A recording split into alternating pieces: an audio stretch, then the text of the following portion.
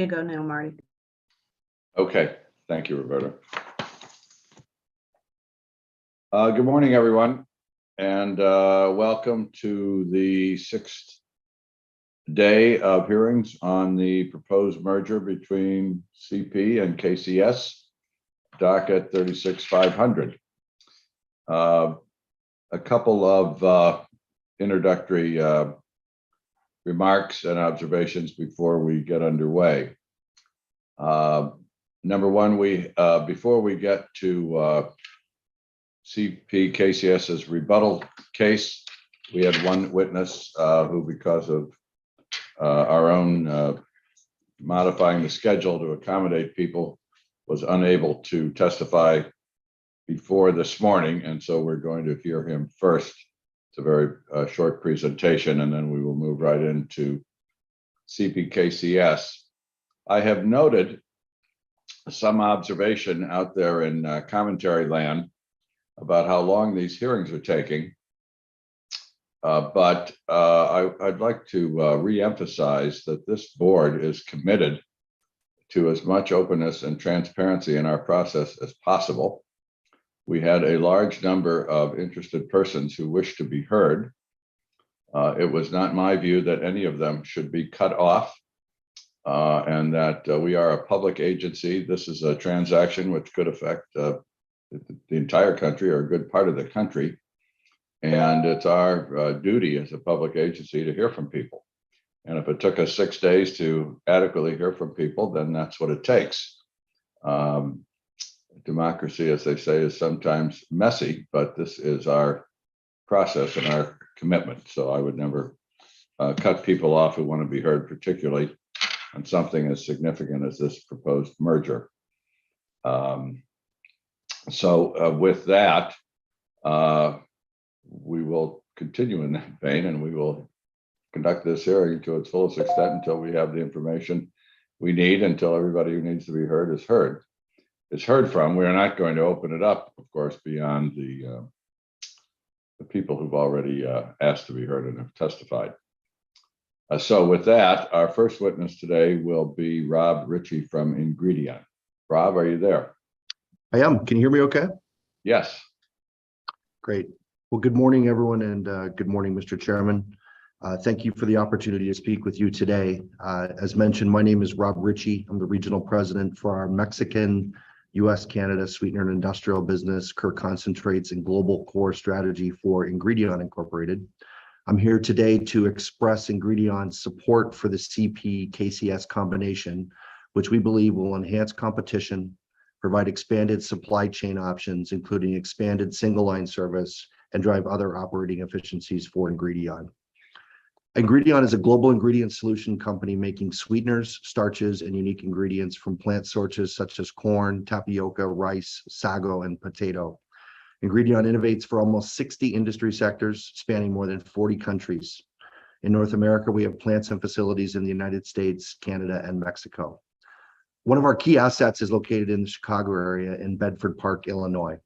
The facility in Bedford Park, also known as Argo, brings in significant amounts of corn for processing into starch, sweeteners, and other food and industrial ingredients.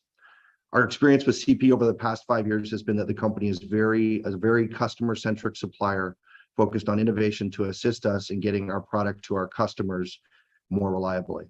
The Argo facility is served by multiple rail carriers, and CP must continuously compete for Ingredion's business, which it does successfully and effectively. We fully expect that this competition will continue post-transaction. Efforts to connect Ingredion directly to the CP origination elevator network have been welcome and a sign of CP's collaborative approach to growing our business. CP's longer grain train model supports one of Ingredion's core principles, which is operational excellence. We also ship finished starch and sweeteners on CP from our Argo facility, primarily in private cars. CP's operational focus helps us to reduce Ingredion's fleet costs by shipping longer trains at faster speeds with tighter car cycles. We are impressed with CP's strong focus on safety and the importance of sustainability. The drive for sustainability is a key tenet for Ingredion, and our goals are specific and aggressive in this area. We recognize CP as a like-minded organization and we're excited to see CP's safety and sustainability efforts roll out to a larger rail network. We believe it is important that the board support improved freight arteries serving the vital Chicago region. CP has provided us with good service, but its reach is limited today, as its lines only go as far south as Kansas City. Currently for Ingredion, shipments to destinations beyond Kansas City in the US and Canada, CP must interline with other railroads. We know from experience that a single line rail service options are far superior. KCS and CP have had a cooperative relationship in the past, and CP-KCS joint routes are among our transportation options. However, as separate companies, they've not been able to offer the kind of seamless single line service most needed to our transportation providers. Therefore, this transaction will improve Ingredion's transportation options in the marketplace.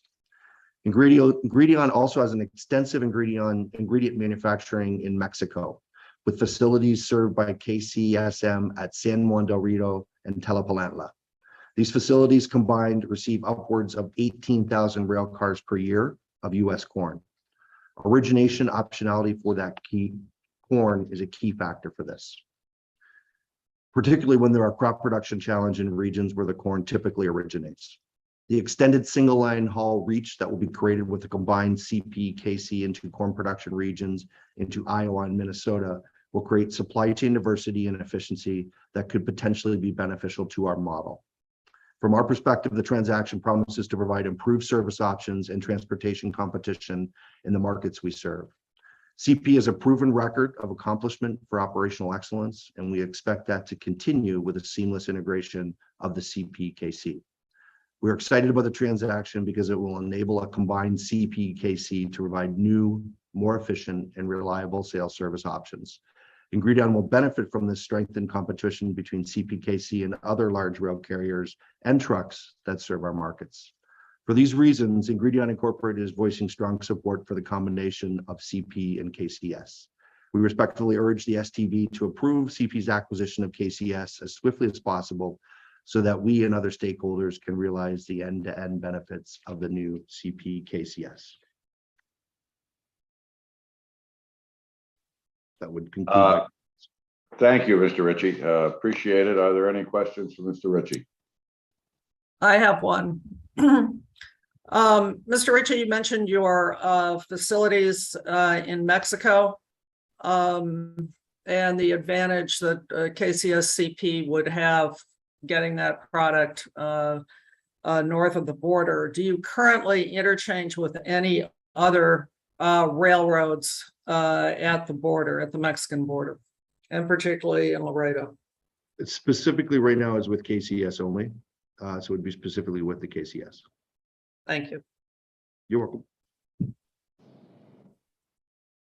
Any other questions?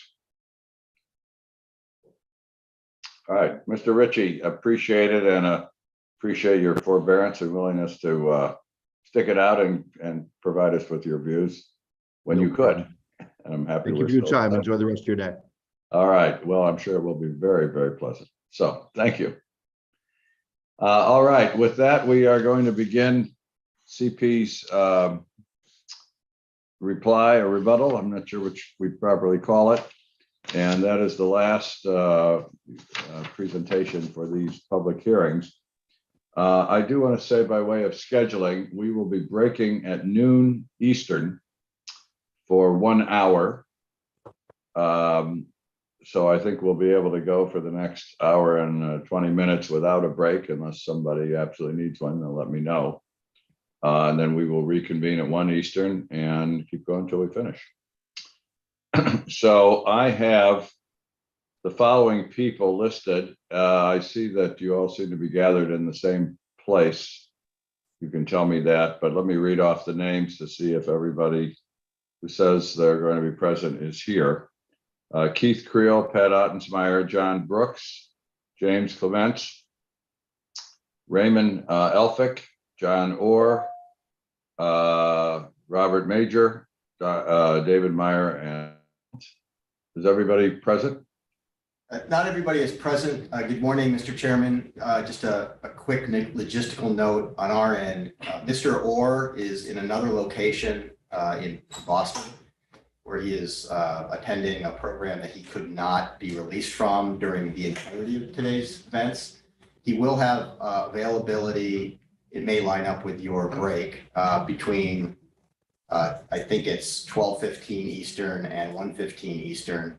And then he'll be available after 2:40 if we're continuing after 2:40. We structured our presentation to not require his presence. So when we get to the issues that he's familiar with, particularly the shared lines in Texas and other operational issues, we'll proceed and hope that it lines up with his availability, but he will be joining us for periods of time and we'll be able to answer questions. So for the record, David, John Orr is not online right now. That is my understanding. All right, so if and when he shows up, just so the court reporter has a record, we should note for the record that somebody else is appearing, but all of the other names that I read off are present. Here. All right, and I think our court reporter has a question. Yes, excuse me. I can't see your faces, so if you would do me a favor and please let me know who you are when you're speaking, so I have the right name with the right presentation. We will certainly try to do our best to remember to do that, and, Okay. and we will not object if you ask us and remind us on those occasions when we forget. All right, thank you. And It does look like a very large round table. I assume that is symbolic of your commitment to an egalitarian operation.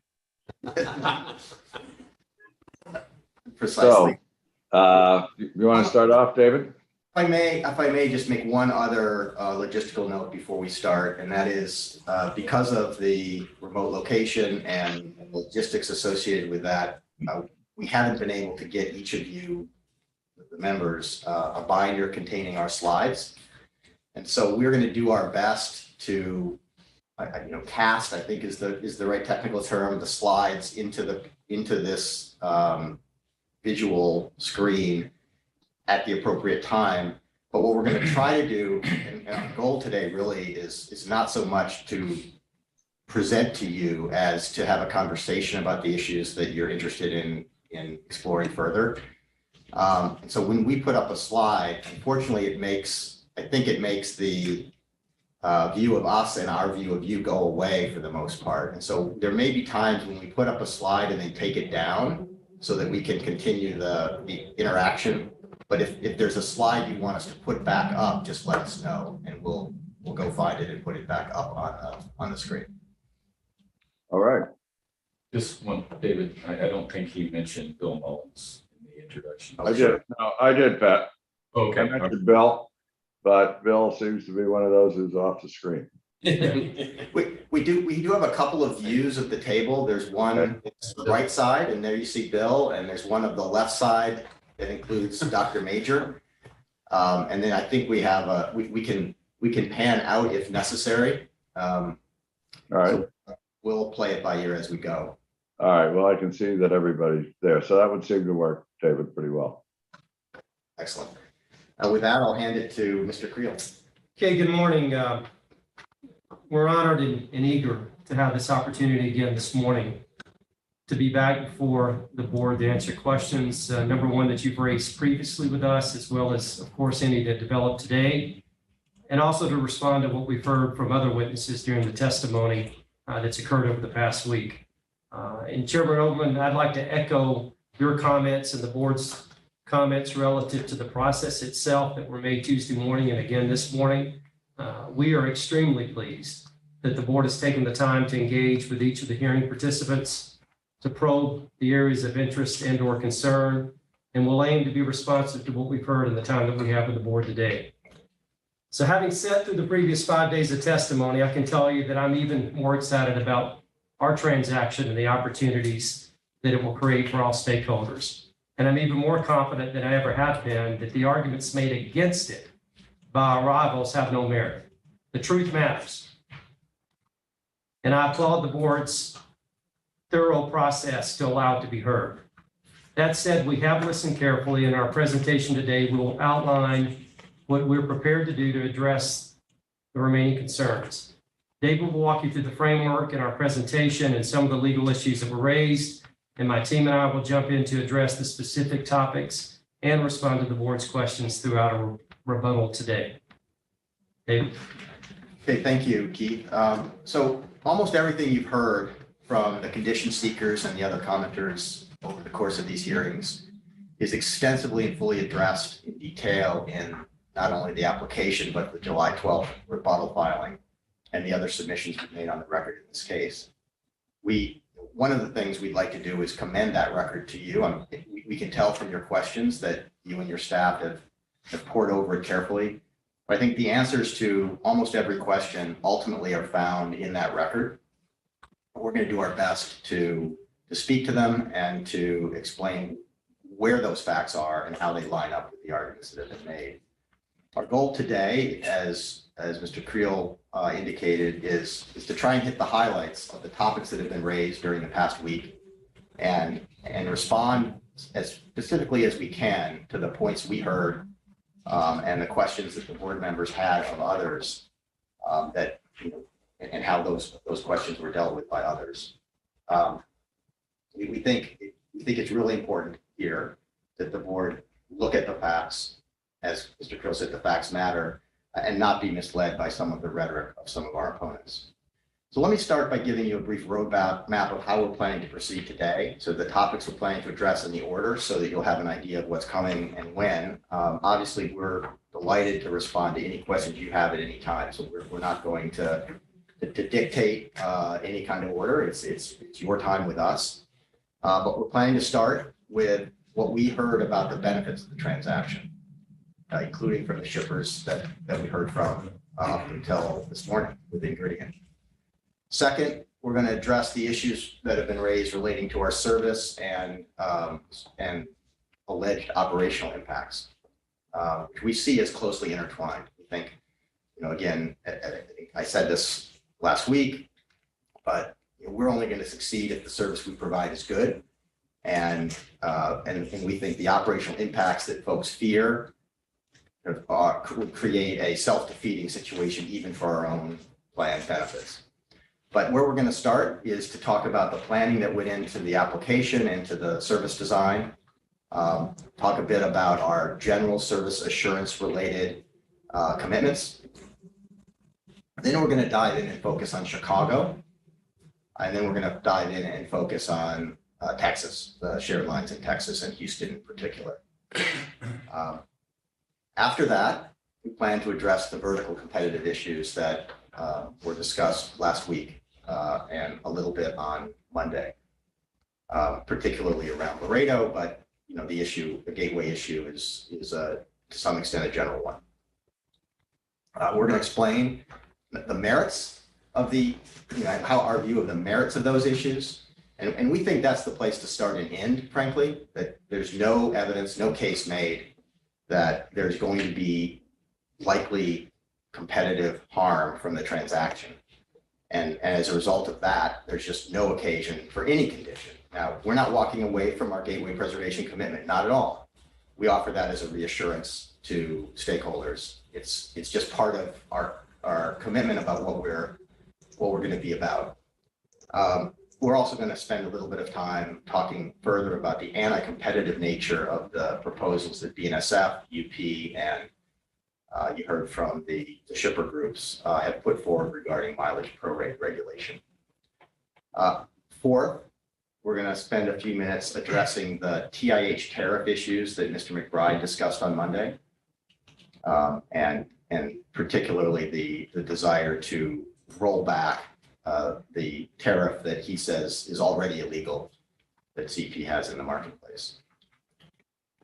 Fifth, we're going to address some of the requests by Class 1 railroads in this case that we think truly have no relationship to the issues in the case at all, and are really only examples of competitors using this proceeding for, I think the word I would use is grabs, for rights or assets that they covet, but they didn't acquire in the marketplace. So we'll spend some time with CN's divestiture proposal, and then we'll spend a very little bit of time talking about Norfolk Southern's trackage rights requests. And then finally, we'll address some of the environmental comments that you heard over the course of the week. particularly as they regarded the area around Chicago and the Houston area. And you'll hear from Mr. Clements about that. And then at the very end, we'll wrap up by trying to summarize once all of the commitments we've made in this case that we think are those that we would accept conditions. We're not, we don't think conditions are necessary for this transaction to be in the public interest, not at all, but we are certainly willing to live up to our promises. So with that, I'll turn it over to Mr. Creel. Okay, thank you, David. Before we dive in, I think it's important that we set the record straight on this very biased themes that many of the Class 1 railroads suggested to the board last week, suggesting that they were at the proceedings only because somehow we at CP or KCS didn't do what was required, which in their view was to come to them with our hat in hand and negotiate acceptable concessions by their definition. And I can tell you, we take offense to that. We've engaged reasonably.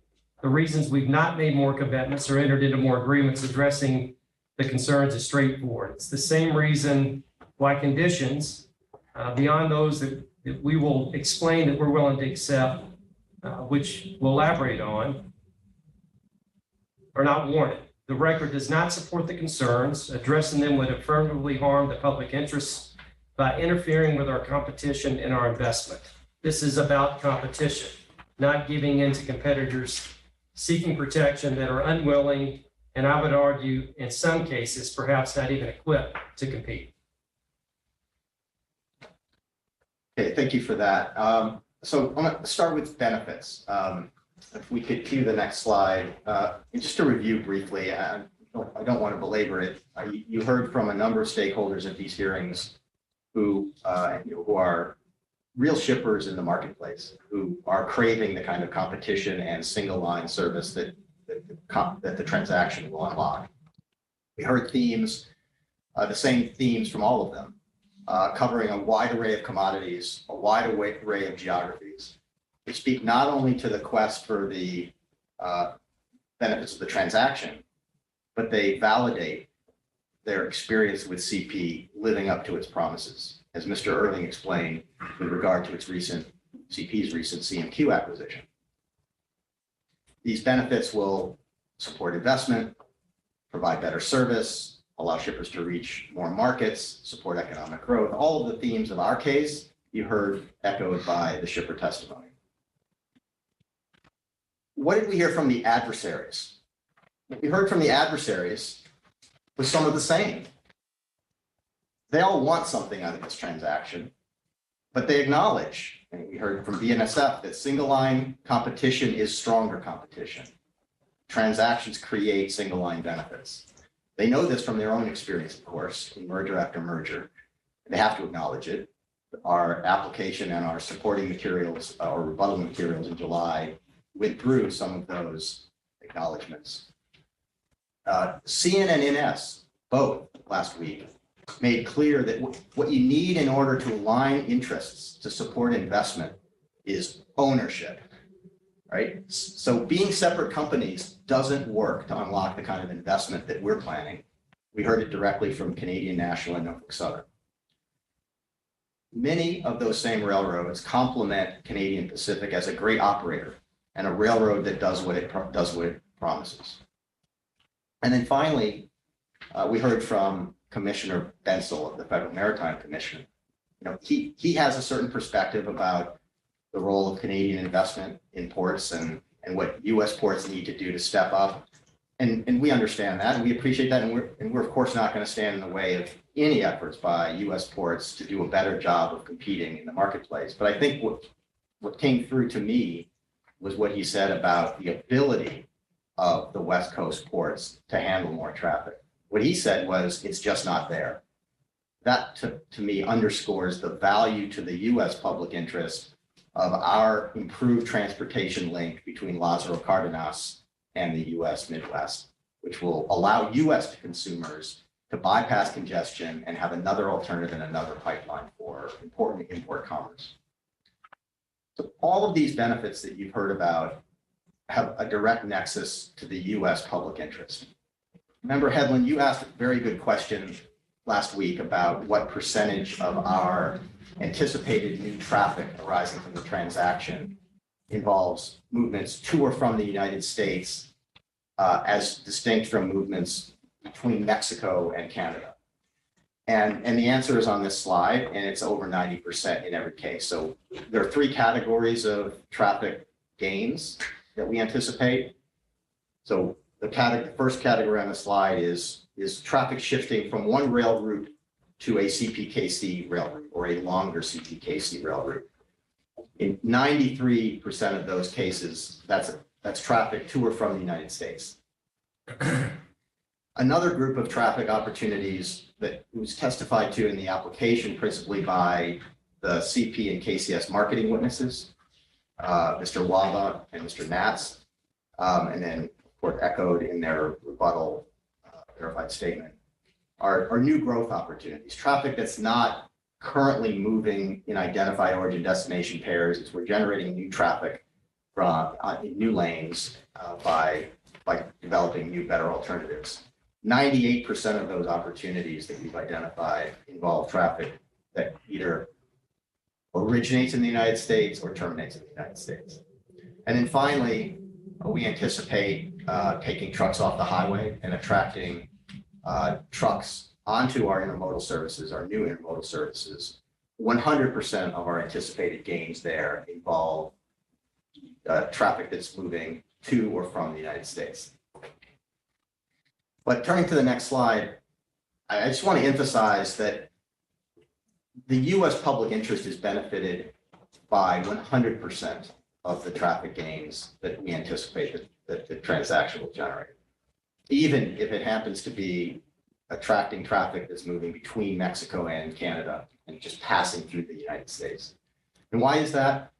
Because those gains will reflect and support a more competitive North American rail ecosystem. They'll support a stronger CPKC network with the investment in a more robust infrastructure by CPKC. Those trains will generate new jobs. The locomotive engineers and the other employees who support that traffic will be U.S. employees in most cases. Obviously, there'll be employees in Mexico and Canada as well. That traffic, if there were trucks taken off the highway that are moving between Mexico and the United States, well, those trucks won't be clogging U.S. highways. It's a U.S. public benefit. All of this will support USMCA trade agreement and continent-wide economic development. And wherever that economic development occurs, it's good for the U.S. economy and U.S. consumers and the North American supply chain and its resiliency. So I think the right perspective here is that everything that we're going to be doing to create a more competitive rail network that is in the United States, it's a citizen of the United States, it's a participant in the United States transportation ecosystem. Everything that touches that is in the U.S. public interest. So I want to flip to the next slide here and just emphasize a point. We heard a little bit of criticism from some of our fellow railroads about our benefits being private revenue gains. And that's just not the case. Sure, the revenue that we gain has a private benefit associated with it. It is a additional revenue that goes into the company, but that revenue both reflects and supports public interest benefits. It reflects them because the reason we're gaining that revenue is by competing more effectively and offering better options to customers than they have today. All of those revenue gains are a measure, just one way of measuring the fact that we will be competing more strongly and bringing benefits to customers. That's all in the public interest. There's another respect, though, in which everyone benefits from this. It's not just the shippers who move their traffic over the CPKC routes. It's all the shippers in all of the markets that we're going to be serving. Because what we're going to be doing is sparking a competitive response by the other railroads and the other transportation providers in all of those markets. By us competing more strongly, even if we don't win, even if we don't gain revenue in a particular lane, shippers customers of the railroads, customers of the trucks will benefit because everyone's going to have to sharpen their pencils and do better and provide better service and lower rates and all the things that shippers desire.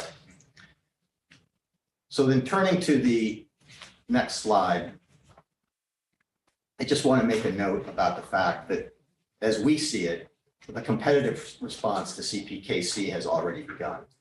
Mr. Chairman, you mentioned this episode in last week's remarks when you were you had Union Pacific in front of you. And I think you described this as retaliation. It's not exactly how we see it. We don't see it as retaliation so much as a reflection of two things. First, it's a reflection of the fact that Class 1s understand that CPKC coming on the scene with stronger competitive options is going to require them to adjust, make changes. This is the kind of marketplace response we may not have asked for, but we understand. It's UP seeing that it's going to need to be sharpening its own pencils and doing things. The other thing, unfortunately, that this episode reflects, in my opinion, relates to a separate issue in this case, but it's pretty obvious that the same competitors who want us to retain every single option that they benefit from today are perfectly willing to take down options for customers themselves. So customers aren't going to have access to EMP boxes moving in interchange from Mexico onto CP routes in Canada, across the UP system and onto CP routes in Canada, or onto KCS in the United States and across to CP routes in Canada. We're not saying that's a problem, but it's an interesting inconsistency with the desire of UP and BNSF in particular, that every single option needs to be preserved for them to participate in all of these markets. So David, yes, sir. I would only make one observation. Reflecting on my previous musings that perhaps the STB ought to ban the use of euphemisms in our hearings, you're referring to this as an interesting, what did you just say? It was an interesting development. Inconsistency, I believe I said. Interesting inconsistency falls under my potential ban on euphemisms, but go ahead. I stand corrected, Chairman. So that's where I will transition to the discussion that we want to have about the planning that we undertook with respect to not only the operating plan, but all of the ordinary course work that we're doing to plan for this transaction. There were some issues raised over the course of the week, and Mr. Elphick and Mr. Clements will address them. Yeah, thank you, David. And I'd start by saying that, the criticism, really, there's no issue around what we've done in terms of the planning and the economic data that we've supplied. We've endeavored in all of our working papers and everything that we've submitted to give a reliable accounting and estimate of what the impact of the transaction would be. I know the Canadian National raised some issues that I would describe as immaterial and minor in terms of the methodology. They particularly criticized the rate at which the benefits would accrue in year one and what that meant relative to the operating ratio and other factors related to the combined CPKC. And the first thing I just comment on is that when you looked at the benefits that were described in the CNIC, they had a similar profile in terms of how the benefits on the operating expense reductions would accrue and when they would accrue. So we're not putting something out there that is unprecedented or unusual. Our modeling is consistent with how we would see other transactions in the past generate benefits. And I want to refer, if I can, briefly to a slide that Mr. Elphick had showed previously, outlining a train pair, 174, 175. Cassandra, if you can put it up. And what I want to note relative to this is that we described in this particular case before a reduction in the number of intermediate handlings at various yards in, Sanchez and Shreveport and Kansas City, as we move from a interline service today where we can't optimize the train design, and we go into a single line train that is moving from the origin to the destination efficiently. And when you look at all those work centers, what we're doing is changing how fast cars move, how fast locomotives move, what people are doing on the ground in terms of having to switch cars and handle cars. And all of that is money and expense. And when we introduce the new combined service, and we do have plans to put our operating plan in place early on, we're not going to make changes to the systems, as I've said before, but we will have an integrated operating plan. That's why the expenses start to come out in year one. And the number that we've expressed is what we think the benefits will be through the course of the first year. And so I don't think there's anything unrealistic there. And the numbers that we provided have been built on thorough planning that Ray and everybody have done in terms of how the operating plan would work, how it would flow the traffic that we see happening, and then those associated benefits. What we would then do, and we have talked about employment gains, and I think this is important to note, is we would redeploy those resources to enable the growth, enable the synergies. So if you hadn't been able to achieve those benefits, we would have more employment growth, but we will be reusing the locomotives that we free up by being more efficient in the use of that. We'll be having the people that we free up in using our crews more efficiently to crew the new trains that we're putting on the network. So that's where we see the challenges in this again. Let me, if I could as well, I'll add a bit of color to that. There's another area of, I think, false aspersions that CN created, suggesting that we're not investing in the infrastructure to be able to accommodate this growth that we're going to compete for.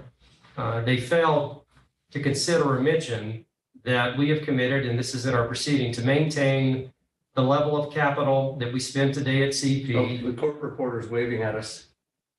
It's Mr. Creel. I'm very sorry, sir, but I need each of you, please, to say who you are before you start to speak. I want to make sure I have the right person giving the right presentation. We appreciate the reminder. That's Mr. Creel is. Yeah, just, I know it's awkward, but if you could just say who you are before you start speaking. I can't see your faces, and that will help me a lot. Thank you. Okay, thank you, Keith. This is Keith, and I will endeavor to do that. So picking back up the point that I was making, in our filings, we have committed to maintain the level of capital that we spend today at Canadian Pacific, which is at an all-time high, matched by KCS's level of capital as we move forward to invest in this infrastructure. The key point being, within that spend that we spend today, just in CPs alone, we have an ongoing investment of hopper cars. This was mentioned last week in testimony, which is annually exceeds $100 million, as well as locomotive overhaul capital spend, both of which, when we come together, the hoppers will be completed this year. So that makes that $100+ million available. The overhauls will not be needed because we have a surplus of locomotives that we will inherit with the purchase of KCS, combining the two entities together. So those two alone represent an additional 200+ of incremental capital that will be invested into the infrastructure to accommodate this growth. So again, the facts matter, and the facts were not represented clearly or accurately with the board last week. Hey, Keith. Well, Mr. Creel, go ahead, Robert. I'm sorry to Karen. Yeah, Keith, just to follow up on that, and I'm not challenging those numbers. I think for me, I'm not speaking for anyone else on the board. If there's any concern that I have, it's in the potential areas, choke point areas of Chicago and Houston, where you don't have control of the infrastructure. You're going over other lines and other lanes, and so it's going to have to be a partnership of that construction. Again, you're building that the second bridge at Laredo, and you are controlling that. But moving through Houston, once you get in there, you don't have control of that infrastructure. And I think for me, some of the concerns that I have are in those areas where it's already congestion. We already have problems. So I'm not taking what they're saying. I understand that you're counter to that argument. I think for me, it's in those areas that I see some concern and what's going to happen if there's not a partnership in that infrastructure development. Member Primus, your comments are well said and certainly understood. I can tell you that partnership is a key word. We have in Chicago partnered and contributed to create. We've invested tens of millions of dollars so that the overall Chicago infrastructure would benefit. When it comes specific to some of Metro's concerns, which they shared last week, later in our rebuttal, we'll explain what we're willing to do to further our partnership to support needed investment. And then when it comes to Houston, we're taking the same approach. There is a mechanism that exists today that has worked in partnership that the KCS has participated in for the last 16 years. We certainly insist on and intend on actively participating in that on a go-forward basis to pay our fair share. We're not coming to town to impose our needs on our partnership. We're coming to town to carry our to compete. Mr. Ottensmeyer, in the Houston Beaumont area, there was a recent study done called the Houston Beaumont Freight Rail Study that suggested a series of both short-term and long-term projects. I think most of those are on UP or BNSF, but the report noted you didn't even participate in the study. Why was that? I don't know the answer to that question. I don't know if we were invited to participate or not, since I don't recall the scope of the study, where the boundaries were in terms of the infrastructure that was studied. I don't know if Mr. Elphick, do you recall? Mr. Creel, if Houston were to adopt something or like Create, which I would note was an initiative started by this board by our former chairman, Linda Morgan of happy memory. Would you, even though you don't own the infrastructure, you do have trackage rights through Houston, would you participate in such a collaborative effort? And Member Hedlund, we would be happy to participate into any combined effort that allows all users of that asset to benefit. Thank you.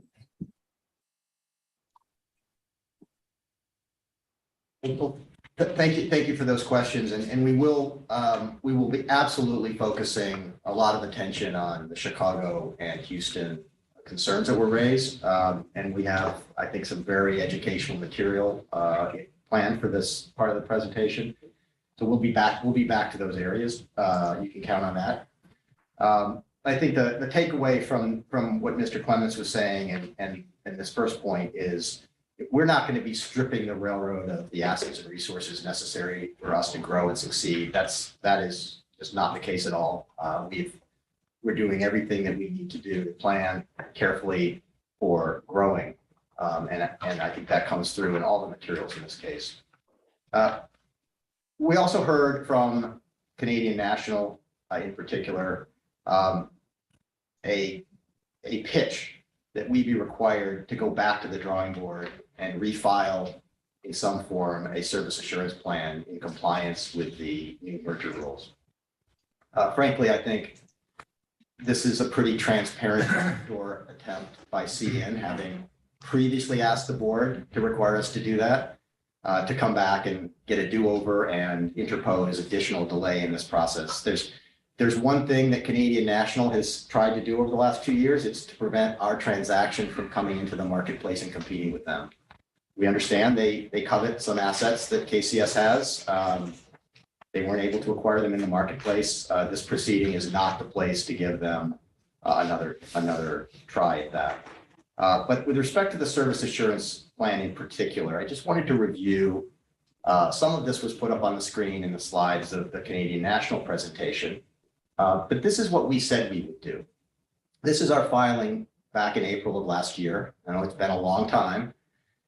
We were responding to the requests of all of the class ones except for CSX to apply the new merger rules to us. CN was among those seeking that relief. What we said was that it wouldn't be appropriate in this case to apply the new merger rules. We said we were going to be providing all of the information the board needed to address the public interest implications of our transaction. Every application in a major merger case has always required that applicants do that. And this case was no different, and we said so. We were also made clear that that didn't mean that we were going to go ahead and comply with the new merger rules anyway, while we were simultaneously asking to be relieved from the burdens associated with them. We weren't. On the service assurance plan point, and that's the second highlighted passage here on this slide, this is what we said. We would provide the board with the information that the board needed to satisfy itself that we, applicants, had carefully planned for the integration of these railroads. We've done that, and we will implement measures to monitor and adjust service levels during the integration process so that shippers' service levels are safeguarded. We've explained in detail in both Mr. Clements and Mr. Brooks' verified statements, as well as in the operating plan, how we're going to go about approaching that. And then we said, all under appropriate board oversight, of course, and we have stood behind that. We have accepted up to 5 years of board oversight, which would be coupled with a lot of reporting by us of our progress in implementing the benefits, in providing service levels, operating metrics. We'll talk more about those details, and we're certainly happy to talk about them now if you wish. But we've done all of these things. We have demonstrated that the implementation of this transaction isn't going to cause a disruption. Right? That's what service assurance plans are for. They were put in place because of the experience in 2 cases, and you heard our opponents refer to these same cases, UPSP and Conrail. They refer to them as if those cases are generic mergers. They were not generic mergers. Union Pacific, Southern Pacific combination took 2 largely parallel networks that spanned almost the entire southwest of the United States, south central states and the southwest, with crisscrossing and parallel lines, and had to stitch all of those lines together. Almost every terminal across the West had significant integration by Union Pacific and Southern Pacific to combine, work into an SP yard or into a Missouri Pacific, Union Pacific yard, or completely restructure operating patterns to have directionally run single direction lines where the SP line would be north and the UP line would be south or vice versa. There was an extraordinary amount of work. And on top of that, Union Pacific, Southern Pacific went into that merger with Southern Pacific in a very fragile state. Southern Pacific was not performing well. It was weak. It had not been investing in its infrastructure. Englewood Yard in Houston was a basket case. And as soon as traffic was pushed into that yard, it collapsed. And that was the Houston service crisis. Nothing like that is going to happen in this case. And there's nothing like that for us to plan for. We start with 2 railroads that connect at one point, and on day 2, they're going to connect at one point, but it's not going to be an interchange. It's going to be the same trains, the same traffic, the same operations, and there just isn't any special calamity for us to be prepared to remedy.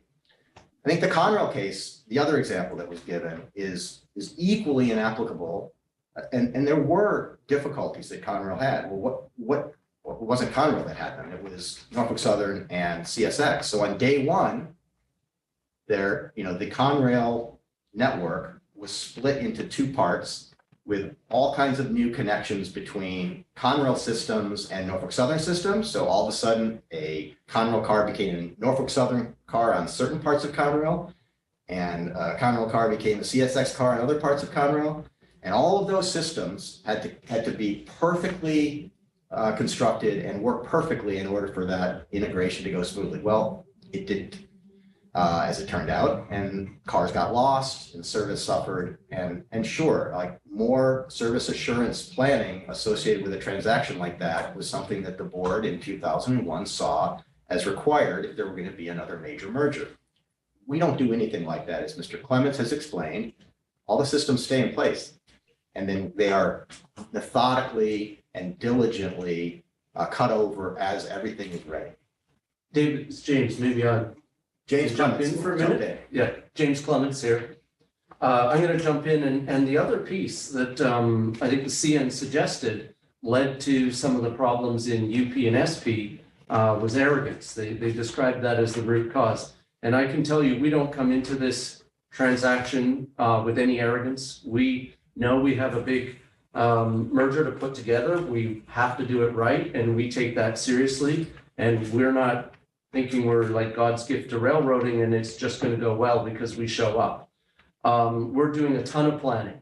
And when I want to say a ton of planning, the kind of scope that we've got going on in the planning, working with the KCS as we are allowed to prepare for the integration, we have over 1,000 people that have contributed to the process of planning for this integration to start once we have if we have approval. And within that, we have set up a dedicated integration management office. We have provided dedicated resources into that office of very knowledgeable, skilled, and experienced people. We have 167 different projects in flight that are getting us prepared to be able to start to put the companies together in the event that we get approval. And we have a diligent process within that to track the progress on those projects, to track where we call it red, yellow, green. And that process goes all the way up to the senior executive. Mr. Creel participates in a review every 2 weeks. We go through all the details of all those projects. And so there is comprehensive, detailed, deep process that underlies all of our planning. And I want to say this is, let's call it ordinary course. We have people that are very focused on getting this done. And there's been some suggestion that we should be filing a whole bunch of information about what the Integration Management Office is doing and reporting out. And, you know, I respectfully submit that what we need is the team focused on the integration planning. And we don't need people writing a whole bunch of pleadings and reports and everything to file in the proceeding to move this forward. And as David had said, it's not like UPSP or Conrail. When you look at the growth profile, we're talking about something like 2 to 4 trains a year of growth that's related to this synergy. That, when you look at the scope of the hundreds of trains that both KCS and CP run today, is not a step function major redesigning and rewiring of the network. It's not loading it up in huge ways that are going to cause yards to fail or anything like that. And so we think we're well positioned for that, and we have certainly dedicated a ton of resource to it. And the other thing I want to mention is we are engaging with our shippers, and we're being transparent with our shippers. Last week, we had what we call the Customer Advisory Council. We had many shippers from different commodity groups and different geographies in Calgary meeting with the team. And one of the sessions we did with them was, how do you want us to proceed with the integration in the event that we get to control the combined CPKC? And the summary of some of the output is put operations first.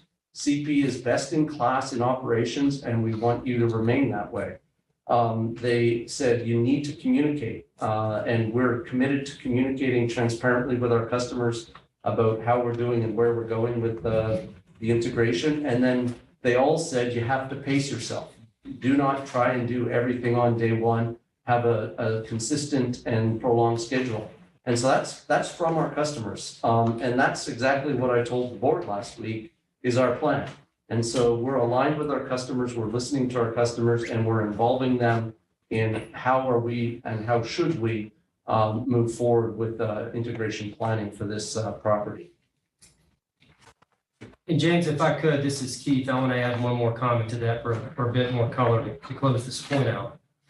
Experience and leadership matters in these regards. To me, it was a bit ironic and disingenuous to sit there last week and listen to the Canadian National commenters suggest that we don't have the experience and we don't have the ability to integrate these two railroads without jeopardizing ourselves to the catastrophic memories of the CN, or I'm sorry, of the SV-UP combination, as well as the Conrail carve-up.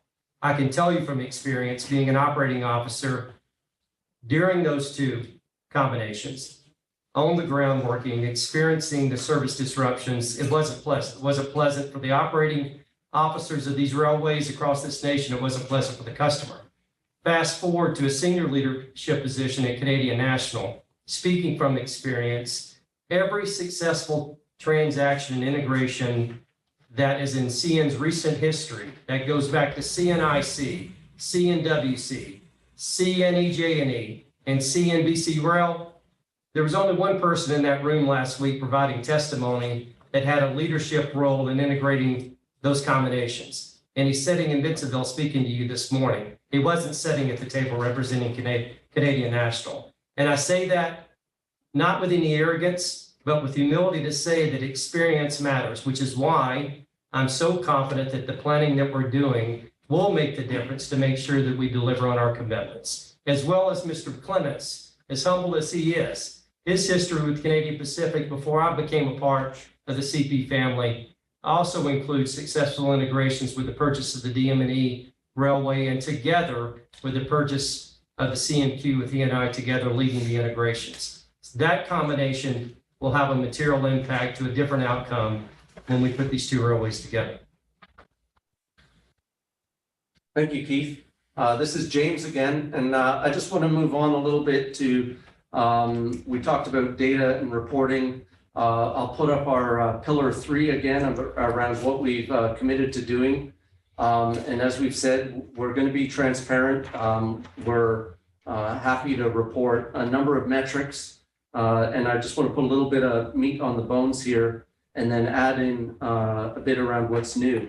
As we've said before, we're committed to continuing to report the scope of metrics for both CP and KCS networks that were described in and required in EP 724 and 770. And this is the important piece here is this is regardless of whether those proceedings continue to require those reporting requirements or not. We will continue them through the entire oversight period that is required by the board. And there were some concerns that were raised by specific commenters, and we will augment those requirements of 720 and 770. We'll commit to providing transparency in terms of how we're performing on key corridors. That's the Laredo corridor from the border north to both St. Paul and Chicago. And we also heard some concerns around the Meridian Speedway. We're happy to report metrics in terms of performance on the Meridian Speedway. Some of the key yards, and I will agree, all of these key yards are in the existing reporting, but we will ensure that all of the key operating yards have metrics reported on them. And then importantly, and you've already raised some questions today about this around Chicago and then Houston. We will develop and report performance metrics in terms of the transit times and other details over the Metra and UP portions. So if you want to flip to the next slide. What we would propose for both of those geographies, there was concerns raised about train lengths, train counts. We will be transparent on that. We think transit time is also important in terms of the transparency of how the operations in question are reporting. So we'll provide that. And then finally, with specifically around Metra and not just limited to the Milwaukee District West, where we're adding 8 trains west of Bensonville, we provide visibility to CP's performance on how its freight operations is interacting with the Metra trains and report anywhere where our freight trains have caused a delay, whether or not they ultimately trigger Metro train to go beyond the 6-minute window or not. And so those are some additional reporting requirements and transparency that we're committed to address concerns that we've heard from other participants. Thank you, James. This is David again. David? David, I have a couple of questions here. I'm looking at your rebuttal or reply filing where you list the 5 pillars. And so I note with interest what Mr. Clements was just suggesting here under pillar 3, which is more detailed than is actually in your pleading. Yes. Which I assume results in your having more time to reflect on what we heard from other railroads. And I was going to ask this question anyway, and you may be dealing with other parts of it in this presentation, so you may want to embellish your answer. But and I'm going to ask this question being fully cognizant of the fact that we determined to apply the so-called old rules. And so the question about having a service plan that meets the new rules requirements is not part of my question. You did say that we would have all the information we needed to make a decision on this. And you have provided us with a lot of information. But as I read the 5 pillars and the descriptions of them in your rebuttal pleading, not to question the good faith of the representations, but the lawyer in me is saying there's a lot of nice language in there, but it's not precise enough for somebody to come in and say, well, they didn't meet this condition. And so I'm pleased to see what Mr. Clements was just representing in some more detail in so-called pillar 3. And I'd like to hear, we don't, not necessarily today unless you're prepared to talk about it, but at least in your final briefs, I'd like you to put, to use his terms, and it's a term I've used in other contexts, a little more meat on the bones of the 5 pillars in more precise language that allows us to measure CP's compliance with its representations, and more importantly, allows other stakeholders to measure and then to bring an alleged non-compliance to our attention in a way that we know what you're talking about. You know, for example,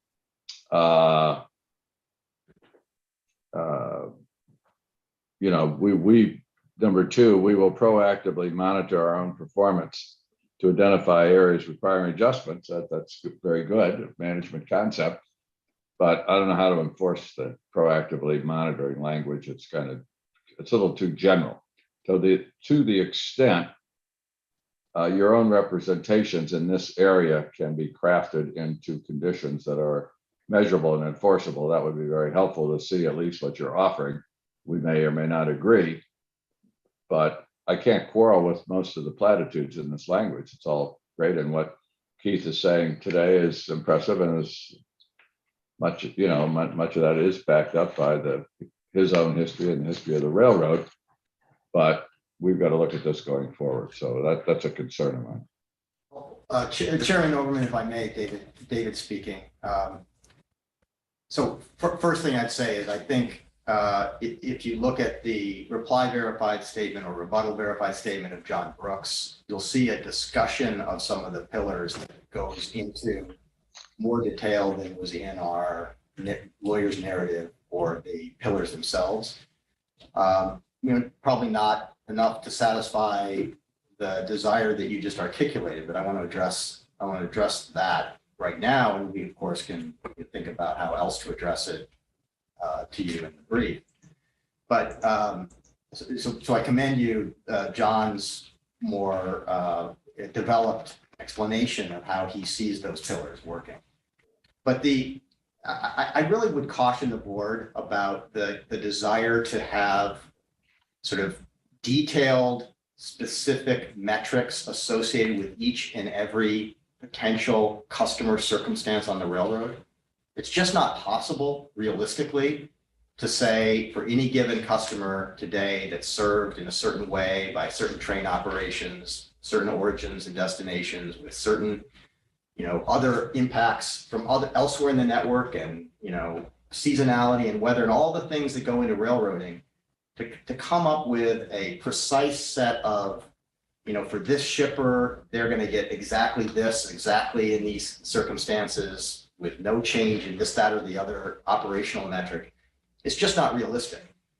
So what we're suggesting is not to try and get hyper detailed in a rigid way. What we're proposing is a broad commitment that we're going to do the things that we say we're going to do. We are going to support shippers' service. We're going to be transparent with them about changes, so forth and so on. Every shipper's circumstance is likely to be somewhat different.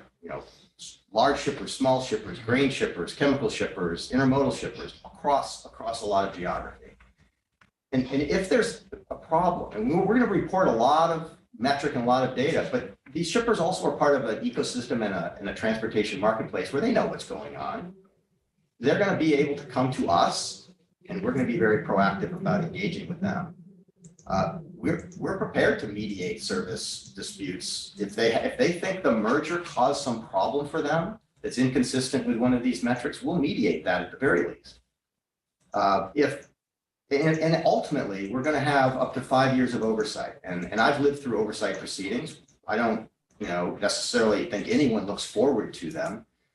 But there's no reason for anyone to think that a problem that we create, that a shipper experiences, we don't think we'll be doing this, right? But if shipper experiences a problem, we're going to fully expect them to bring that to the board's attention as part of oversight. And then we can solve the problem. We can address how to solve the problem and obviously address whether there really was a problem in the context of all the facts that relate to that shipper's circumstance.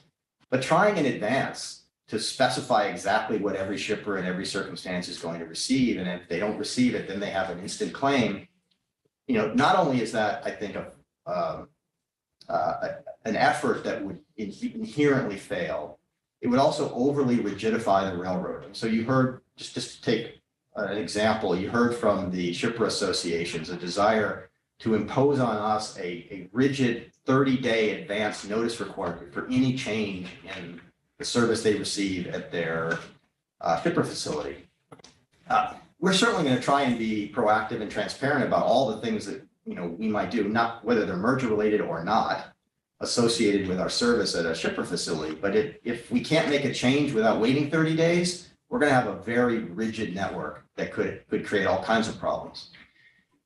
So the other thing I'd say about the idea of coming up with a very precise matrix of which violations trigger what relief is that's not even what's required by a service assurance plan. That's not what the board said in its regulations under the new rules. They just said, go plan and tell shippers what you're going to do when you cause a problem at a terminal, or when you're over congest a line, or when you can't deliver their cars because you can't find them because your systems have failed. That's the kind of thing a service assurance plan was designed to do. It wasn't designed to say to every shipper on the railroad, here's your sort of bill of particulars, and if you see these two things happening, you can collect this money from us. That's just not even under the new rules what a service assurance plan is attempting to accomplish, in my view. But we will absolutely think further about whether there's more particularity we can provide around all of these pillars. But we think the flexibility of them and the generality of them is frankly a feature, not a bug, because we're making broad commitments. We won't be shutting out any shipper who thinks that our transaction has caused a service problem for them, whatever the circumstances are, and we can address them on those facts, on those circumstances, and find the right solution for that shipper in the right circumstances. Well, I appreciate what you're saying, David, but to a large extent, you were shooting down a straw man that I wasn't raising. I'm not inquiring about a hyper detailed commitment for shippers. I don't disagree with your concerns about that. I think there's some place between what you've submitted so far and hyper detail where you can make something more specific. I am thinking about this. Look, if everybody was a saint, we wouldn't need any of these plans because there would be no problem. So the only reason we need something written down as to what your representations are and what we might include as a condition is so when it can't get otherwise solved and somebody seeks relief from us, we know what we're enforcing. That's my concern. So I'd like you to take your very excellent legal mind and when you, in your final brief, examine each of your pillars and they're good. You know, I don't have any quarrel with the general concept in the pillars, but and I have to confess, I haven't re-examined Mr. Brooks' verified statement. So it's not in my head as I sit here. Maybe there's more detail in there, but I don't know that you're representing whatever's in Mr. Brooks's verified statement is something you would find acceptable as conditioning by the board. So what I want you to do is to be very specific as to the conditions regarding service that you're offering to be in any order which might approve the merger. As far as you feel you can go in a practical sense, we'll then make some judgments, obviously, if we think that's enough or if we have to put more in it. But my own, and I'm only speaking for myself, not the other four, reaction to your rebuttal is that the concepts are admirable. CP's management record, I think Keith made very valid points. You know, if we knew all of these people were going to be presiding over this for the indefinite future, that gives some comfort. But, you know, our job is to put something on paper that everybody can live with for the long term. So that's what I'm encouraging, because if you don't do that, then the challenge will be for us and our staff to try to do it for you if we think more is needed.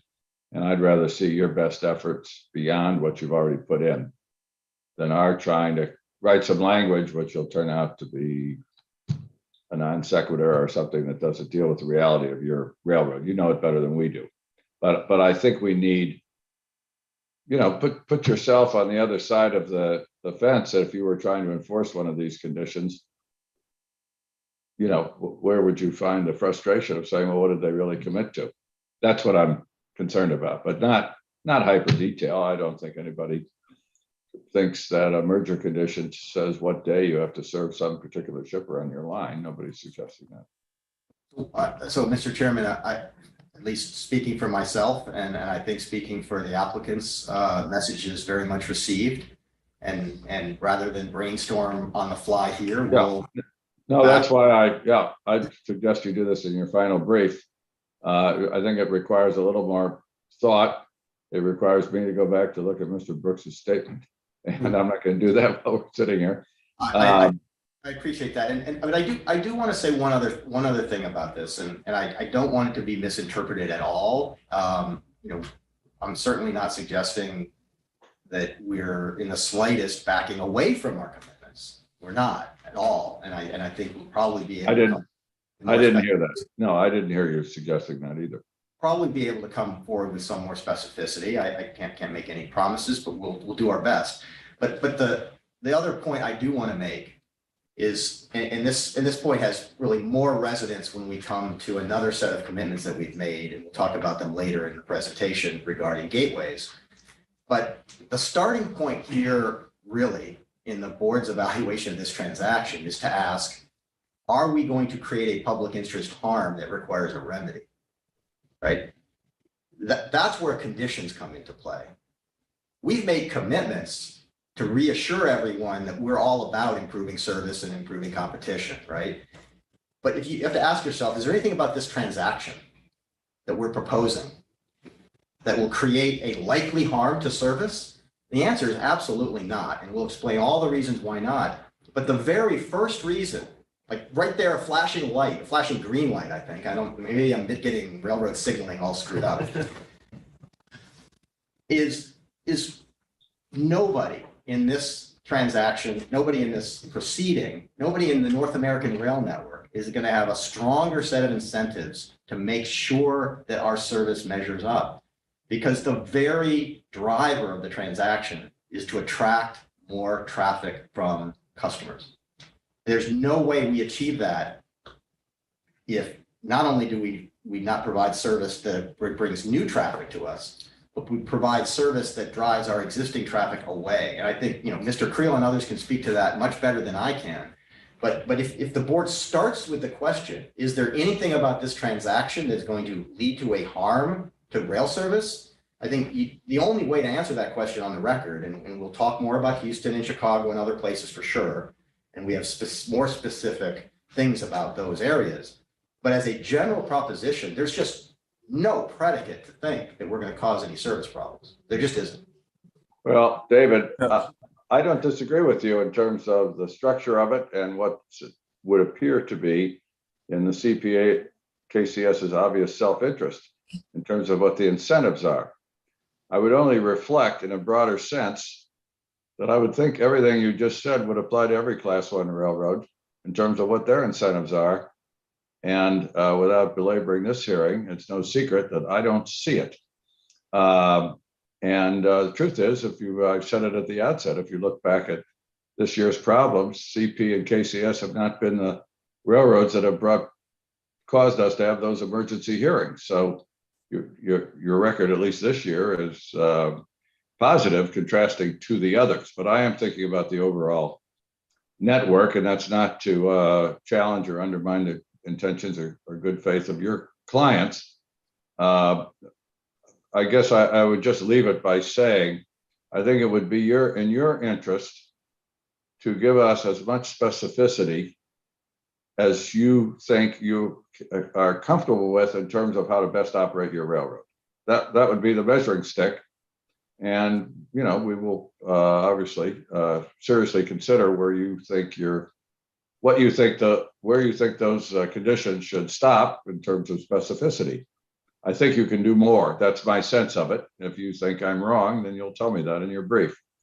But I just think you should put in the effort before we do. And I, as I said, Mr. Chairman, David again, I was not meaning to back away from what I said earlier. Message received, and we'll certainly do that.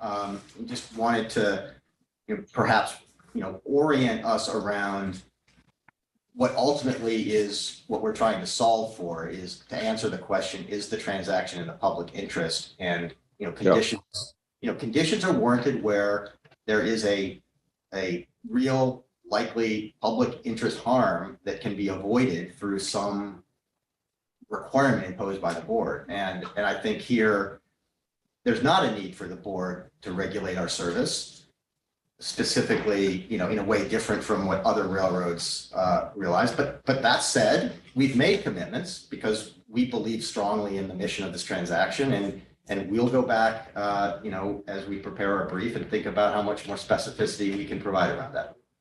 I will say this, David, that as I think about this proposed merger and our task of ruling on it, and I think this is consistent with what you're saying, to me, the whole is greater than the sum of the parts, or at least it ought to be.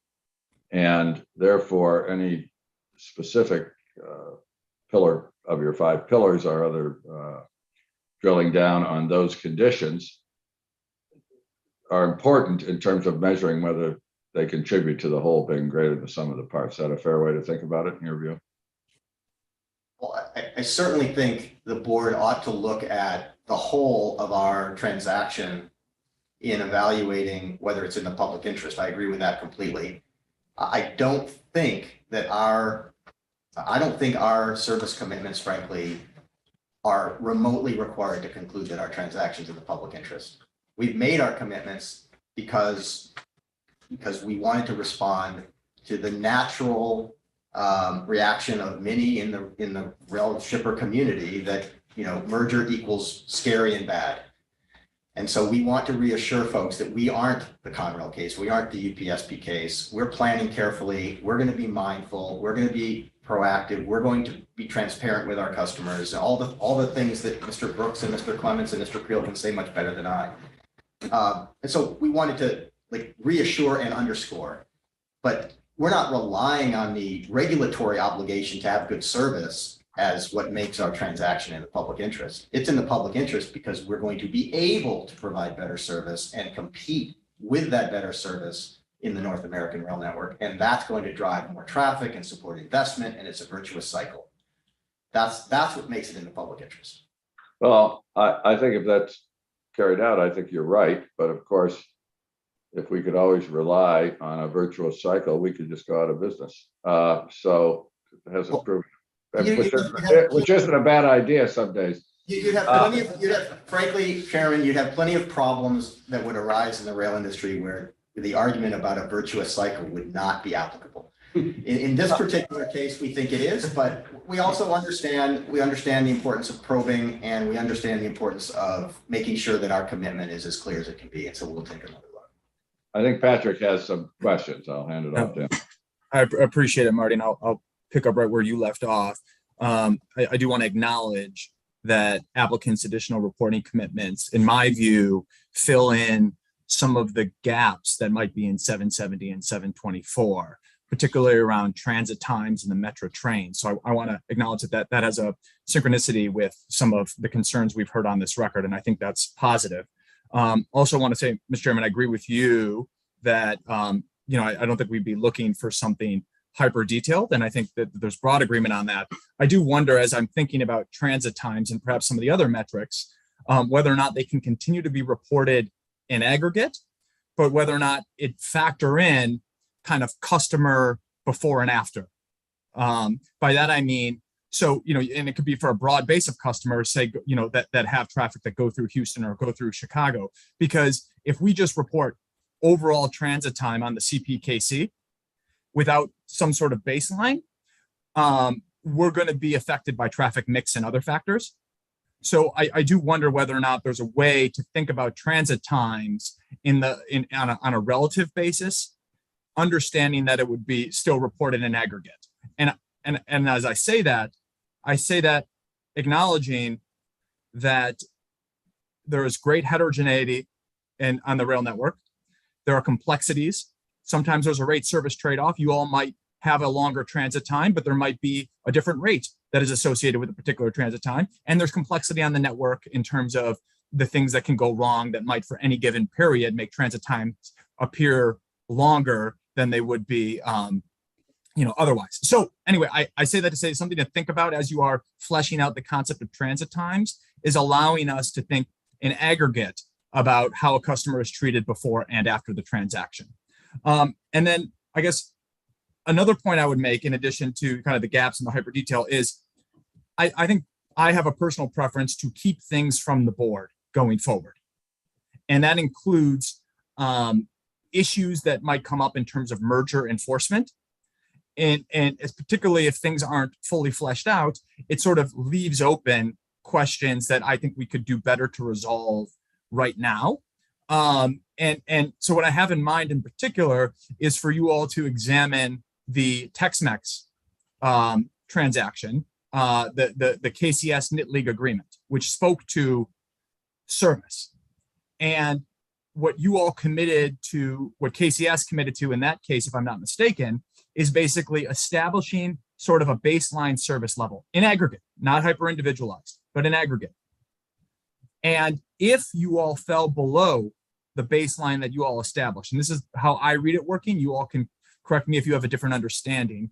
If you all fell below a certain aggregate level, you would automatically submit to the board a corrective action plan, including whether or not the reason you fell below was not your fault. So in particular, in that agreement, you mentioned that a very significant portion of the transit is on the Union Pacific. So you would address whether or not you believe that Union Pacific was at fault. You may address whether or not you feel weather is at fault, etc. But it's automatic and self-enforcing. And you all come to us with what you're going to do instead of the board getting a complaint and telling you what to do. And there's a certain alignment with how the board approached service recovery plans in this most recent bout of service problems more broadly on the network. There's a certain alignment there that may be appealing to my fellow members. So I basically, to summarize, would say take a look at whether or not you can think about transit times at the customer level while reporting an aggregate, and take a look at Tex-Mex and whether or not there's a framework there for service reporting and corrective action that might provide an additional level of insurance to those that are concerned. Member folks, thank you very much for those thoughts. I think those are excellent ideas for us to consider. I'm not going to say that we haven't, had ideas in the same ballpark swirling in our heads from time to time in this proceeding and thinking about all of this. But I think we can absolutely take those notions to heart and do our best to incorporate something like what you are describing, as best we can. No doubt that in some form or fashion, in the oversight process, the kind of outcomes that would lead to metric changes that you're describing would end up being aired in some form, as a result of complaints or because we brought them to your attention anyway. So there's complete alignment with the spirit of what we're trying to accomplish here. And so let's, as I said, we will go back to the, I'm not going to say back to the drawing board. We're going to go back to the office and think hard about what we can come forward with. That's great. Thank you. Mr. Chairman, this is Pat Ottensmeyer. Just to circle back to Member Headland's question, I have been able to confirm with both our operating people and government affairs people that we were not invited or asked to participate in the most recent TxDOT study. We did participate in the 2013 study, but not the 2020 or 21 study. And it appears that the only piece of KCS owned track that was covered by the study was the Neches River Bridge east of Houston, which we will talk about extensively later on in this discussion. All right. Thank you, Pat. Thank you very much. And are we going to take a break now, Mr. Right Chairman? now. That's what I was Okay, about thank to you. say. We are going to break for 1 hour. We will be back at 1 o'clock Eastern. Thank you all. That's very. Yeah.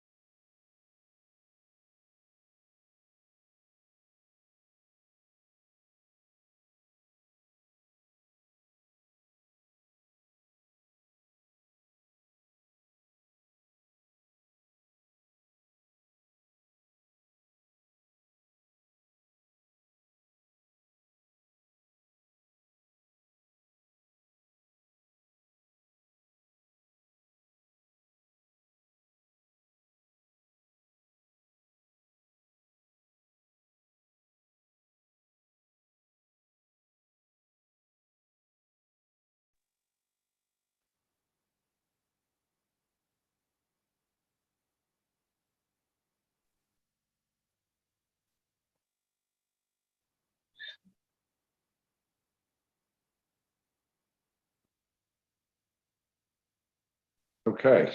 Karen, Chairman, I'm here. You were looking for me. you're on. Okay. All right. It is 1 o'clock. Are we ready, team? We are ready. All right. We are going to reconvene and I'm only going to say this very briefly. We have a hard stop at 5:30 Eastern.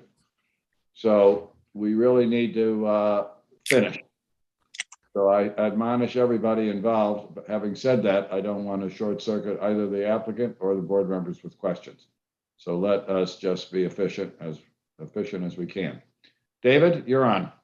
Thank you very much, Chairman. The break came right at the transition between the issues we were discussing before the break and Chicago. We want to make 3 broad points today in response to the concerns you heard raised by Metra and the Chicago Coalition last week. First, all of these concerns about Chicago really start with the Marquette subdivision. That's that line that connects Kansas City through Sabula Junction, Iowa, with St. Paul and the Twin Cities. Mr. Alphick will explain that these concerns about the Marquette subdivision really are a red herring in this case.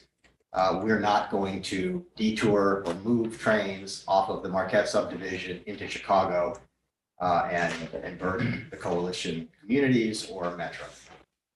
Once the record is understood about that, and you focus on Chicago and understand the facts of the changes that will come from the transaction, as we'll explain, there's ample capacity for us to operate in along with Metra on these tracks without causing adverse impact for Metra operations.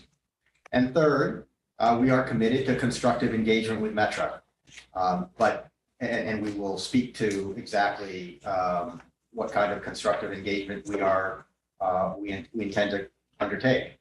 But a forced shift of dispatching and other forced changes in the contractual arrangements between CP and Metra are not warranted and would harm the public interest. So those are the 3 points we're going to focus on in response to the concerns you heard last week. Fundamentally, there's no harm that will be caused by the transaction that warrants the imposition of conditions with respect to our Chicago operations. We will speak to the commitments that we're making that can, I would hope, provide reassurance to Metra and the board that will be the case. So I'll turn it over to Ray Elphick, and he'll begin with the map that I think you saw last week of the Marquette subdivision.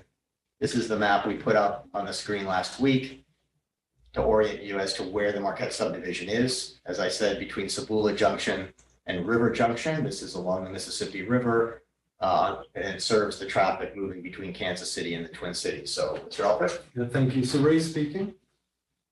We've seen this slide before, as David said. We discussed the flow of traffic west of Bentonville and the split of traffic at Sabula Junction. So traffic will move from St. Paul at the top of the graph through River Junction onto the Marquette subdivision and then to Kansas City and vice versa. The other arrow notes traffic moving to or from Kansas City up to Sabula Junction and then east to Bentonville Yard in Chicago. Okay, again, you can see our Marquette subdivision starting at River Junction and running south to Sabula Junction. This section is 161 miles long. It is the most direct and shortest route for freight traffic that needs to move from St. Paul to Kansas City. The route from River Junction to Milwaukee, Chicago, and then across to Sabula Junction is 413 miles or 250 miles longer than the River Junction to Sabula route. CP would never route a freight train from St. Paul to Kansas City via Milwaukee and Chicago, except in the event of an unlikely emergency. It doesn't make sense operationally or commercially to go the extra 252 miles, wasting crews, locomotives, wearing out track, not to mention having much longer transit. This would erode CPKC's competitive edge. It will put to waste all of the capital investments that we have planned to support the merger growth on the Marquette subdivision. So let's look at capacity on the Marquette subdivision. That's been a focus of Metra's comments. You've heard that the Marquette subdivision can't be further expanded. We are certain that the Marquette will have capacity for growth. Looking at the right map again, from River Junction at the top of the map to Sebula Junction at the bottom, I've noted all of the sidings this time. The ones in yellow boxes are merger related. So starting at River Junction, at the top, there's one of the proposed merger related sidings to be built at Brownsville, followed by existing sidings at Keynes and Harper's Ferry. The next siding is Eckarts. You can work your way south and see all of the proposed new merger related and existing sidings. Criticism was also put forward that the capacity in the Marquette subdivision can't be further expanded, and that is simply wrong. In addition to the capacity projects that I've mentioned, to stay in lockstep with projected growth, there are other capital projects that we can deploy if growth exceeds our expectation. For example, I've shown 3 green stars along the track, which would represent other locations CP could build additional sidings. This list is not exhaustive. It is simply a list of contingent capital projects that could add capacity should it be required. The green star at the bottom near Sebula Junction is a siding that actually is already built today, and it's used for the storage of cars. As we speak today, we're adding CTC to the switches and therefore have the potential to rapidly deploy use of that siding when the CTC is complete. So I'd like to just say that you can see there are a lot of existing merger related and future potential infrastructure projects on the Marquette subdivision. Of course, we plan capital to be brought on in advance of the anticipated volume growth. To illustrate capacity relative to the traffic volume on the Marquette subdivision, we present the 2 graphs on the left. The top one is looking to capacity projects north of Marquette Junction, and the bottom one to capacity projects south of Marquette. We split the data this way, given the different train counts on each of the segments. The north segment will see fewer trains than the south, reflecting trains coming from the west of Marquette. Okay, so inside the solid gray bars then is the count of trains we anticipate by year for each of the 3 years subsequent to the transaction. I've also included the year 5 volume, which includes organic growth. Above each gray bar is 2 lines. The green line represents sustainable capacity, and the top blue line represents maximum capacity. As you can see, we are planning to add capacity to stay ahead of the projected growth. Looking at the top graph for the north portion of Marquette subdivision, for example, in year 1, you can see that we have sustainable capacity for 11 trains. That capacity is sufficient for the projected volume of 7.46 trains in year 1 and 8.26 trains in year 2. Looking out to year 3, where we project 10.66 trains, we will be building the Brownsville subdivision starting in year 2 for completion in year 3. That will raise the sustainable capacity to 14.4 in time for the growth. That same pattern can be seen in the bottom graph reflecting the south segment. We have noted that in year 1, the train count is at 65% at the sustainable capacity line. That 65% though is not an indictment on our capacity to run well. It is what we monitor, though, to ensure we are planning capital proactively. Nonetheless, even though the volume is perfectly manageable at sustainable capacity, to ensure that we have extra room, we've made the decision to accelerate the Bellevue siding project for completion in year 1 rather than year 2.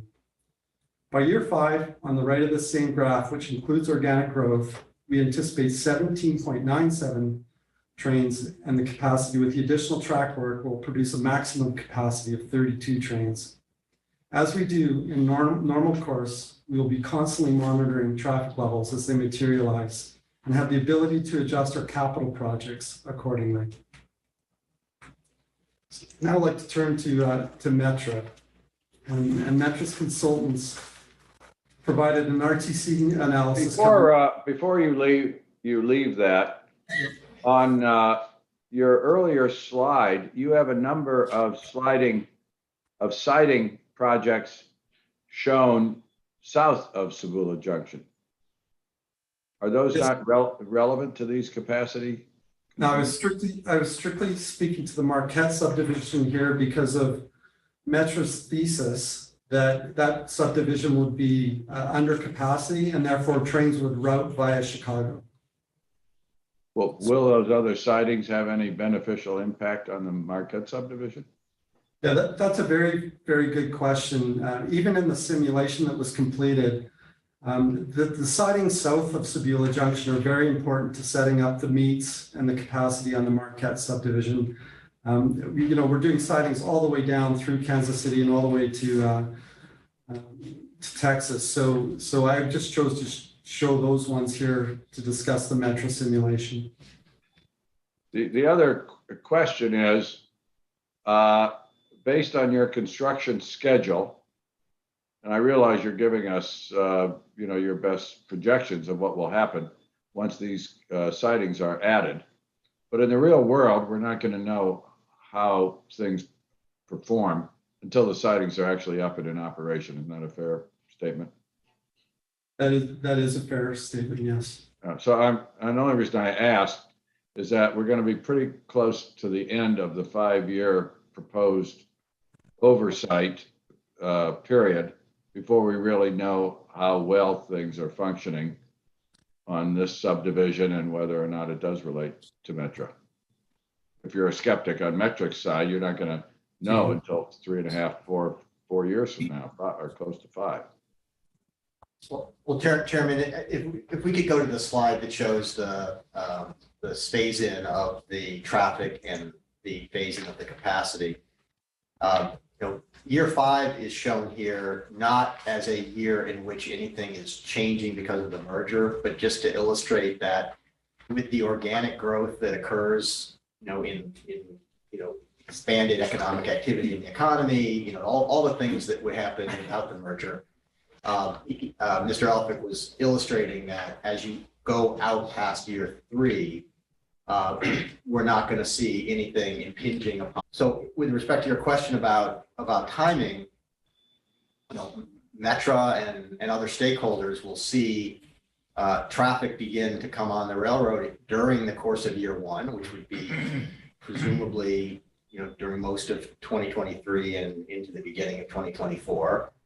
They'd see, the same, that's the first year of oversight. They'd see the same thing happening over the course of year 2, to the beginning of 2025, if I've got my numbers right. And then, by the end of year 3, we anticipate that the merger-related traffic growth would have been achieved. So that would be 2026, early 2026. Now, the oversight that we've been discussing could continue up to 5 years. And obviously, if there's a problem in year 5, the board would be certainly within its rights to extend oversight. And we would not fight that if there were a basis for it. But there would be at least 2 years of that oversight period during which you'd be examining essentially a steady state, post-merger environment.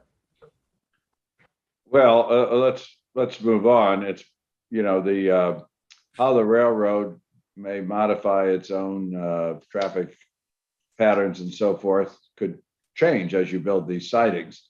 And so you may want flexibility to make modifications. And it's my sense in the railroad business that it takes some years for traffic to settle into a post-merger pattern. You're all seeing how it really works. So it just occurs to me that you're bumping right up against that 5-year period. But I take what you said, David, about extending it, something I want to think about if in this context. Thank you. So let's keep going. Okay, so Metra's consultants provided an RTC analysis covering not only the Marquette subdivision, which we just looked at, but the other lines between River Junction, Chicago, and Sebula Junction. I'm going to start by saying that it was difficult to hear Metra's consultants critique CP regarding their primitive modeling of not having provided all the data requested by Metra and then providing a mountain of data within a short time frame to react. To start, our process for managing capital is strong. We use a variety of models, tools, and measures to assess capacity, depending on the circumstances. I think our track record for performance speaks for itself, and we don't take lightly the baseless criticisms that were leveled. Any allegation that Metro was not provided the information that it needed to conduct the study is false. CP was transparent and responsive to their request for information throughout. I personally listened to a call 10 months ago with my team checking to see that Metro's consultants have what they required. In fact, Metro's consultant was told that our track charts, given their age, may not reflect all of the capacity additions. And so we had suggested the use of timetables and GIS data, which is more complete and current and frankly modern. All of this was provided by us in discovery. Metro's consultants made numerous errors in their work, and to be clear, we did not submit a CP RTC model. Rather, as stated in my verified statement, we looked at Metro's RTC model and saw that it was filled with the errors. On the Marquette subdivision, I asked the team just to correct the key errors. And doing that, we were able to make the subdivision run successfully. On the Elgin subdivision, I asked the team to go far more deeply into their model to see if it reflected CP's operations and it correlated to what we know to be true. So I can summarize, I would say, the four major types of errors we discovered in their model. A larger list is set out in my reply verified statement. On infrastructure, there were 27 errors. Three major examples include missing important sidings, turning 23 miles of double track into single track, missing crossovers, all of that affecting capacity. The next two, delays and randomization, they go hand in glove. Modeling is there to help you potentially identify delays. As such, as standard practice, you don't hard code delays as Metro's consultant had done. They should have used the randomization feature, which throws randomness into the network, and then let the model calculate the delay. Those delays would then tell you if you have a scheduling issue or a capacity issue. By hard coding their delays into the model, their consultants artificially compounded the challenge that the simulation had to find a solution from a dispatching perspective. The last one is priority settings. It's the crux of railroading. Metro misprioritized the freight trains. A bulk train would have a higher priority, for example, than a local train, or an intermodal train would have a higher priority than a manifest train, and a passenger train would have a higher priority than all of those.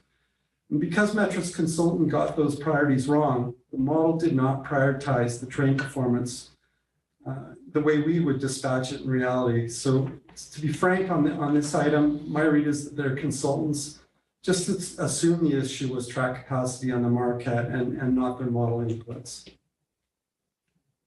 If I could jump in on the priority question. Yes.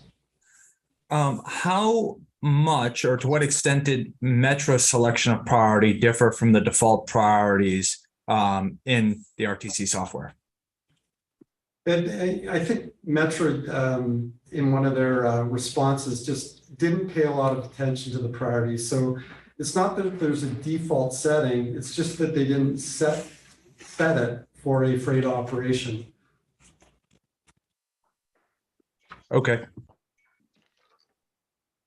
So I think just to bridge to the next sub point within this Chicago discussion, I think that the first point we've made is that there's just absolutely no foundation to the idea that we would need to route trains through Chicago and Milwaukee rather than across the Marquette subdivision, or that we would do that. And in fact, we have, as you've heard from us, we've committed not to do that because it wouldn't make any sense for us either.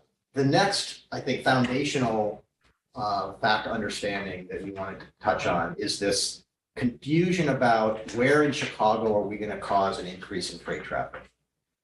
We've tried to be very clear that the only place that we are going to increase the number of freight trains is west of Bensonville Yard on that line that is referred to either as the Milwaukee District West by Metra or the Elgin subdivision on the CP Railroad that goes from Bensonville Yard to the west. That's where the 8 new freight trains are going to be. They're not coming in all at once. This is phased in over 3 years. The traffic on those trains, on those new trains, will be not, it won't disappear as folks have suggested. It will be going into the Bensonville Intermodal Terminal. It will go into auto ramp facilities at Bensonville, or it will go onto other trains that will take it either, east of Bensonville through Chicago to places like Detroit and Eastern Canada, or connections to other railroads. And as Mr. Elphick will now explain, none of that train activity east of Bensonville will go up, and there's ample room on the existing trains for the incremental traffic that will be coming from the merger. Thank you. To address the comment about operations then in Bentsville or east of Bentsville, we'll discuss what the commenters have put forward in this proceeding. So first, as stated, and contrary to the assertions, there are no additional trains planned east of Bentsville. And I'm going to talk about three parts of the operations.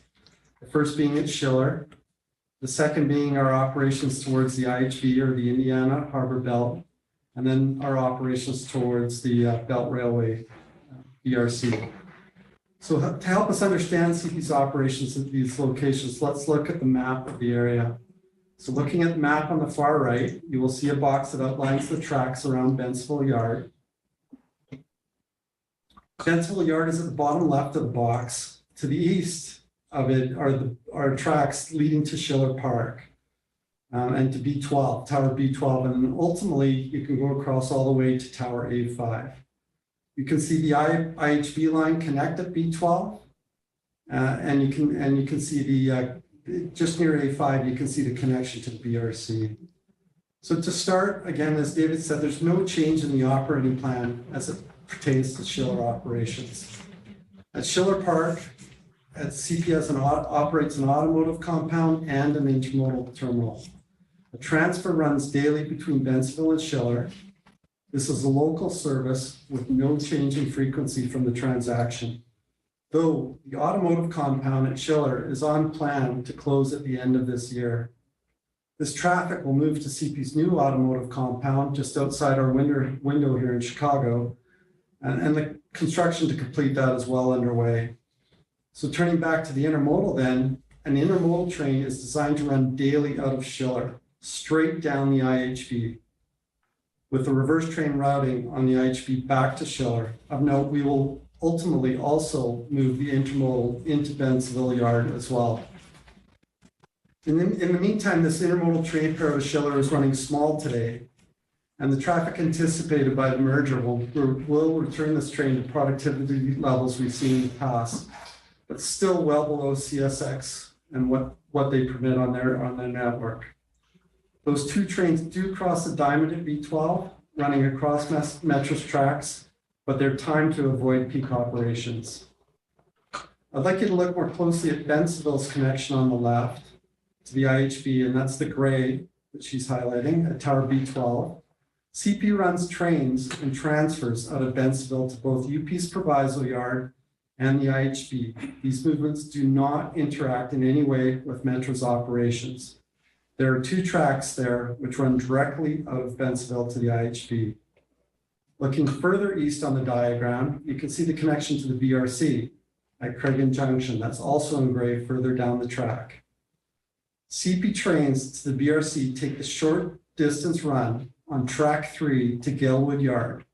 They first wait for a clear path or slot by the BRC to Galewood Yard, which affects the yard itself acts as a fourth track clear of Metro's operation. Again, we do not anticipate any increase in trains to BRC. So as I said earlier, the Bentsville reconfiguration project will relocate the automotive compound this year from Schiller Park to Bensonville. And we are here today looking at this yard and the work that's underway, and we do plan to move the intermodal very soon into Bentsville Yard. Yeah, Ray, can I just jump in for a minute on this one? This is James speaking. In the discussions, one of the things that came up was this idea that there was misreported or non-reported data on a segment. And if you look on the map from B12 up to Schiller Park, 2.3 miles. And I just wanted to talk to that. As you've heard Ray say, there is no incremental trains There's nothing changing on that part, but also importantly, what Ray has described is that at the completion of the expansion of the Bensonville yard, there will be no traffic going to Schiller. Our intention is to have all the autos that would need to go to Schiller today unloaded here in Bensonville yard. And the intermodal expansion that we will complete in Bensonville will handle all the intermodal traffic. So you won't be transferring any cargo over to Schiller to be loaded onto that train that then crosses the BRC. And so we didn't build this into the model in terms of reduction in trains, but that train today that crosses right across Metra from Schiller Park is now going in the future, once we're done the work in Bensonville, going to take that avoiding route out to the IHB and go straight down and never even interfere with Metra, never move up to Schiller Park Yard on the CN operation. And so there really is no data to report on that 2.3 miles because we're ultimately going to have no traffic. Okay, thanks, James. Final comment I'd like to make is that CP has stood by its commitment of $35.2 million towards the CREATE project. We're currently investing $5.5 million towards that over the next 2 years towards the 75th Street project, and we still have $2.2 million outstanding of that on top of that, waiting for the next project. One of the projects that we did do was install 5 new crossovers just to the east of this yard here, which provided both ourselves and Metro with a lot of flexibility out the east end of Bensonville Yard. So that, unless there's questions, I'll turn it over to you, Dave. So Mr. Alpick, the crossovers you're describing, that was in that triple track segment east of Bensonville on the slide that we had up just a moment ago. That's correct. That was a CREATE project? That was a CREATE project. Is there a current project in Franklin Park that's applying for grade separation money? Are you aware of that? I'm not aware, no. Okay. Something that I think would be helpful when you file your final brief. I mean, the track charts are interesting and easy to follow. But I think it would be also helpful to get a Google map look at the area. Because it's only, I just pulled up Google. And that's where you get a better idea of what's really going on and where Bensonville is, and that it's sitting underneath O'Hare Airport and so forth.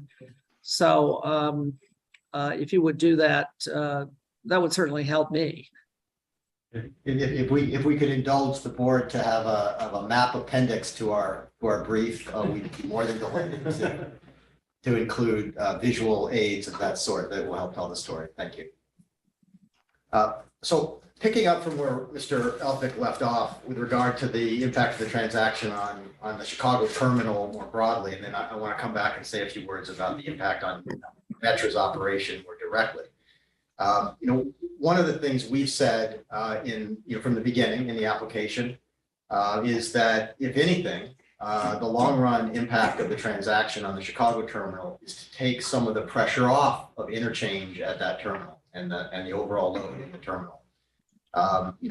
We will have a new north-south route that we believe will be very attractive, and for certain traffic, it's not easy to pick this up in traffic analysis and a traffic study, but over time, certain bulk traffic that would otherwise get interchanged in Chicago between CP and other carriers going to the Gulf, Union Pacific, Illinois, I almost said Illinois Central, Chicago, Canadian National, and others, might end up going by our single line route and bypass Chicago entirely.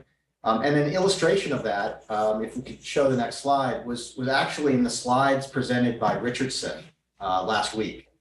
This is an example of their actual move where we could advance the slide to the animation. I think there may be animation here. I'm not sure because my printed version shows their current route. I guess not. Let's go back to that slide.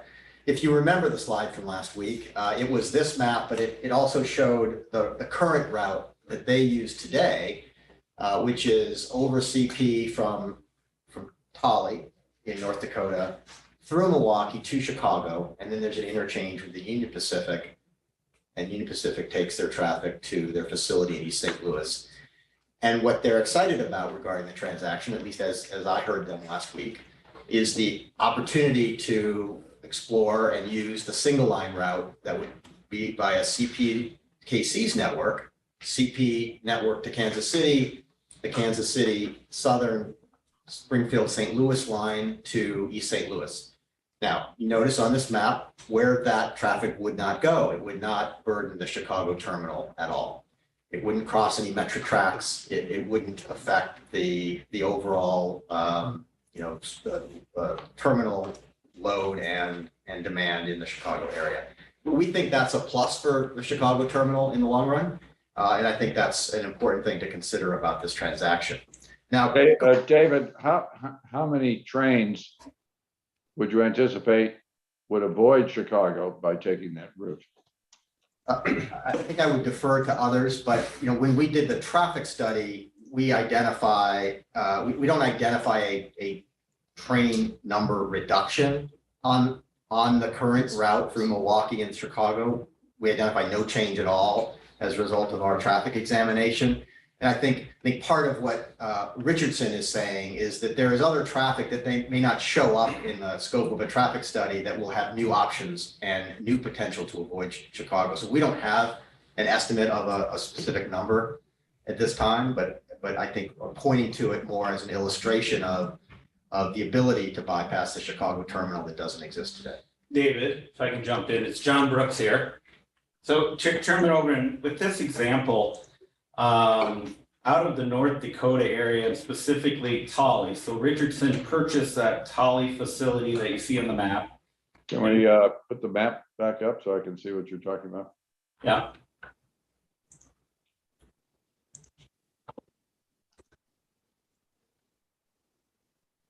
Thanks. Okay. Yeah, so if you see in the upper left corner, Tolly, North Dakota. So Richardson purchased that grain elevator facility.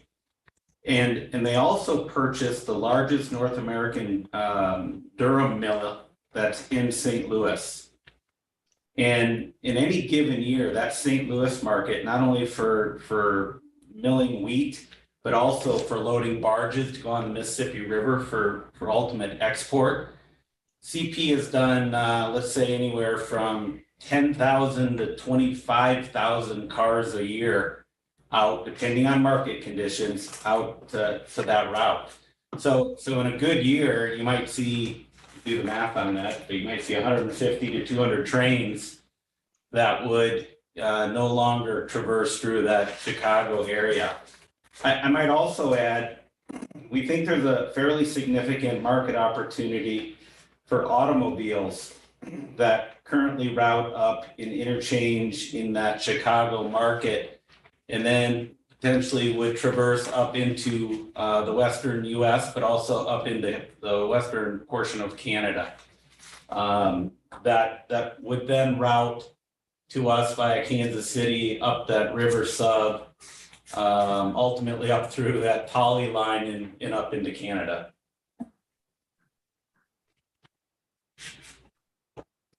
Okay, thank you. Yeah.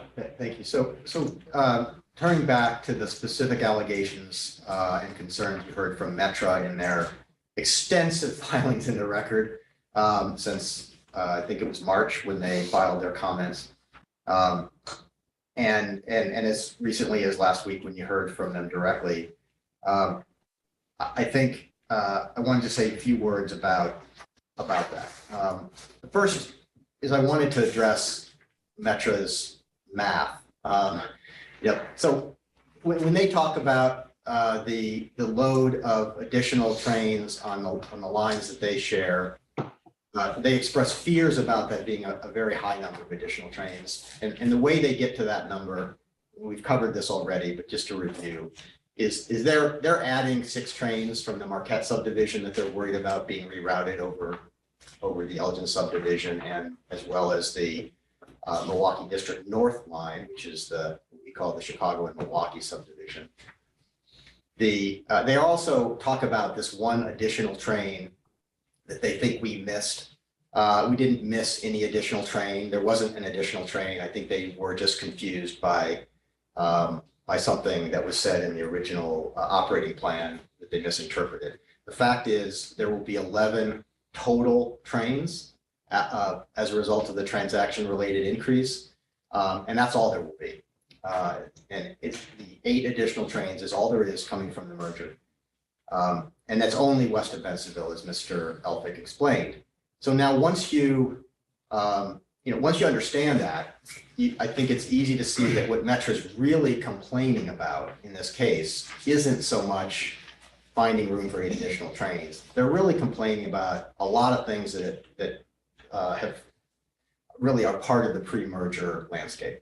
They're complaining about what they claim is bad CP dispatching, lots of delays to their trains as a result of CP's. Frankly, I think that they even accuse us of being incompetent dispatchers. And they complain about the contract that they have. They complain about a lot of things. But none of it's related to the merger, first of all. But second of all, none of it's true. So just to focus in on one aspect that Metra made a big deal of. You remember we said last week, looking at hard data from Metra, that less than 1% of Milwaukee District West Metra trains are delayed by CP freight trains. More than 99% are not delayed by CP freight trains. But what was their response to that? Mr. Godfrey, their chief dispatcher, came in front of you and said, it's not 1%, it's 15%. That was untrue. If I listened to him, I thought he was intending to say, we got it wrong. It's not 1%, it's 15%. That's actually not what he even said. It was the impression he tried to leave. He didn't question the less than 1% number. What he said is that of all the delays to Metra trains, 15% of those delays are caused by CP freight trains. That means 85% of all of the delays to Metra trains are not caused by CP freight trains. CP has nothing to do with those delays. And those delays aren't going away, no matter how good the dispatching is for CP freight trains. So I think understanding what I think is sort of a shell game that Metra is trying to play here is important in realizing there's just absolutely no truth to their suggestion that we handle their trains poorly. And once you understand that, it's also easy to see, and turning to the next slide, this is the string line diagram. And Mr. Chairman, I apologize. I would love to have the time to, I love these diagrams, and I'd love to have the time to help you understand exactly how to read them, because they're fabulous. I was in Turkey a week ago in a rural train station that happened to be a dispatching office as well, and they had on the wall a string line diagram of the entire passenger line in that part of Turkey, and I love that stuff. But in any event, David, let me just interject 2 things. You don't have enough hours today to get me to understand this line, but we do have our staff, is experienced with this. So before this case is ruled on, somebody will put this into my head in a way I can understand it. So. I think what I'm suggesting, Chairman, is that once you come to understand how these work, you will probably love them as much as the rest of us. But in any event, the real point I want to make here is once you understand that there's just nothing to this idea that we're incapable of operating a railroad efficiently and dispatching well and avoiding delays to Metra trains, you also understand that there's just no issue associated with interleaving an additional 8 trains into the available slots across the 24-hour period of every day. And the string line diagram is one good illustration of that. Mr. Elphick has explained it from other perspectives. The one point I wanted to make here, and I'm not sure how clear it was last week, is that the Metra trains that we put on this diagram aren't Metra's current schedule. They include all of Metra's current schedule, but they also include all of Metra's pre-COVID schedule. So Metra already has substantial room to grow its operation back to its pre-COVID schedule without ever raising any issue about fitting in with the new freight trains that we're planning to operate.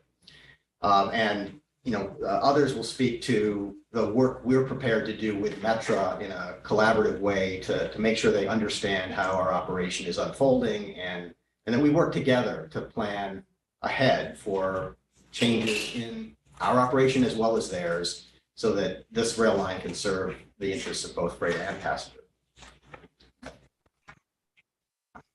So the other evidence that Metra has put forward regarding the train delays on this part of the system, the Elgin subdivision, is the RTC study that Mr. Elphick has addressed with respect to Marquette and with respect to some of the broader issues that Metra faced when they tried to do this modeling.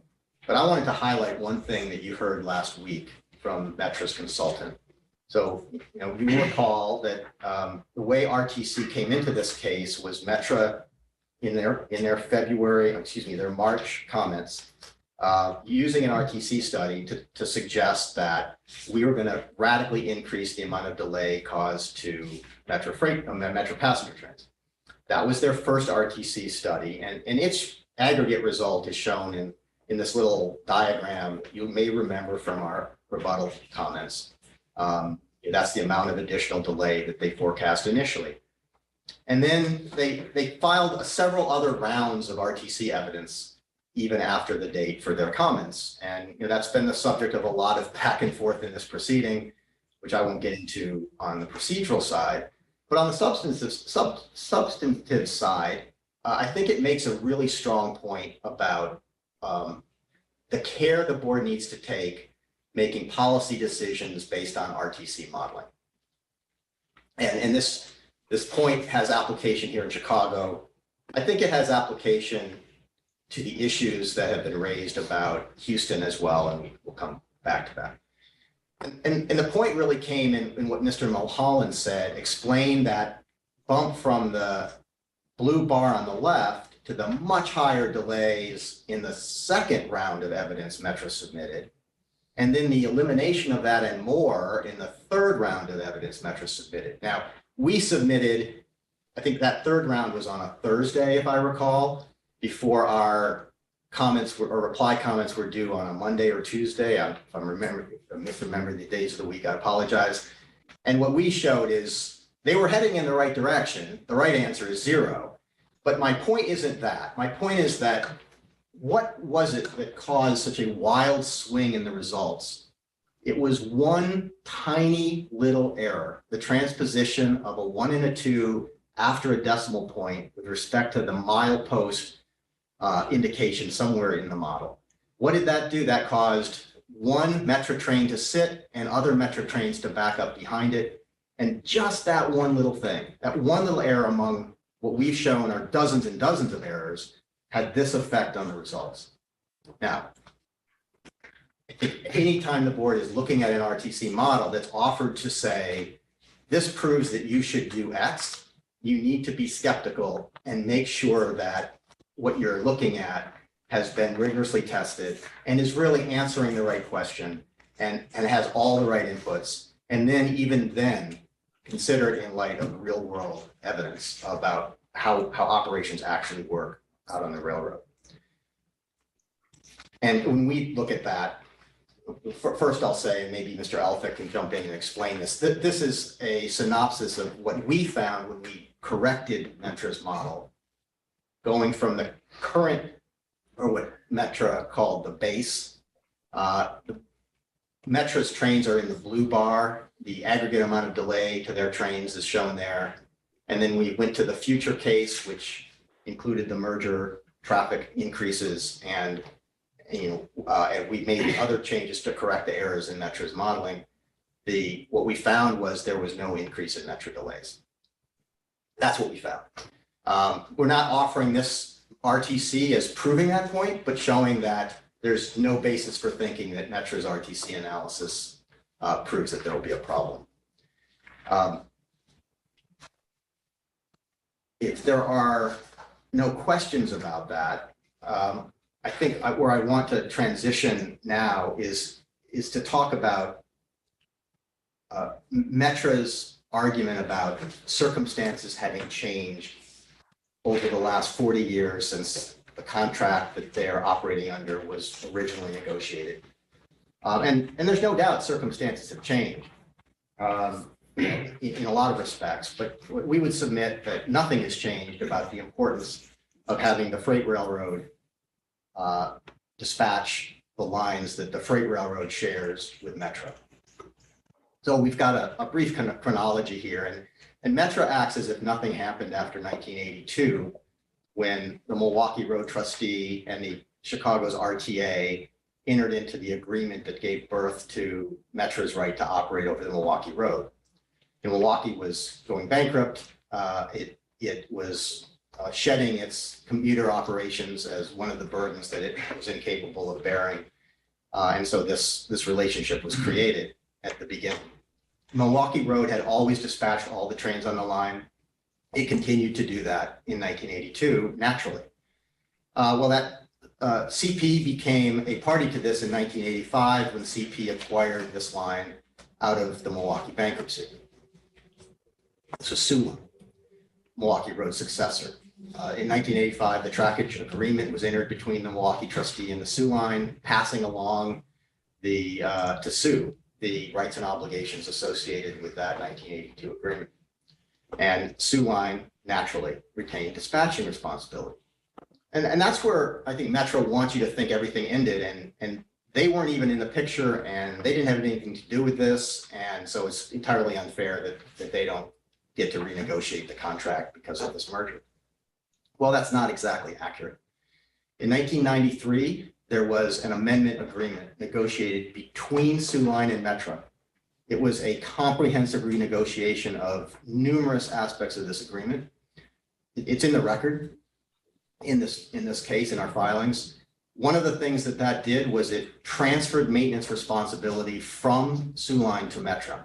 So there was careful consideration of who was responsible for what with respect to this line. But what it didn't do is change anything about dispatching. It left dispatching with Soo Line. And that was because that was the right thing to do. Now, Metra in 2003 entered into another negotiation with CP regarding the admission of ICE to the joint trackage. CP again retained dispatching as a result of that. Now, somewhere along the way, Metra decided it wanted to take over dispatching on this line, and we know they've had that interest for a very long time, because just a few years after this, in 2008, in the DM&E case, Metra came before the board saying, hey, we've got a merger, let's ask for something. And what they asked for was a transfer of dispatching. The board, consistent with precedent across the board, declined to revise that relationship based on changes in traffic and traffic patterns resulting from that transaction. It should reach the same, excuse me.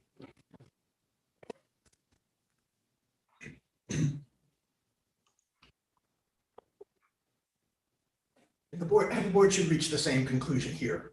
So David, if I could, I want to say a few things about that. So I want to echo, by the way, this is Keith, I apologize. I've got to echo David's points about the board getting it right in 2008. And let me tell you why. No different than our predecessors, my predecessors, in those multitude of negotiations, preserving the right and the responsibility to dispatch these lines. And it comes down to experience, and it comes down to perspective. And I can tell you, with 30 years of experience and perspective as an operating officer, the thought of Metra dispatching these lines is not only a terrible idea, it's a dangerous idea. And the danger starts with their view.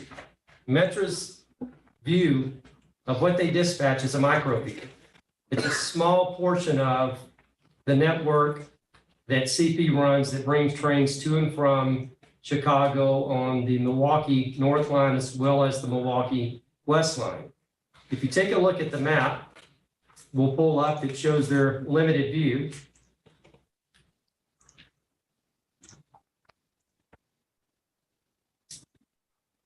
No. Is it? No, that's We not it. we replaced the slide with this. This is familiar map. Okay, well, that's fine. If you take a look at this map, the top line between River Junction and Milwaukee, pretty much where that red line comes down, is actually a place called Portage, Wisconsin. That's where we crew our trains that operate from Portage eastward toward Milwaukee and down into Chicago to A20, which is where Metro takes over dispatching. We take a right, for the lack of a better term, and come down to B17 there at the dot where you see Bensonville. The issue, Metro's view, is isolated to only 20 miles of that route, the last 20 miles of that route. In practical terms, that's a 178-mile run. The train crew gets on duty. They have a limited amount of time to operate their train to the city of Chicago to deliver the train to Bensonville. If there are suboptimal dispatch decisions that are made in those last 20 miles, the unintended consequences ripple up the railroad for a lack of visibility to train meets that are being made on trains that are running for Chicago. The end result, in simple terms, we have Metro windows that we protect. They're the holy grail. They have the railroad. We have trains that don't make a window that are en route to Chicago. The crews run out of time. The trains get parked on the main line. And I draw particular attention to this specific main line because of the service sensitivity of it. Because not only the CP trains run on it running into Chicago, there are 14 Amtrak trains a day that run to and from the city of Chicago and Milwaukee.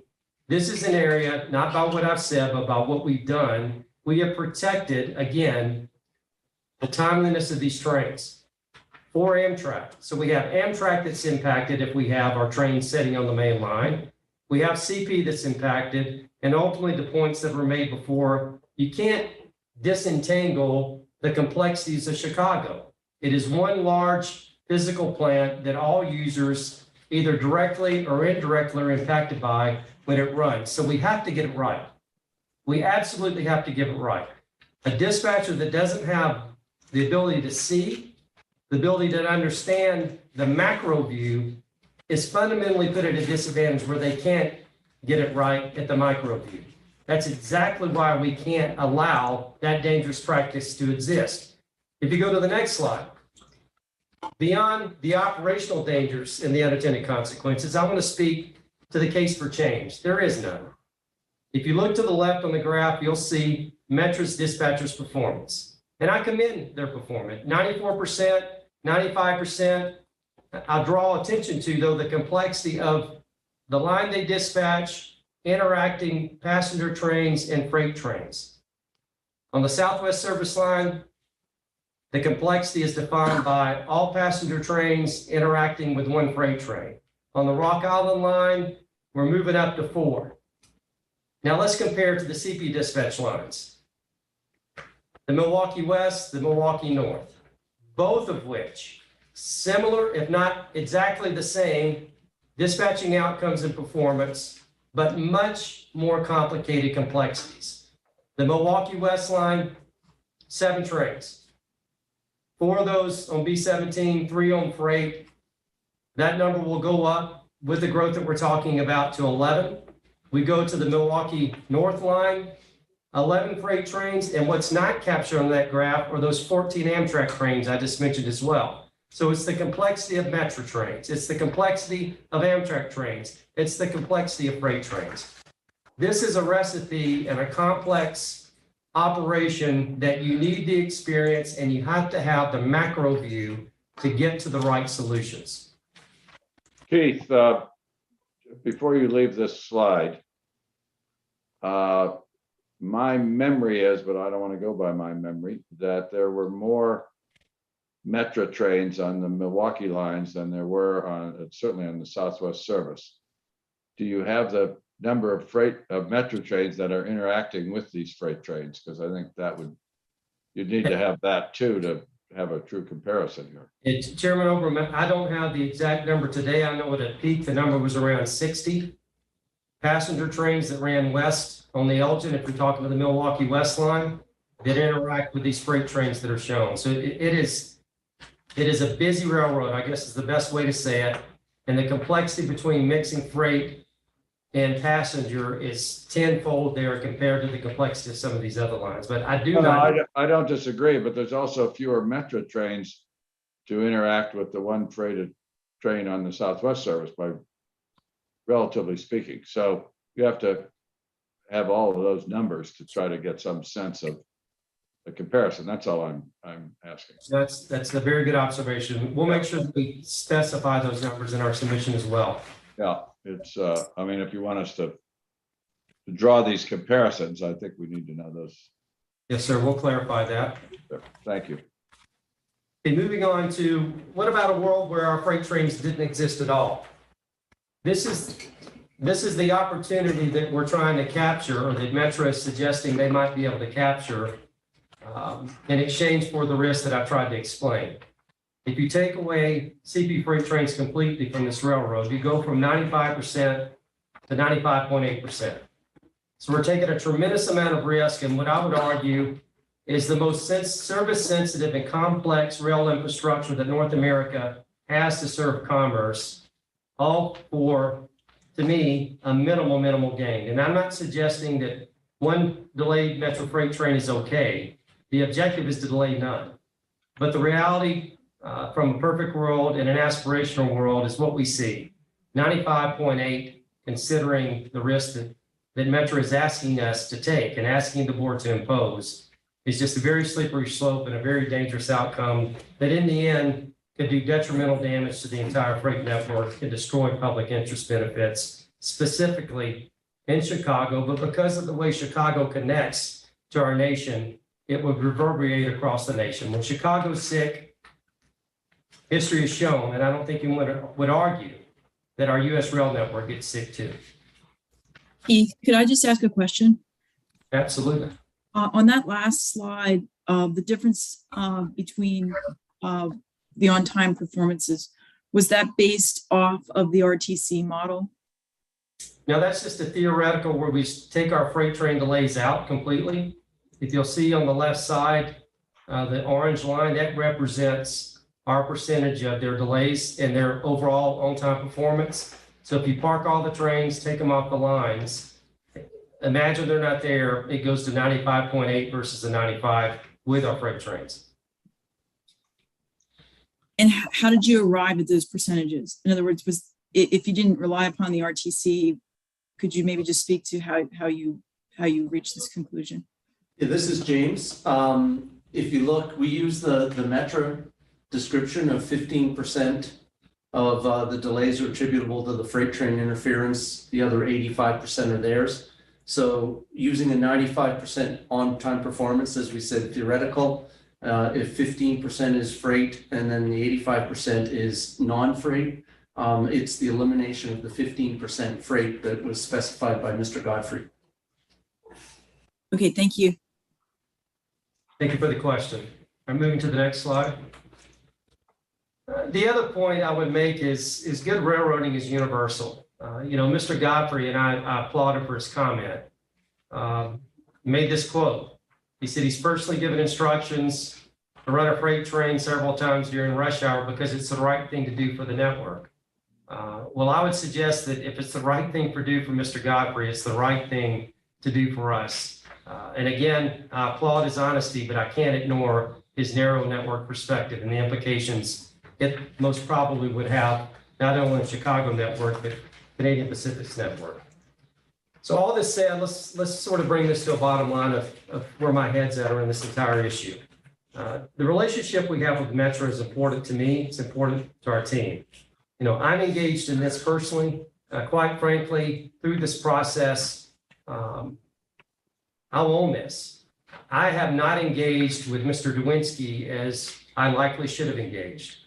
So with that thought, as this thing played out back in January, I reached out to Jim and I went downtown to have a meeting with Jim. Number one, to apologize and just frankly say at 95%, I know in his mind it's not good enough. We can do better and we're going to be committed to doing that. So since that meeting, taking part of the feedback he gave me and some of the criticisms that I was exposed to, I've challenged our team to engage with Metra in a rhythm that looks like, and this is what's happened since January, they interact daily on trains that are delayed. They did before, they will continue. On a weekly level, we have the most senior operating officer, Mr. Tracy Miller, that runs our U.S. operations, interacts with his counterparts at Metro to review weekly performance. And then on a quarterly basis, our most senior operating officer in the system, Mr. Mark Red, as well as Mr. Miller, as well as the local general manager and superintendent that run the Vinceville Yard, engage with their counterparts at Metro for a quarterly review of performance where they have an ability to discuss systemic issues or strategic opportunities. So the rhythm and the commitment is there today. I would commit that that will continue. This provides an opportunity for those discussions where Metro might think that they don't know what CP's planning to do can be dispelled. And in addition to that, I can tell you, and I reiterate what David said, we're not going to force CP freight trains east of River Junction to come to Chicago to get to Kansas City. It's not going to be done unless we don't have another route. And to fulfill our common carrier obligation and commerce and commitment to our customers, we'll run at 250 miles out of route. But that's a worst case scenario only if we have no other alternative. As David said, we'll not object to Metro resuming its full pre-COVID schedules on Metro's west lines and north lines. And as the line graphs demonstrated, there's ample capacity for them to be able to do that. We'll work collaboratively with Metro on improved real-time communications about our dispatching decisions, which we're doing. We'll continue that on a daily basis or on a minute-to-minute basis if it's required. We'll support collaborative assessments of operational changes outside of peak windows. When Metro needs our consent to add the trains, they'll engage with us and we'll be reasonable in working out an ability to the best of our ability to accommodate their request. We'll also support an agreed upon escalation process to avoid or resolve disputes about issues that impact their performance. On a reporting basis, we'll report monthly on-time performance and delays due to freight train interference. We'll continue to reach collaboratively an agreement on mutually agreed an RTC model for the west lines and the north lines. And Chair Oberman, that addresses your concern about what about the growth beyond year 3? What about the growth that we know comes a decade from now or 2 decades from now? We are more than willing to sit down with Metro today or tomorrow or a year from now or 5 years from now in a very robust process where we collaboratively together perform RTC modeling so that we get all the inputs right, so that we get the route outcomes and we can protect their capacity as well as our ability to serve our customers' need on the freight side. And we'll also include in our quarterly reviews, as I said earlier, our estimates about future freight demand on the west lines to the north lines. And sorry, I just want to jump in if there's no more questions before we move off of Chicago. There was the question about Franklin Park grade separation by Member Hendlin. And my understanding is they've applied for a planning grant unrelated to the transaction for a grade separation in Franklin Park. And we provided a letter of support to that application. I have one question. I want to go back to the slide. I have it up here myself about the different times that the agreements between the Soo Line and Metro were amended. And I don't know who's the appropriate witness there. David, I think you were talking about this slide. I was. Yeah. I was nowhere around, obviously, in 93 and 03. At the time of those negotiations, did the Soo Line put the dispatching rights on the table as something to be discussed? So I'm not aware that the dispatching rights or the allocation of responsibility for dispatching was ever discussed. But the point we were making was in 1993, and there were a wide array of issues that were opened up between Metra and Soo Line. and including the allocation of the important aspects of the responsibility for these lines. Obviously, the lines are owned by Metra. They came to be owned by Metra because the physical assets were excluded from the Milwaukee Road sale. But the Milwaukee Road sale was conditioned on this 1985 agreement that protected and preserved the freight railroad's role with respect to those lines. It preserved the freight railroad's common carrier obligation, responsibilities, and the full measure of ability to control its destiny as a freight operator. It would have had to be approved by this agency had it done anything different. Well, the question I'm putting, because the inference I assumed you were asking us to draw from this slide was that Metra at 5 different times over the past had an opportunity to negotiate for the dispatching rights and didn't do it. And what I'd like to have somebody who was there, if you have a history, tell us if that's a correct inference, because it was my impression that once the trustee in bankruptcy assigned the dispatching rights back in, it's blocked out here, I don't have the date in front of me. 1982.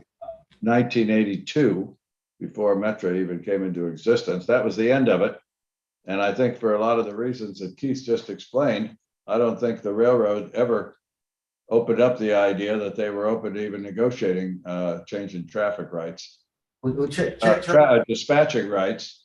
And that may or may, I'm not offering any opinion on the merits of Keith's presentation. It was persuasive, but the notion that Metra had an opportunity to obtain the dispatching rights and forewent it strikes me as not an accurate account of history, but I wasn't there.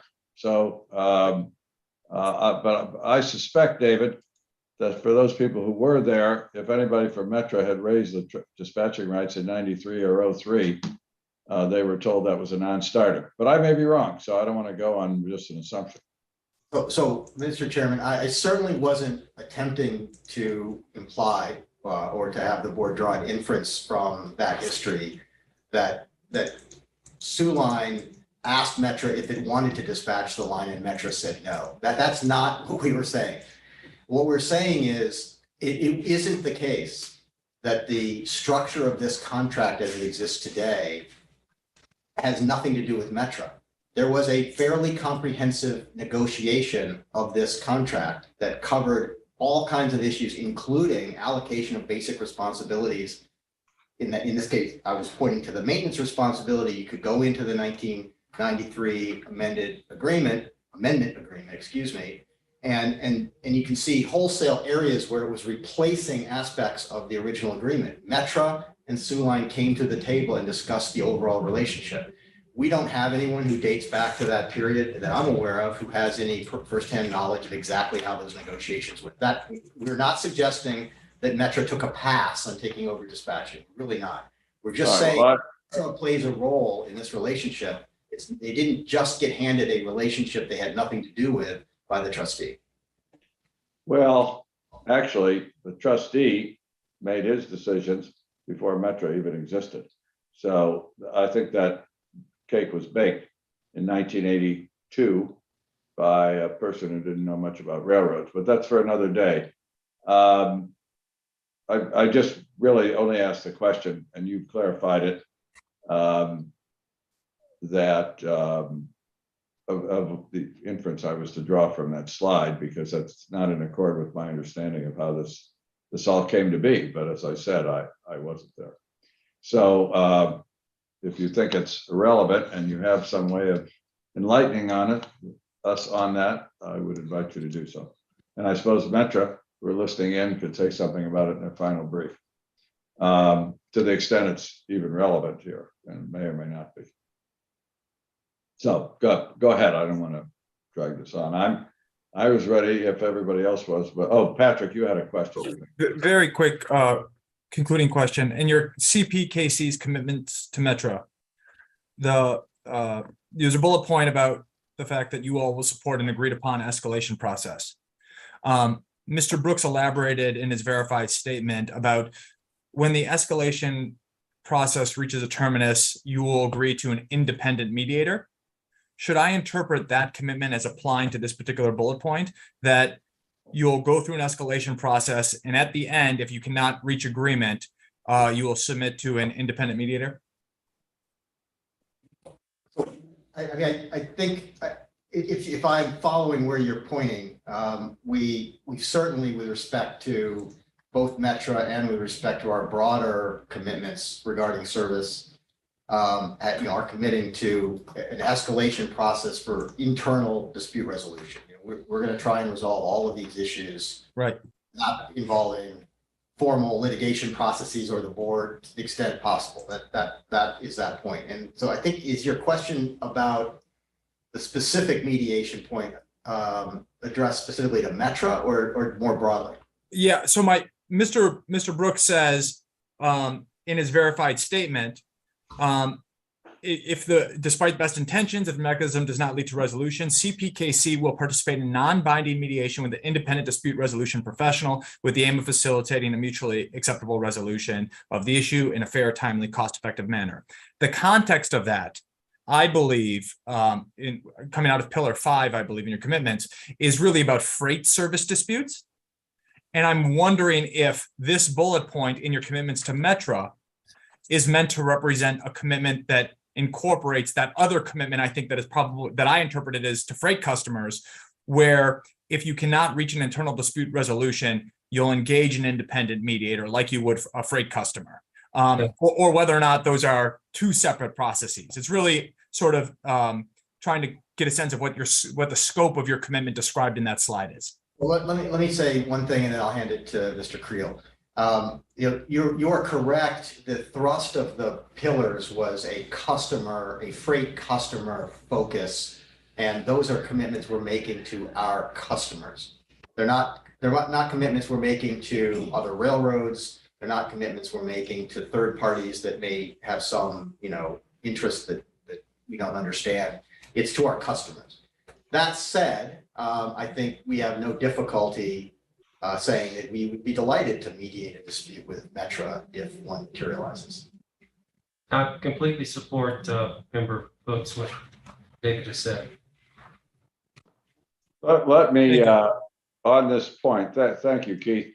I think it would be this is another example, David, where I think in your final briefs, you try to articulate the wording that you would find acceptable in terms of a condition on this subject matter, to at least suggest it to us, rather than have us try to draft it up. Not that we're committing to accepting anything that you submit, but it would be more helpful for you to tackle it before we do. And I think that applies to across the board to things that are discussed here in terms of commitments and conditions. We are certainly taking as good a set of notes as we can, and we'll be sure to do that. And if you have nothing else to do, you can re-listen to the whole day on YouTube over the weekend. Looking forward to it. All right, let's proceed. So if no further questions about Chicago, we were planning to accompany the board to the south, to the Texas shared lines area. And just as an overview, let me use this slide to tell you what we're planning to cover and in what order. So really we have three big points about the shared trackage in Texas and Houston in particular. Number one, as we will demonstrate to you, there is no urgent problem here that demands an instant solution. There is room for our measured growth, and we'll explain that. Second, nonetheless, we affirmatively want a collaborative process. These lines are more important perhaps for us than for anyone, if you include the lines all the way from Robstown to Beaumont. We need for this part of the railroad to be fluid. We want to be active participants in making sure that it stays that way. And you'll hear us address that point. Third, and related to the second point, as we'll explain, the existing agreements that were created in 1996 by the board in the rights that were granted to Tex-Mex between Robstown and Beaumont over the Union Pacific, And most of this line includes those rights. There's this segment in the middle where after Tex-Mex got the rights, KCS, and after the SP, I think it was, had abandoned, or not abandoned, discontinued operation over the Wharton branch, which goes between Victoria in the south and Rosenberg, which is near Kendallton, as shown in the map in the north, and invested a lot of money to upgrade that, to acquire the line from Union Pacific and then to upgrade it into a KCS owned property. So what you see here, other than that segment in the middle, is rights that were granted to Tex-Mex in 1996. And we'll come back and talk about where those came from and why that's relevant. But what we're going to show you is that those agreements that were created back then provide the mechanisms that will work not only for the sort of collaboration around service that's required, but also for the sharing in financial responsibility associated with any infrastructure that might end up being necessary, whether it's to support KCS or CPKC growth or to support UP and BNSF growth on these lines. It's done so for the entire time since those rights were created, and those relationships in those agreements will serve those interests. The alternative that BNSF and UP offer is really a very one-sided set of conditions that they're insisting upon that would give incentives to them to hold up our activity, to insist that we not start competing until they are satisfied. So what will that mean? They'll ask for the moon, knowing that we're over a barrel. We'll have no choice. We'll pay for whatever it takes to get our merger started, and I'm sure their price tag will be high. Alternatively, they'd be just as happy if we never started because they don't want the competition from us to materialize. That's not a constructive path for the board to take or for the public interest to take. Our incentives today and under these agreements will be to do what's right, will be to make sure that operations are fluid, will be to make sure that collaboration is constructive. Why? Because, as I said, our operations will depend upon it. So coming back to where we're going to start with why there's no urgent problem to be resolved, and turning back to that map, if I could, for one moment, just to orient the board. We're going to start in the south, in the segment between Victoria and Robstown. That's the circle at the bottom, the big bubble. Mr. Elphick will explain respond to some of UP's assertions regarding capacity on that segment. Then, David, just wanted to make sure I'm clear on something. Do I understand that the trackage rights provisions that govern going back and forth through Houston govern infrastructure needs as the needs arise? Absolutely, and we'll explain that in detail. Okay, thank you. First we're going to cover briefly the Robstown Victoria segment. Mr. Elphick will cover that. Then he'll explain our assessment and the conditions at the Neches River Bridge, which has been studied extensively recently by all three of the railroads that use that bridge, UP, BNSF, and KCS, in 2018 and 2019. And then he'll turn his attention, along with Mr. Creel and Mr. Orr, if he can join us, to the Houston area itself, to the city of Houston, between the points on the east of Houston where those two lines from Beaumont come together, across Houston. You heard that described as the expressway across Houston, with some stoplights in the middle. We'll come back to that in detail, and we'll follow that through to the west side of Houston. And so with that, let me just hand it over to Mr. Elphick. Thank you. So we have Ray speaking. You heard from UP's panel that our review of capacity was extremely aggressive. On the contrary, CP's assessment of capacity was based on actual observations, our experience, and using conservative measures. So I'll start, as David said, by looking at the shared track to the west of Houston between Robstown and Victoria.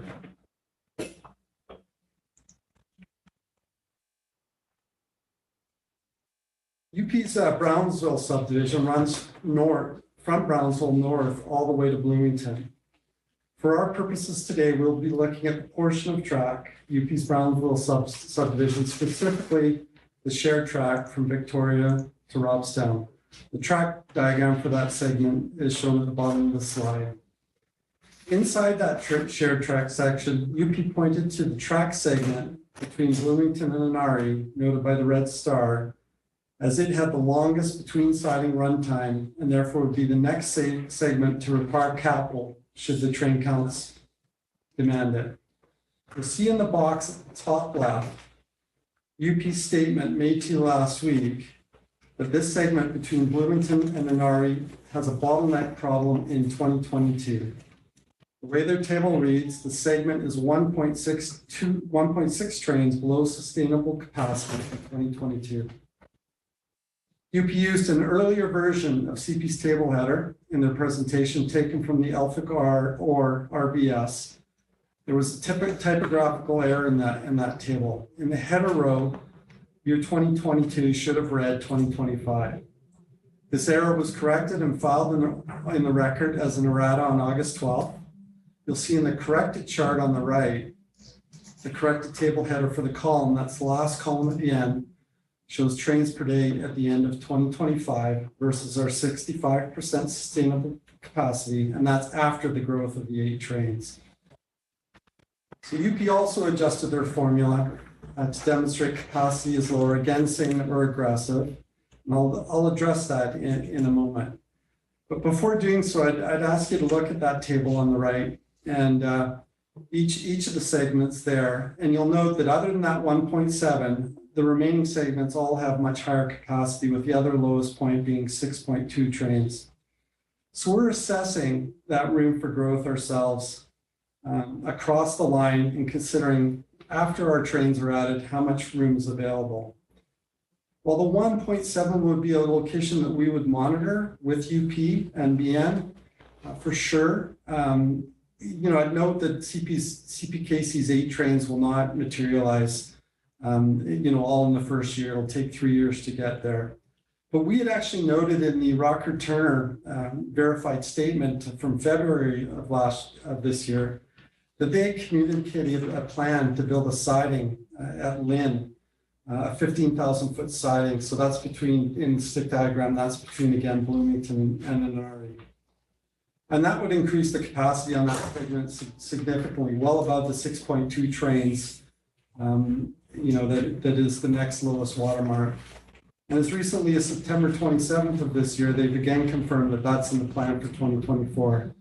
So I just wanted to declare that we did in fact consider there is a reasonable amount of room for growth on the section, even after 3 years. But I'd like to address the comments about, my comments about the 1.7 and the fact that they're declaring our calculations to be aggressive. I would dare say, we are realistic and conservative. I'll start by saying we use 65% in the formula as a standard at CP. That's equivalent to not running trains for a total of over 8 hours a day.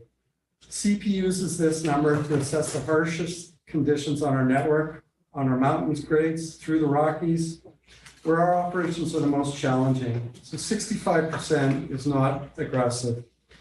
By planning to operate at 65%, that leaves 35% that can be used if and when needed. It provides flexibilities to handle other train events, to accommodate surge capacity, maintenance, or other unforeseen issues. CP's been using this process for over a decade to monitor sustainable capacity. And that's not the only measure we use. We use a number of performance measures. We use correlations on speed, a number of factors. We look at varying conditions on each of the subdivisions. We're always looking at this formula to understand what our available capacity is. But in terms of how you look at run times, there's different approaches across the industry. We took a conservative approach here on this segment between Robstown and Bloomington to figure out the run times. We calculated that using real data, of course. My team rode trains, though, across the territory, and they made observations on the trains. They looked at the PTC screens and the bulletins on the trains for slow orders. And they noted that this subdivision was a relatively rough ride, and the track had several slow orders due to the track condition. So this, coupled with our locomotive downloads, led us to put in 30 minutes when we saw it to be 27 minutes. It's not clear to CPKC why these slow orders are out there, but I just want to say that with the slow orders removed, it'd be possible to do that run in 13 miles in about 21 minutes, not the 30 minutes. So a small change does make a difference in the formula, as Mr. Turner declared. It can change the outcome. But if we were to take that 9 minutes off our 30 minutes and use our formula, there would be much more capacity than the 1.7 that's declared there. So capacity. What's wrong with that track, and what needs to be done, and how much would it cost? Yeah, I don't have the answer to that question, sir. It looks to the team to be a surface condition requiring surfacing, and I believe they have a rail program out there as well. Is this UP track? Yeah, if I could to provide a bit of color, and hopefully John Orr should be able to join hopefully soon. We may have to double back to this to give you much more intimate details on this space, but effectively this track, the lines here, the trains that move over this trackage rights piece of railroad are actually KCS trains, more than 50%. The next largest, the remaining 50%, I guess the best way to say it is it's split evenly between BNSF and UP. So another way to say it, 75% of the trains are actually trains that compete with UP. They're BN or KCS. A track speed obviously is determined by the class of track, but optimizing the class of track means you have to make sure you have the maintenance right. So if you don't have adequate ties, rails, ballast, surface conditions, tie condition, whatever reason, the only way to protect safe operation is to apply TSOs. This piece of track historically has been challenged with KCS's experience for UP's, whatever reason, the lack of taking the rent that KCS is paying to maintain the track at track speeds to the reality of the way they run it day in and day out. And the danger of that, these models, as we pointed out, are sensitive to minutes. If you bake in a slow track condition into your capacity analysis, you're baking in that inefficiency. And if we were to reward UP with that and to say, okay, we need more capacity, disregard the fact that you're not maintaining the track to its potential, essentially we're adding infrastructure that's not needed, and we're also rewarding that bad behavior. So UP would not have the incentive to maintain the track to the standard that we deserve as payers of rent, they as the landlord, and that in fact, they too would benefit from in the service they provide to their customers. So to me, this is a very micro example of what competition brings. If UP will maintain this track to its capacity and to its potential, we're going to get a better ride. We're going to get a better transit time. UP trains will, as does BNSF trains.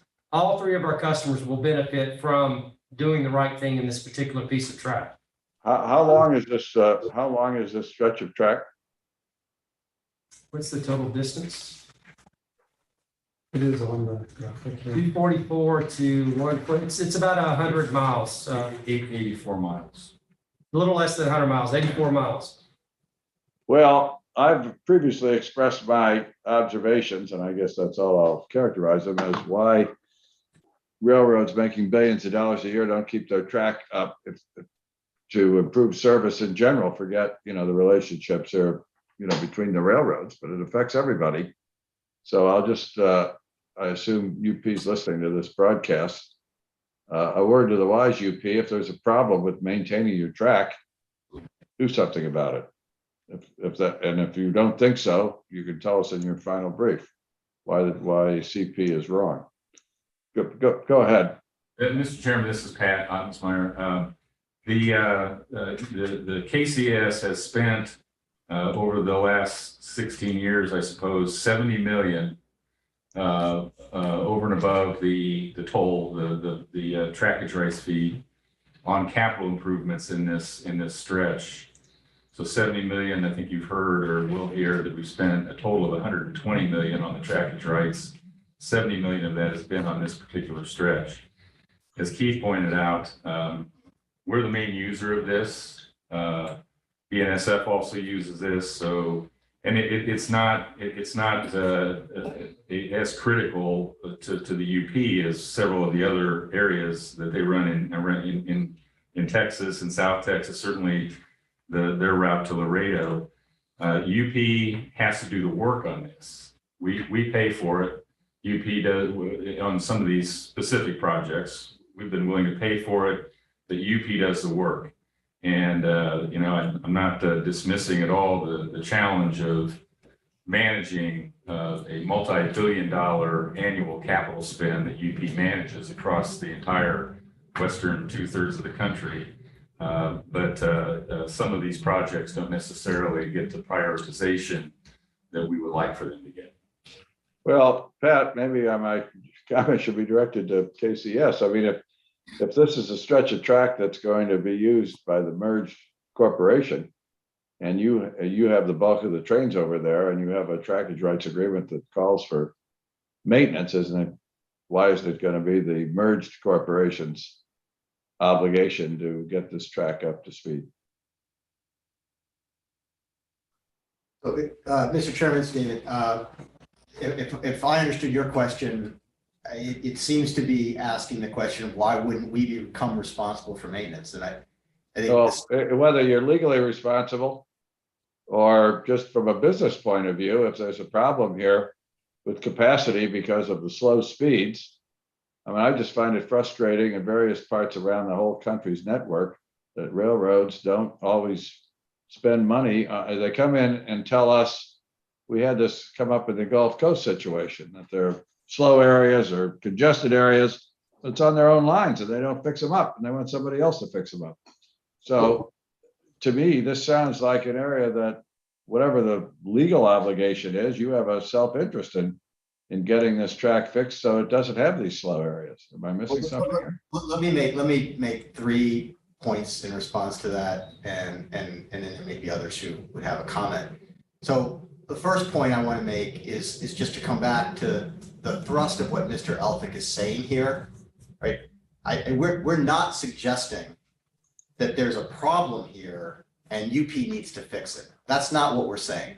What we're saying is there is capacity for the trains we intend to operate or anticipate operating over this segment, that there is already a plan to add an additional siding in the one space where the analysis of capacity comes close to the 65% limit. The point we're making is there are opportunities for there to be even more capacity if the line were maintained to its appropriate standards for track speed rather than slow order speed. And just those little efforts that are short-term in nature and much easier to make than capital expenditures can radically improve capacity rather than relying on longer-term, more infrastructure-heavy investments. So that's our main point. The second point we would make is, and I know this is part of our presentation more generally about the Houston area, we absolutely take on board the desire and need to be very proactive about making sure all of this works. We're not going to sit back and hope that UP does what it's supposed to do and then complain about it if it fails. We're going to be proactive in making sure that everything's happening that needs to happen, that's appropriate to happen, and we're going to be very engaged, as we said. And maybe I said there were 3 points, but I remember only 2 of them. So if there are others who want to comment. I think the final point, the third point is we can be assertive, we can be the squeaky wheel, and we will, but at the end of the day, UP owns the track. UP owns the responsibility, and they have the labor, their employees contractually own the work. UP has to execute the maintenance work to maintain the infrastructure. They have to take the renter's payment and as landlord, maintain the property to a standard that benefits all users. That was exactly the point I was intending. Well, look, I'm only making this observation. there seems to be an attitude in the rail industry that I've seen too often, that it's okay to have this 84 miles of slow area because you don't need the capacity right now. But if the trains could run faster, everything in the network would be better and people would get better service, I would assume. That's why everybody comes in and pats themselves on the back when your velocities are improved. So whichever railroad's responsible, and now I'm not clear, why do we have a network where on a line here that seems to be one that's, particularly if the merger is approved, going to get is a very important line, where we settle for slow speeds because we don't need the capacity today? Why shouldn't that track be improved now, even before you get to a point where you need the capacity? What is the business philosophy about letting it languish there? I really don't understand it on a line which has apparently some very important and a lot of traffic, even now, even before the merger. And Chairman Oman, I would agree completely with you. I would suggest that it boils down to motivation and priority. Well, if it helps us, if the merger takes place, if it helps move things along, I think whoever has both the legal and the business obligation to deal with it should deal with it. Let me just leave it at that. Yeah, and just to clarify, this is Pat again. My understanding, and I don't know if John Orr has joined us yet, is again, because of the fact that Keith mentioned, UP employees own the right to this work. So we couldn't just unilaterally decide to go do the work with our employees or contractors. We pay for it. We pay for it in the trackage right fee. We pay for it in some cases discrete projects outside of that. But they have the right to do the work. We can't. Pat, are you? I understand that. Are you saying that as the entity paying for the work, you don't have any position to say to UP, fix it? We're paying for it. Do it. We do, but then we don't get to determine where that project ends up on their multi-billion-dollar capital project list. Well, that's odd. To this layman's perception, maybe it's not odd in the railroad world. My apologies. David again. So we would be delighted to have a broader conversation about the trackage rights relationship between the future CPKC and UP over these segments. For purposes of addressing the issues that have come up in the merger, I think, as Mr. Elphick said, there just isn't a short-term problem. There are lots of opportunities for expanding capacity, even beyond what's needed to accommodate our trains. And so we just see no issue. And that's not to say we're putting it to bed and ignoring it. There's no urgent need for anything to hold up the merger benefits. And we will be collaborative and proactive going forward in making sure that everything that needs to get done will get done, exercising all the rights that we have. So Mr. Elphick is now going to, unless there are other questions about this geography, address the issues about the Neches River Bridge. Thank you. So Ray speaking, and Keith, I'll try not to go too quick, although feeling time pressure here a bit for the team. On this track schematic here, you can see the Neches River Bridge in the middle, crossing the Neches River, and that's in blue. So starting from the far right is KCS's siding at Vider. Moving left, you can see that KCS junction with UP's Lafayette subdivision. And then you see a large terminal called Corf, and that's a bulk receiver of crude. All three railroads land there. As you continue to move along the tracks, you cross the Neches Bridge, and then you run on into UP's double track territory by their Beaumont Yard, and ultimately you go to the directional running mains on the left side. So UP had noted that we had used a different methodology for calculating our bridge capacity here. They used the same methodology that we had done on the Brownsville sub for this location and came up with a much lower rating of capacity than we did. We did use a different methodology because we had to. This is not a typical signal track segment. To explain CP's approach, for looking at capacity over the bridge. We've given you a close-up here on the KCS tracks. In the close-up, you can see the relevant measure for calculating available capacity is the time for each train to clear the relevant points. In the single track on the top, the measure is a function of the time to run between the two sidings and clear. And there's only one diverging point as you run across. But on the bottom, in the Neches River Bridge area, you have multiple different diverging points. So obviously at the Lafayette subdivision, at the Corf terminal, and then again on the other side of the bridge. So we can't use the same formula. We actually calculated the run times of all of the different train types moving over the various segments. So for example, a freight train for UP from their double track to the Lafayette sub takes 25 minutes, but an Amtrak train only takes 15 minutes over the same segment. A KCS train running across from over the bridge to their Vider siding takes 30 minutes. So we did that. We also looked at maintenance. We didn't assume that the maintenance work could be done, in the shadow of trains or in between trains. We looked at the bridge openings. We did a calculation of the time the bridge is occupied during the day, and then looked at it over the course of the day and calculated the remaining capacity. So we came up with a number of 66, and that number is quite close to a study actually that UP, BN, and KCS jointly did, where they came up with the number 70. So UP's presentation that the capacity is much lower, the sustainable capacity is much lower, differs very much from ours. Coordination here, again, is the most critical aspect of the operation. It's been shown in many studies. So if you go back to the broader view, and if you look from point A to point B, that's between crossovers on UP's double track, you'll see that there's 11,000 feet of track there, so it can fit a fairly long train. But this double track is critical. If a train's sitting there and blocking one of the two tracks, then you're effectively single track, and you have the complexity of dealing with the track to the west of there, the directional runs. You're crossing trains over, you're working around the train parked on that single track, and it really congests the area.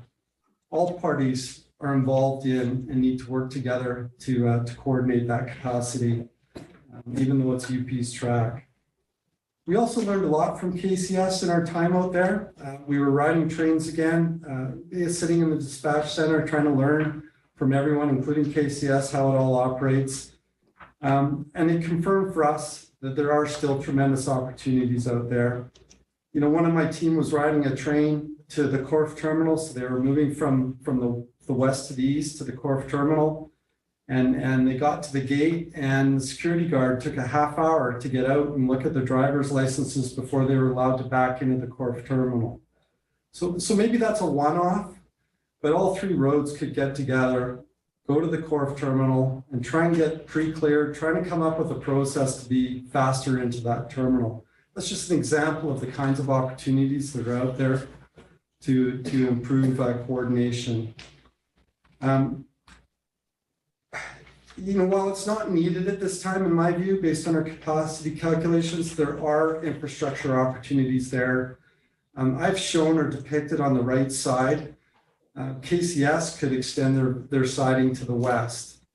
And we could do that, and that would shorten that runtime up between the double track and our siding, KC siding. So minutes matter again. We could do that within 2 years for a cost of about $8 million. And that's what KCS's engineers tell us. There's projects you could do on the UP side. There's a tremendous amount of opportunity both for coordination at the Neches River Bridge, but also for us to coordinate on what are the next priorities there. My view is this area has been studied excessively. It's really just about sitting down and figuring out the next steps cooperatively. Fast enough for you? Sorry, Keith. Boss said pick it up.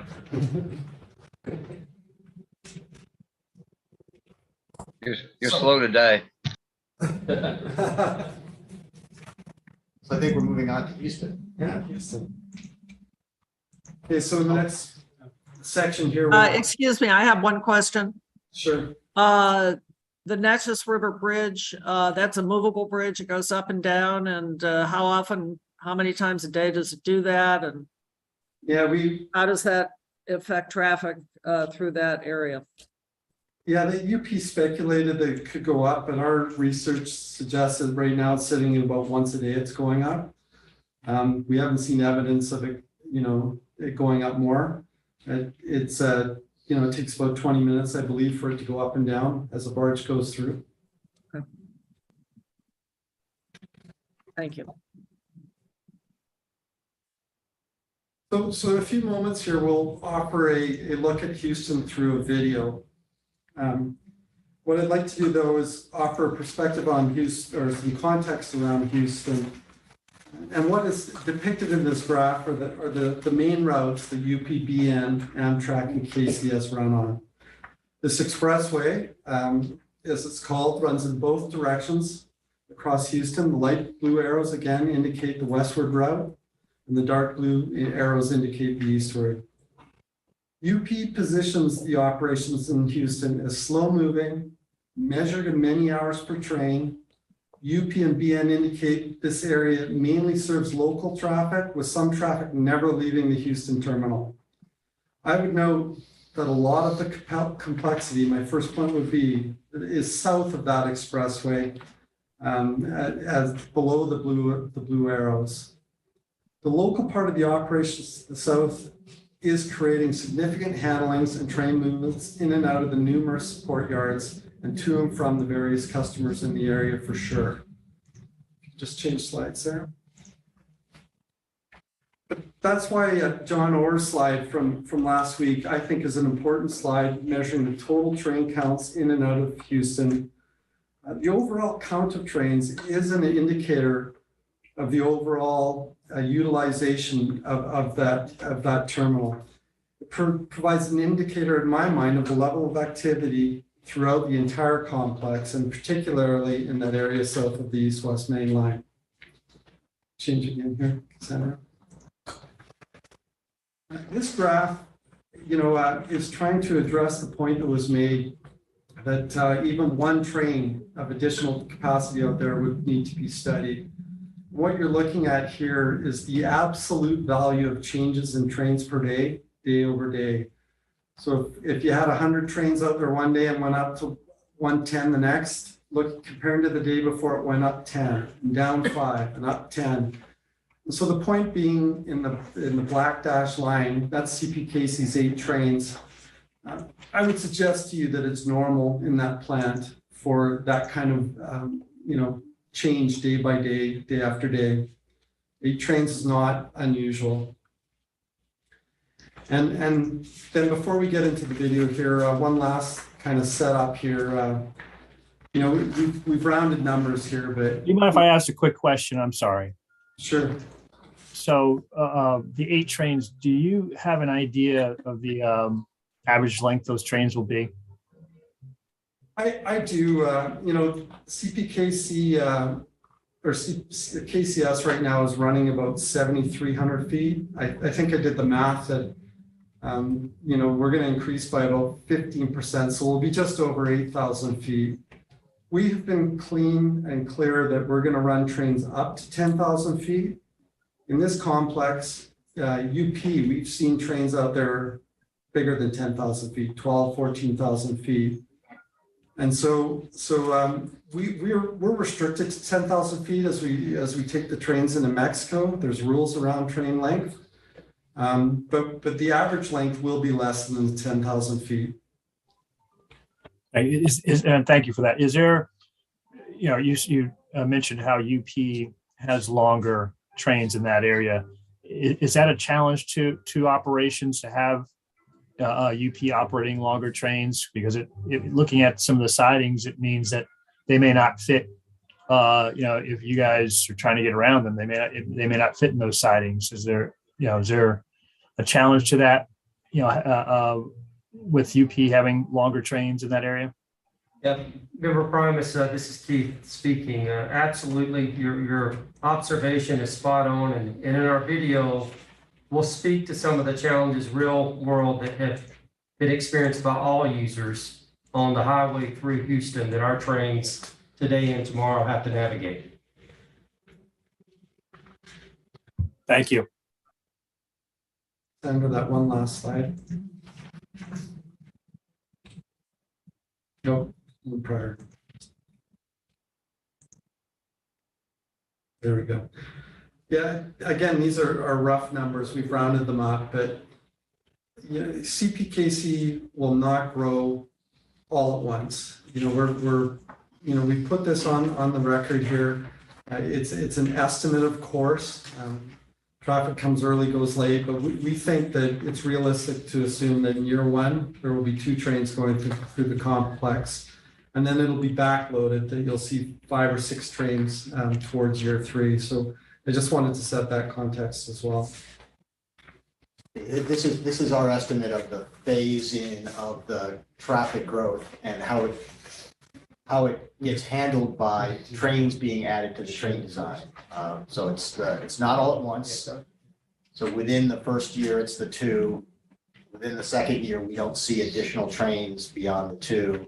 Within the third year, we see the balance of the additional trains coming on. And of course, it could be 2.5 in year 2 or something with, grain trains that, operate less than once a day, et cetera. But it's a phased approach that will give everyone time to adjust.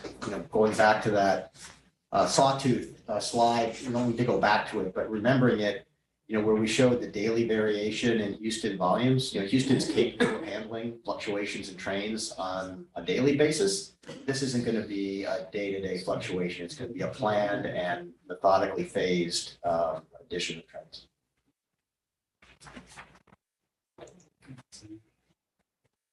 Okay, so we're going to look at a train that traveled from Mesa crossovers to West Junction on this map. So it's a westward train.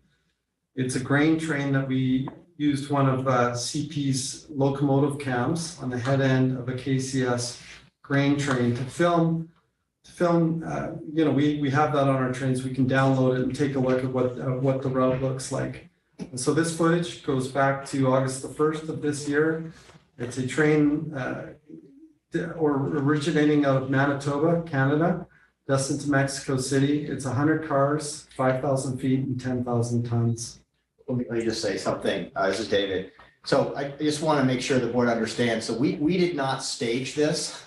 This was a train that was running in the ordinary course, and the CP team, because a CP locomotive happened to be on the lead on this train, and that probably is because it originated in Manitoba. A CP locomotive happened to be in the lead, and we realized that we had this in the system, and we're able to show you how that train experienced traversing this expressway, so to speak, from the east, where we're going to start east of Englewood Yard, move past it through downtown Houston to the west end of Houston. And, again, this was just a random train experiencing random conditions on August 1st, 2022. We have to share the screen here.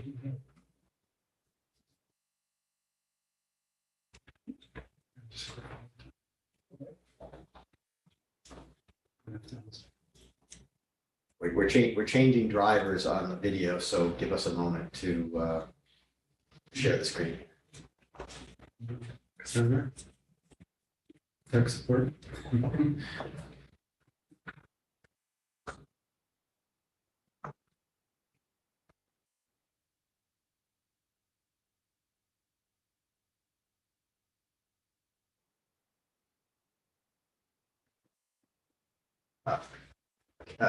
Board members, can you see the view out of the locomotive windshield at this point? Yes. Okay, so this is Keith speaking. I'm going to do my best to operate this train through the Houston complex. So I'm going to invite each of the members to be our co-conductor. So you're in the conductor seat, not the engineer seat, as the conductor would see it as he moves west toward the town or city of Houston. Is your license up to date, Keith? Absolutely. Okay. Again, so we're starting at the east side of Englewood Yard, at a location called Mesa. That's the crossovers there for trains to go from track 1 to track 2. That's a stub end lead track. And again, we're traveling westward. We're going to go by Tower 87, Englewood Yard. We're going to point to the Creosote track and then continue on through Tower 26 and down to West Junction. So just to interject one observation here. So this route is the route of the normal route for westbound or southbound KCS trains. It is the former Southern Pacific Sunset route between New Orleans and Los Angeles. It became part of UP as in the UP-SP merger. It is operated not just by KCS through trains, but UP has through operations to the New Orleans Gateway.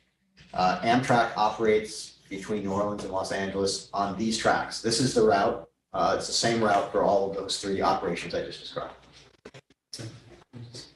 And I think that add a bit more color. This is Keith speaking as well, just to get an orientation. The track to the right, main 1, the track that we're on, main 2.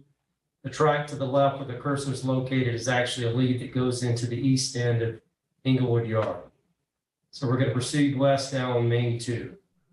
Track speed in this area is 30 miles per hour.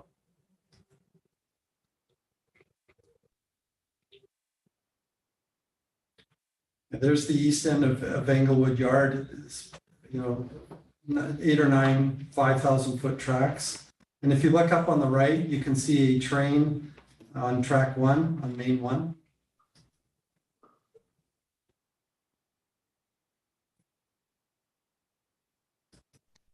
And just stop there. Good. Well done.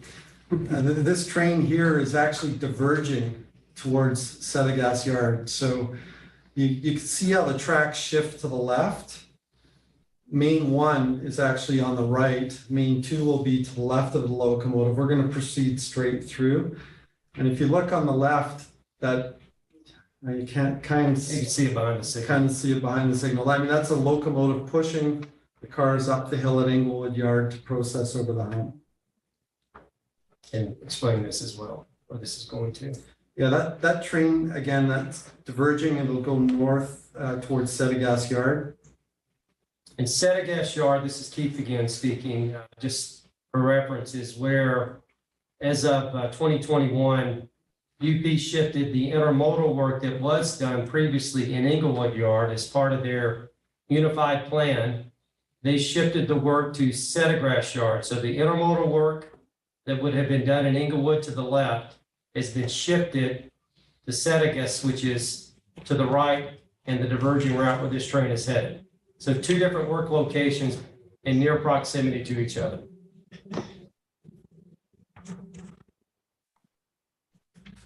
Let's talk about this. So this is actually the interlocker. We're at cross traffic.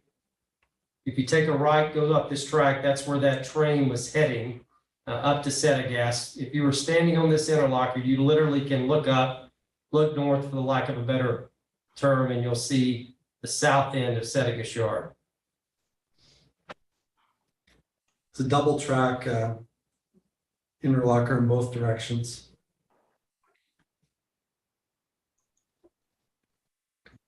And Tower 87. Yeah, Tower 87. Explain this. Okay. Yeah, so we're now stopped alongside the main body of the yard, and we're sitting on track 1. And this is Keith again speaking, if I can. This is a perfect point. I want to elaborate a bit on Member Promise's question. So what you see to the left, these are what we call receiving and departure tracks, or R&D tracks. So inbound trains would arrive here. Outbound trains would historically and typically be designed to be built here. So a train comes in, these tracks historically and still are today. The industry standard is R&D tracks were somewhere between 6,000 and 7,000 feet long. These particular R&D tracks are about 7,000 feet. And the reason they were designed that way is to match the line capacity on the railway. So if you go to a typical traditional rail network, and this was true at IC, it was true when I worked at BN, it was true when I went to CN, it was true when I went to CP. And I'm sure it's true at UP, it's the standard. Typically, every 10 or 11 miles, you're gonna have a 6,000 to 7,000 foot siding to make train meets and other than double track. And when they arrive at terminals, you have adequate capacity to be able to take the train off the main line or off the thoroughfare and to Member Promise's point, yard in the terminal for the train to be classified and or when the new train is ready to depart from. That allows you to clear your thoroughfare routes, your highway routes, keep them free and clear so that through trains can proceed east or west. So in this case, again, originally built and still today, around 7,000 feet track capacity at the longest length of track here in the R&D tracks in Inglewood Yard. So I'm sorry, Keith. So what does that do again for the larger trains that they may run? How does that affect you guys like in that area? Yeah. Practical experience, and I share this from my personal experience. I took an inspection trip here, Member Primus, several months ago. Actually, at that time, these two tracks that were on Main 1, Main 2 were being used to build trains on. So as opposed to fitting in the departure tracks, which we showed you, they're limited by length. They were doubling trains out of the west end of the yard, which I'll show you in a few moments, how the infrastructure is set up, and shoving these tracks that we're on and effectively utilizing the thoroughfare as a parking lot. I like it at being here at Bensonville by O'Hare. A reference was made earlier to O'Hare. I can't imagine landing a plane on the runway at O'Hare and taking passengers on and taking passengers off. It's just not designed that way. It's not the place to do it. If you do it that way, I don't care how much money you spend, you'll never build enough runways. The use matters. That was the point that I made last week. This is a shared asset. UP owns it. We all have to use it. We all have to deliver service depending upon it. The level of service and the velocity through the Houston terminal is profoundly impacted by our ability to get this right. Parking trains on this track is the absolute last thing to do operationally if you're concerned about throughput and capacity in the Houston terminal. Keith, if I could join in just to add emphasis, this is John Orr, Member Primus. In my reply verified statement, I included a snapshot from a dispatcher overview panel from the Spring, Texas UP dispatch panel. And it was the day I was on the rail and we were rerouted under clear route. We were taken 7 miles out of route because you'll see in that overview, all of these tracks, all of them were occupied by either standing trains waiting to get into the yard or occupied by trains that were built that didn't have either a crew or power. And as you'll see a lot of red lines denoting occupying trains in that whole Houston complex in that dispatch overview in my replied statement.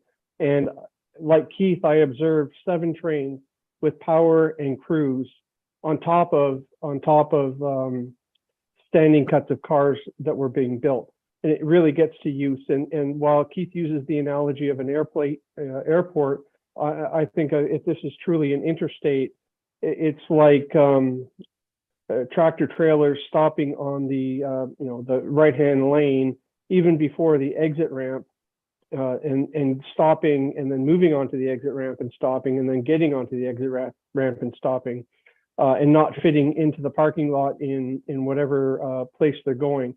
So it's not just the fact that these trains won't fit into the arrival or departure tracks, and there hasn't been the appropriate timely investment in the yard structure, but it's also allowing these trains to go into the terminal, into Houston, and knowing full well they can't go anywhere, and localized decisions that are allowing decisions to be made within an operating yard to infect and impact trains that are meant to go through and having either rerouting or a cascading effect of trains stopping. And again, that's a very telling dispatch overview that's in the replied verified statement that I submitted from personal experience. So are you saying that they should build longer yard tracks or run shorter trains on UP? Well, I think there's an ability to accomplish their objectives of running trains and running trains efficiently. I've got a bit of experience in doing this, and I like it back to my history, even at Canadian Pacific. We had a desire to run bigger trains at Canadian Pacific. That's part of the efficiencies and the synergies and the service improvements that the operating model allows. But you can't let your ambitions get ahead of your physical plan. You have to match yard capacity with mainline capacity, size of trains. I'll take you to St. Paul, Chairman Oberman. At St. Paul, at our yard, the receiving and departure tracks, much like here in Houston and Inglewood, Dunn Yard is what we call it. Adjacent to our receiving and departure tracks is a Sioux main line or a CP. If you want to go to lunch? I'm stuck. Okay. Is a CP main line as well as a BNSF main line that parallels the Jordan St. Paul. It may take a little while. We went through. They may knock on the door or something. Somebody's microphone is on that shouldn't be on. Yes, I got one. Thank you.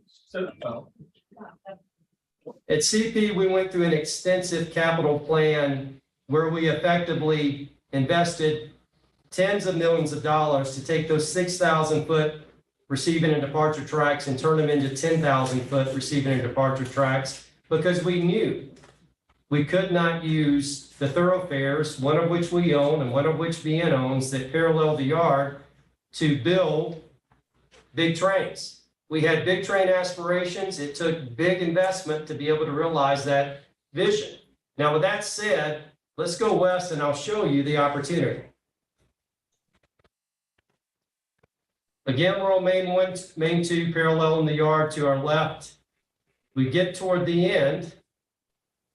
Just stop on some here.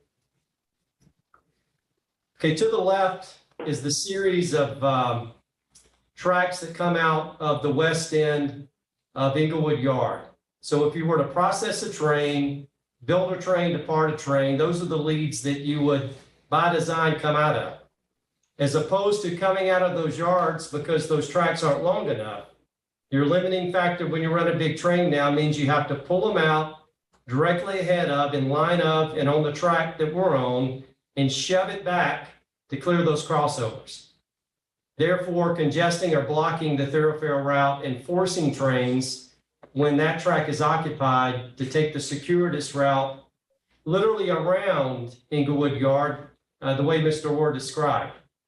Now, the other point I'll point out as we go down the track to the right, you're going to see our train, we call it turnout, or go through the turnout into the furthest track to the right. That's called the creosote track. That particular track, as we sit here today, is about 3,400 foot long. So the dispatcher, for whatever reason, as you can see, the track ahead of us is clear. We're taking the diverging route through a 10-mile-an-hour turnout off a 30-mile-an-hour track into a 3,400 foot siding. And you'll see in the moment just to come out the other end in the moment for no apparent reason. So as we continue to go west, I'm going to pause as we slowly move through the creosote track. And again, here's the creosote track, 3,800 feet. I stand corrected. It's a bit longer, but we've got a 6,000 foot train. Now let's go here. As we proceed down the creosote track, immediately to the left, and I said this earlier. Hey, Keith, before we do it, so were you dispatched by UP to take that line? Absolutely. Okay. And I can't begin to explain why we would have gone through this turnout track unless there's some kind of auto dispatch mode and/or bad railroading practice is just programmed into people's minds and they're just repeating bad behavior. I don't know. As an operating officer, it makes my stomach hurt to think that we're wasting capacity like this. Well, that's exactly what I was going to ask you, and you answered you didn't know. So I was going to ask you why they would do that. Yeah, there's no logical reason for it, Member Promise. To the left, as I mentioned earlier, back in 2021, part of UP's Unified Plan, as I understood it, they shut down the intermodal terminal, which was located here in this area. I call it the Field of Dreams. That's UP's property. That's part of Inglewood Yard. They took that work and moved it back to Settegast Yard, which we just passed earlier on our trip on the east end of Inglewood Yard. Part of phase 2 of their plan in designing Inglewood Yard, phase 1 in 2021, they extended the actual classification tracks inside of the yard, which I applaud. That gives you additional capacity within your footprint. However, the R&D tracks still remain 7,000 feet. Phase 2, as I understand it, is to take this footprint and to create those 10,000 foot R&D tracks that would match their big train aspirations. The problem is it hasn't happened. I don't know why, but to suggest, as Mr. Turner did last week, that it's so complicated it would take multi-years to create capacity to handle growth in Houston is just a misrepresentation of the facts as I see it. You could take that piece of railroad that has track and grade and convert that with capital investment into 10,000 foot trains in a matter of months, not years, thereby eliminating the need to park 10,000 foot trains on the thoroughfares that we all depend upon to move through the complex of Houston. It's not complicated. All right, so we'll continue at 10 miles an hour down this creosote track, and in a moment, we'll be able to turn out at 10 miles an hour and eventually pick back up to track speed, which was 30 miles an hour, had we stayed on the track we were taken off of. Now, this is an additional point. This is work that's currently occurring today. So this particular track, the creosote track, part of their capital program, is being extended alongside Main 1 to the right, all the way down to a point where they're going to create just under a 10,000 foot passing track, which again will benefit all users of the physical plant in Houston. So this in and of itself is supposed to be done January 2023, adds additional capacity, a meaningful amount of additional capacity to get in and around Inglewood Yard, certainly ahead of any trains that CPKC might be bringing to this railway. Keith, if I could, just to add one point for the board. This is John Orr once again. You know, we're talking about, you know, some capacity capital projects. We're talking about a number of, you know, things that we see as immediately available that don't take a lot in railway terms of work to get finished. And of course, there's going to be bigger ones, but there are so many small wins that cumulatively add up to significant improvement on capacity use. And I don't want to restate this too much, but just going through a 10 mile per hour turnout, you're not just slowing down to 10 miles an hour at the turnout. You're having to start to slow down almost a mile, 3/4 of a mile away from that switch. So you're starting to get closer to that off ramp. You have to drag an entire train, whether it's 6,000 feet, 8,000 feet, or whatever distance, at 10 miles an hour through that entire turnout. And then you have to do the same thing on the other end. So absorbing almost 5 times the time that you slow down, go through the turnout, go through the next turnout, pick up speed, almost 5 times as long as it would normally take to go that 3,000 feet. And that on its own may not seem like a lot, but time after time after time, we're seeing this, including the slow orders and the track maintenance issues that you've already heard about on the Brownsville sub. And as an operating officer of 38 years, I have a catalog of these things already understood. Looking for available funding, having those monthly discussions with the CFO, or having a GM come to me and with these suggestions and ideas, because we all have our boots on the ground, understanding where these small wins are. And it's I won't say it's frustrating, but it's encouraging to me to see all these small wins still available to unlock capacity as we see this trip progress. I'm not going to stop at every small win, but please understand cumulatively they're there for the taking. And it's important to us to be able to have this voice with UP, because this is our primary route. This is our franchise going through Houston. These cumulative wins actually can contribute more than a standalone capacity project, because it instills discipline, it creates reliability, it encourages safety and safety engagement, and it does all of the things from an ESG component on governance and environment and all of the things that really add up to a value proposition for railroads in addition to capacity. So as an operating person, get really excited about the opportunities to improve. And this is Keith again. To your point, John, this specific train, this is an absolute fact based on the download from the train, moved by Inglewood Yard at 12 miles an hour. And to John's point, the slow speed, 12 miles an hour on 30-mile-an-hour track, that engineer did not want to run at 12 miles an hour. But in order to control this train safely, to slow down, to take the turnout, which only allows you to go 10 miles an hour, he was forced to drag his train the entire length of Inglewood Yard, thereby essentially doubling the time it took to actually make it from east end to west end of this physical plant. And that's going to matter. You'll hear in the end of this presentation, contrary to Mr. Turner's allegations that it takes hours to get from through the plant, that this train took much less. And I would argue, based on these facts, it could have been a lot better than it actually was. So let's proceed west.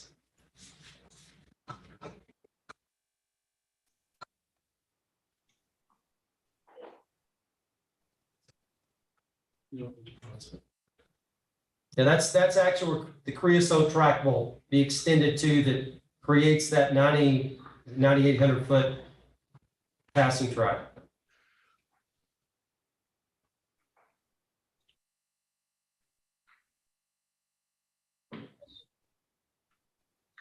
Yeah, this is Tower 26, and the interlocker with the Westfall.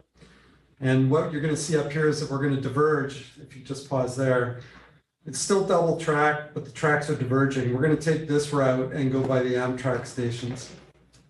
So this So, pause for a I second. would say real quick. So is that Tower 26, is that another, a big congestion area too? I think you were pointing out on a slide earlier, or someone had indicated that was a big problem in that location. Tower 87 and Tower 26 are both double track diamonds. If you're not moving swiftly through them, you can back up around them. I'm not sure I would call it congested, but it can get congested if the operation's not fluid. If we could. And Ray, this is John Orr, member Primus. The one thing that's very compelling about this route is it's directional. So all of as the trains split, it's double track, but they physically come further apart from each other, geographically apart. It's primarily the southbound trains that are running in this lane. You'll see it later in some directional maps, and you saw it when John Turner put some maps up as well. So Tower 26 was a point of concern. The fluidity here, as you can see, is important. And the one thing to note as well, in Tower 26, it's going to see only the southbound growth trains. It won't see the north and the southbound. So while it's an issue of importance to keep the trains fluid and to dispatch appropriately through the entirety of this single track component of a directional run, it's as long as the trains are running, it doesn't in itself present a problem. I remember Primus, this is David. Just from my perspective, listening to what I heard from the UP witness, Mr. Turner, last week, he described the route that we're looking at as this expressway at, the interstate at both ends, and that it comes downtown and has stoplights.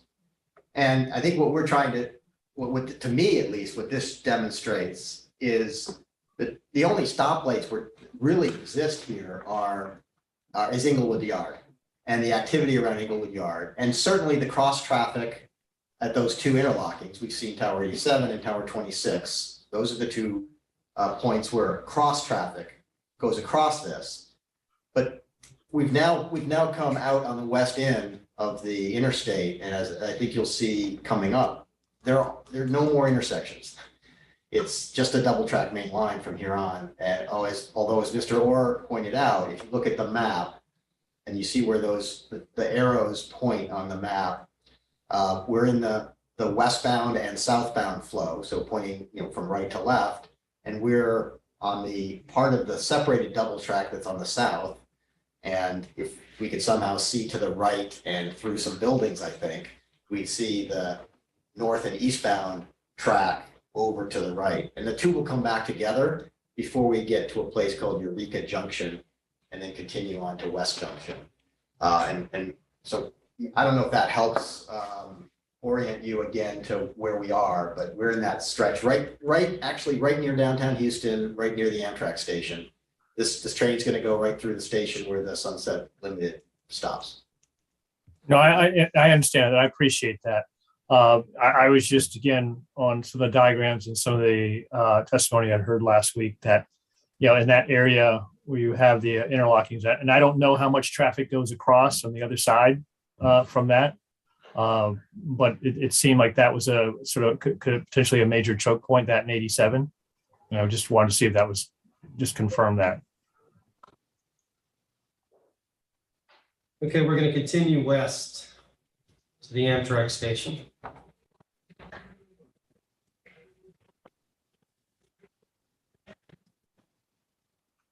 Amtrak station to the left. Now we'll proceed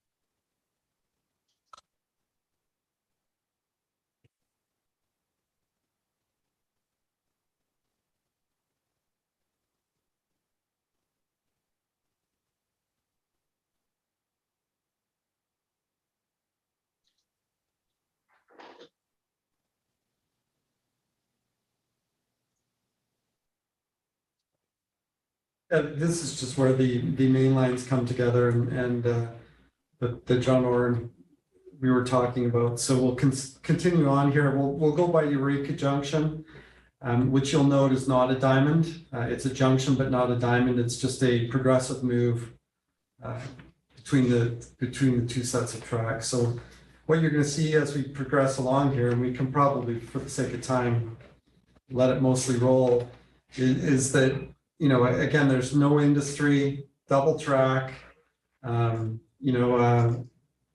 It's definitely a thoroughfare speedway. There's the Eureka Junction there.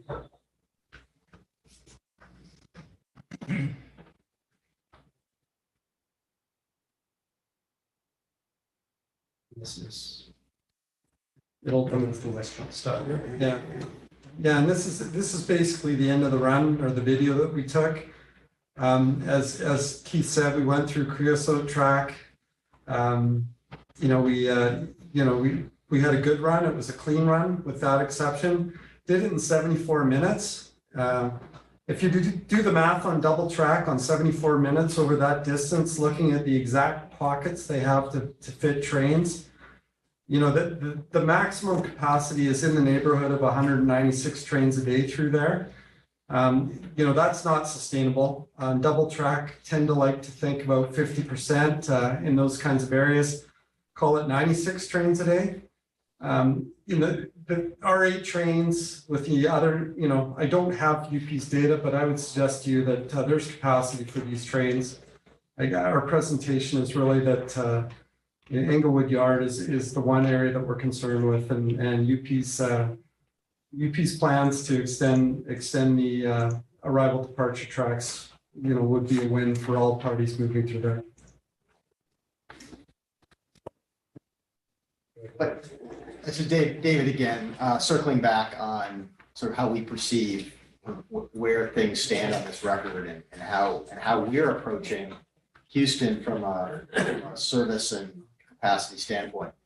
So, just want to make clear what we are and we're not saying here. I think what you're definitely hearing us say is kind of our analytical approach to the issues in Houston, supported by all the analysis Mr. Elphick described, the hands-on experience that Mr. Orr, Mr. Creel, and Mr. Elphick have explained, as well as our other witnesses, shows that this expressed way that we just passed across has ample capacity to accommodate the measured growth in our trains.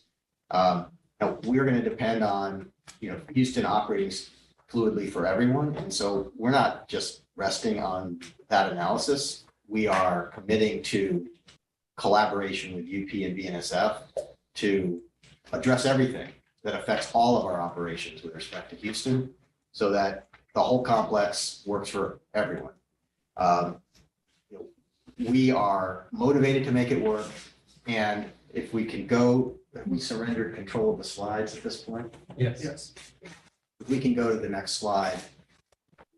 Could you just stop for 1 second? I have an observation, and I don't know if it's correct. They put up a slide that showed percentage increase over some maximum amount that the 4 trains each way each day were gonna. I can explain what that was. Yeah, but when I looked at it and thought about it, some areas it said 26% increase, other areas said 2%. But my observation was that it kind of flipped the script on what in fact the congestion was, because 4 trains, if it's a 2% increase, means the denominator was a much larger number. And if it was 26%, it meant the existing number of trains was actually relatively small. Is my analysis of that correct? I'm not a mathematician. I did take 4 years of math in high school. Your reaction to that was exactly the same as mine. And I think there are a couple of things I'd say about the charts that Mr. Turner put up last week. First thing I'll say, just as a matter of process, Union Pacific, up until the day before yesterday, I believe, regarded information on the segment-specific train counts of operations in Houston as highly confidential and wouldn't share them even with KCS, who needs to share these lines with it. So KCS didn't know the segment-specific train counts that were underlying the percentage increases that Mr. Turner shared. We did obtain the work paper, and they were willing to share that, thankfully, with our team here for use in this proceeding. But I can tell you what their calculation was, which is a little bit different than what it may have seemed to be. Although I'm not suggesting Mr. Turner misdescribed it. I just, my first reaction was the same as yours, Member Kevin. They did an analysis of the maximum number of trains on each of those segments in each quarter over the period 2015 to 2019. Mm-hmm. They asked the question, what was the highest number of trains actually operated? It wasn't capacity. It was just, what's the most we've ever seen? Right. On each segment. And then they asked, what's the maximum number of trains during 2019 that we saw? And in a number of the segments, the number of trains running in 2019 was significantly below the maximum that had been experienced over the prior period. Okay. And this is just on they only looked at this expressway. They didn't look at the Houston complex as a whole. And what they were saying is, on certain segments, if you add in the 8 trains, certain parts of this, like the portion from West Junction that we just saw between West Junction and Eureka, where there's, there are no yards, there's no local service, it's a double track, and I think Mr. Elphick would say hundreds of trains could operate there every day. What they're saying is our 8 trains are 33% of the most number of trains that they've seen since 2015. But there's plenty of room for that increase on that segment. In other areas, right, if you look at, you see smaller percentage increases, what they're saying is that since the highest number of trains that have fluidly operated over those segments, we've actually seen in 2019, the number of trains come down. And so when you add our trains to the number in the 2019 maximums, they're only coming a little bit above, or maybe even not up to, the level of previous fluid operations. So that's what that analysis is showing. I think what Mr. Elphick is saying with respect to this double track expressway is if you just look at this as a double track expressway and set aside for a moment the cross traffic and the Inglewood arrivals and departures, Right. There's room for hundreds of trains. We're not saying that we should set aside those other things. Those are part of the real world and we know it, and we're certainly going to deal with it. But that's where you get to the perspective of the right way to look at this isn't the number of trains on the expressway, it's the overall load of traffic in and out of Inglewood Yard and crossing the expressway that tells you the whole picture of whether we're pushing up against some kind of limit on Houston capacity. And that's where that yellow diagram that Mr. Orr offered last week and Mr. Elphick reviewed a short while ago comes into play. That's not a precise capacity analysis. It's just a perspective that we are below the level of activity in the Houston complex that leads to things like trains crossing at Tower 26 or Tower 87. It leads to trains in and out of Inglewood Yard, et cetera. We're below the level that was experienced in 2016 and well below the level that's been acknowledged to be a sort of fluid operation for the terminal. So where does that bring us? Yeah, well, one thing I would note is that the Englewood Yard was apparently studied and solutions to the problem in that Houston Beaumont freight rail study. Well, and I think as Mr. Creel pointed out, Union Pacific is a very capable railroad, and they have, I'm sure, very carefully studied all the things that need to be done to implement what they announced in 2020 or 2019, the Unified Plan 2020. Mm-hmm. They said a lot of things about it in their earnings calls over that period of time, very publicly. One of the focal points of what they were doing with their plan, according to their public statements, was to focus in this Houston area, in the southeastern Texas southern region of Union Pacific. They were shutting down various operations and bringing work into Houston and building longer trains. And one of the things they did was they shut down the hump at Pine Bluff, Arkansas, and they said they were moving classification activity into Inglewood Yard. Another thing they said they were doing was they were shutting down their plan to build another classification yard at Brazos, which is sort of in not too far from Texas A&M. In the triangle between Austin, Dallas, and Houston. And again, that was ultimately putting more pressure on the Houston complex. They knew they were doing that, and they also knew they were planning to run longer trains. And I have every confidence that they had immaculate and tremendous plans about all the things they needed to do to put that operation in place. Mr. Creel described one of the things that we know they were planning to do, which was to build long arrival and departure tracks in Inglewood Yard. We don't think that has to happen in order to avoid a meltdown in Houston.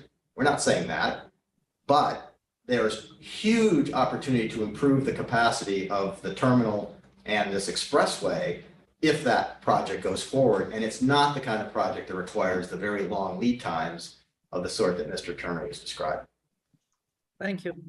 So where does this leave us? It leaves us. Excuse me, Mr. Chairman, when we get to a convenient stopping point, I could use a 5 or 6 minute break. Well, we've been going a long time, and I will tell you, we only have about 2 more hours to go. Yes. So I don't know how much longer your presentation is going to take, and of course we have questions, but let's make it, can we make it 5 minutes sharp? We'll be ready in less than 5 minutes. All right, we'll be back here at 3:40 Eastern. Thank you. Man.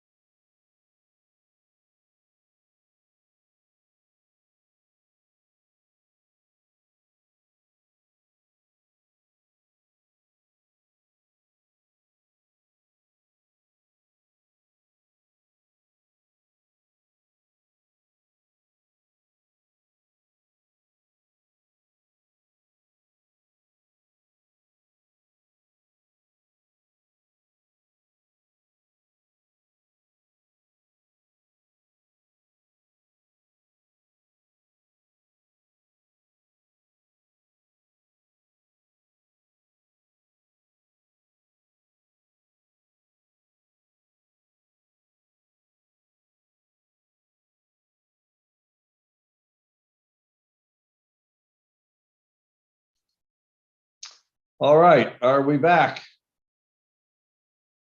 Yes, we're here. Hello? Everybody here? We're ready to go. Reporter ready? All right, okay, David. Okay, so if I could go to the next slide. So we've been talking about the collaboration that we think is vitally important for us and something we seek out. We're not at all trying to resist. If actually you could go to the slide before this. One point we'd make is, in the trackage rights agreements themselves is a mechanism that is this was established back in 1996 between Tex-Mex and the Union Pacific. There's this joint service committee concept. We think this provides a pre-established contractual pathway for us to engage in extensive collaboration with UP. And we're, as you'll see in the next slide, you turn there, we are committing to collaborate with both UP and BNSF, not only regarding the kinds of reporting we talked about metrics regarding Houston, but also commitment to work with them extensively, and fully and transparently with regard to everything that needs to be done in and around Houston. And one of the key points I make about that is our commitment, of course, we can only control what we do. We're not committing to work magic and achieve things that can't be achieved if they won't come to the table and share transparently with us things like their plans for operational change, their traffic volume plans. Obviously, this would all be handled in an appropriately confidential way. But we're 100% committed to being a full participant in that kind of collaboration to make sure that Houston remains fluid and is improved if possible going forward into the future. Turning to the next slide, I think just a quick note. One of the foundations for that kind of collaboration that I want the board to take note of, and Member Headland mentioned this. We also mentioned as the Neches River Bridge, there's been extensive study about the rail network around Houston. There's not a need here as a result of this transaction to spool up an entirely new set of analyses from the ground up. There's a ton of knowledge that all of these railroads have accumulated about the steps, both simple and more long-term and perhaps more complex, that could be taken to continue to improve the Houston rail infrastructure over time. And what I'm trying to communicate, and others here may echo it, is as I said, we are committed to be a full participant in this kind of collaboration. Getting our trains across Texas will be vital to the success of CPKC, and we have the strongest interest of all stakeholders to make sure this works. Now, let me review briefly the question that came up last week in a fair amount of detail about compensation. Who pays for all of this infrastructure? First of all, we're not so sure there is all of this infrastructure that needs to be added right now or that is directly connected to our merger traffic, as we've said. But setting that question aside, we certainly anticipate that over time there will be infrastructure added on these lines, and we're going to pay our share. And the appropriate mechanism, we believe, for handling all of that is under the existing framework of the existing trackage rights, which you heard a lot about from the BNSF lawyer. You didn't hear as much from UP, even though UP is our trackage rights landlord. BNSF is worried that they're going to end up footing the bill. But let me explain how these trackage rights work. First of all, where did they come from? I've mentioned they came from conditions imposed on Union Pacific in the UP-SP merger. Trackage rights were granted to Tex-Mex from Beaumont all the way to Robstown, permitting Tex-Mex to gain a connection to the Kansas City Southern at Beaumont. Those conditions were designed to ensure that competition was preserved and strengthened. this transaction furthers that goal, of course, as has Kansas City Southern's growth since 1996 using these trackage rights. There's this question that has been raised about whether the trackage rights contemplate this kind of step function of growth. Well, there's been a lot of growth over the years for a lot of reasons by all of the carriers using all of the lines around Houston, Texas. And these trackage rights agreements were intended, they're explicitly intended by the board to allow Tex-Mex to gain additional traffic. The whole idea behind them was to let Tex-Mex grow. So foundationally, the organic provisions of this agreement were designed to accommodate how to deal with issues about adding the capacity necessary, doing the things necessary to support growth. Next slide, please. One thing I want to call your attention to in the agreements is that the agreements contemplated that Tex-Mex might merge with other rail carriers. There is an assignment clause in the Tex-Mex terms that explicitly makes automatic that the purchaser of substantially all of Tex-Mex's rail properties, or now KCS's rail properties, would become the tenant of UP entitled to all of these trackage rights. It wasn't a mystery that Tex-Mex might someday be subsumed within a broader rail system, or that KCS might be subsumed within a broader rail system. And of course, that kind of transaction means merger-related growth. Next, we reviewed some of this with you before. All of these trackage rights agreements are in the record. I think these are attachments to the reply verified statement of Mr. Simmons. But just to review a couple of key points, right? The responsibility, there is a responsibility placed on the owner to make the necessary changes and additions to the joint trackage to accommodate the traffic of owner and user while maintaining existing service standards, including transit times. So that provision's there. Nothing needs to change about it to accommodate all of the traffic of CPKC that may come from any source whatsoever, just as the same provision applies with respect to Union Pacific's traffic or Burlington Northern Santa Fe's traffic.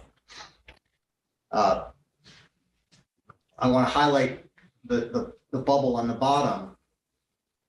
KCS is not really appropriately thought of as a tenant, even though this is very much a landlord-tenant relationship, as trackage rights are. But Kansas City Southern is given rights to the trackage equal to the rights that the owner has to the trackage. Union Pacific certainly doesn't have any restrictions on all of the ways it might grow its traffic on these lines, nor does Kansas City Southern. Next slide, please. So let's talk a bit about how funding occurs for additions and betterments that are the responsibility of Union Pacific to make to support all the traffic. Obviously, it's collaborative exercise, and there may be some, there's certainly a role for KCS and for CPKC in the relationship. But there's also, covered by these agreements, a very specific set of requirements regarding how to pay for additions and betterments. BNSF was trying to suggest that KCS wants all of the infrastructure added for free. That's just not true. So the way, if you look carefully at the words of this contract, and we're really not asking the board to decide how the contract should be interpreted. As I'll point out, there's an arbitration clause in this contract. So if there's a dispute with Union Pacific about who should pay for a particular project or how much CPKC should pay for a particular future project or what have you, it would be arbitrated. It wouldn't need to come back to the board. But there's a GTM, a gross ton mile calculation. So how many GTMs does KCS operate over the track during a particular period? As KCS grows, its GTMs grow and it pays more. As it pays more, and new additions are made to accommodate that growth, along with growth of UP and any other growth, KCS would be paying more money towards the capital associated with that infrastructure. That's the way the contract reads. And if you have a question about whether that's a position that KCS or CPKC would be taking that doesn't have grounding in the text of the statute, I would suggest read the contract carefully. It's pretty clear. But it is true, as BNSF pointed out, that disputes arose between KCS and UP about how to fund capital. We could go back, stay with the prior one. Thank you. About how to fund past improvements. And as Mr. Ottensmeyer pointed out, KCS has in fact paid Union Pacific more than $100 million towards additions and betterments made to expand capacity on the joint track that KCS uses in Texas. But the real question that came up that I think last week that we heard was, well, what about a situation where the only reason we'd be making this addition, making this investment, is because of CPKC's needs? Well, the contract specifically calls out that scenario. If you look at section 5B, right under Romanet little I, not Romanet I, little I, if the change is for the sole benefit of one party, that party shall be solely responsible for the entire cost and expense. So we already have a contract that contemplates a determination being made about whether a particular addition is solely for the benefit of CPKC. If it is, under the contract, CPKC would be obligated to pay 100%. If there's a dispute about that, it could be arbitrated. This is not. What is the mechanism for determining whether it's for their sole benefit? The gross ton miles? I don't think the contract says anything more than that. To ask the question whether the party, whether there is a party for whom the change is solely benefiting. And so if it's something that is only needed and only used by CPKC, CPKC would pay for it. Now, I think. Well, based on the video we saw, the suggestion that the yard tracks aren't long enough to build trains on for UP, and it would benefit the through movement of KCS's trains, I could see a big debate on putting longer yard tracks in, as Keith was suggesting, as to who benefits or whether both benefit. So if we have that situation, how does that dispute get resolved as to whose benefit it's for? Well, I think so. A couple of observations about that particular issue. So first of all, I think the yard tracks aren't part of the joint trackage. It's UP's yard, and it's not covered by the. I believe it's not covered by the trackage rights agreement. The second point, though, I'd make is to my earlier point about the Unified Plan 2020 and Mr. Creel's point about Union Pacific's phased plan to expand the yard tracks. This was UP's plan to add yard tracks completely independent of the transaction. Now, there may be a benefit to the operations of all users in Houston for UP not to park its yarding trains on the main line, but there's no principle of trackage rights compensation that would say that trackage rights tenants ought to pay for Union Pacific to get its yarding trains off of the main line. I'm a little stumped, David. If the problem that we were just looking at, this creosote track and so forth, slow speeds, is caused by UP's inadequate yard track length, and those plans to increase the length of the yard tracks are unrelated to the merger, then are you saying if this causes a slow movement to the Houston terminal for everybody, including KCS, there's nothing for us to do about it? Is that the conclusion? So no, I don't think I'm saying that. That's certainly not the conclusion that I'm asking you to reach. I think, let me try and organize the way I'm thinking about it, and perhaps I'm missing a bit of your question. So, one part of the question that I'm trying to address, and that I think is part of your question, is there's a trackage rights relationship between Union Pacific and KCS today, CPT say in the future, if we were allowed to merge. And within the scope of that trackage rights relationship, there may be a question of what rights and obligations do the two have with respect to maintaining service standards on this line that is part of the joint trackage. So there is an obligation to maintain service standards on that line. That's Union Pacific's obligation. If additions and betterments are needed to the joint trackage to support that, like a siding, a double track, whatever, that's where this set of provisions I've briefly covered with you would come into play, and there would be an obligation if KCS or CPKC benefits from the expansion of capacity, whether that was because UP added trains and so you need double track, and so we all benefit, so we all pay because UP grew, or if we grow and then we all pay because we grew, it's handled the same way and it's handled under the contract. If there's something specifically necessary only because of one party's activity and is only benefiting them to add a particular track or what have you, well, that's where this provision comes in terms of sharing. I think that the issue about what obligations might UP have to expand its yard tracks in Inglewood Yard, we're not asking the board to decide that UP has a contractual obligation to expand its yard tracks in Inglewood Yard. If they do, then we'll certainly have an interest in pursuing that if they don't pursue that project on their own. If they don't, they don't. And then the question is, whose responsibility ought it be to maintain the service standards on the joint trackage? If there's some other way to maintain the service standards on the joint trackage, well then, that's all that would be required. It may not be necessary to expand the yard tracks at Inglewood Yard.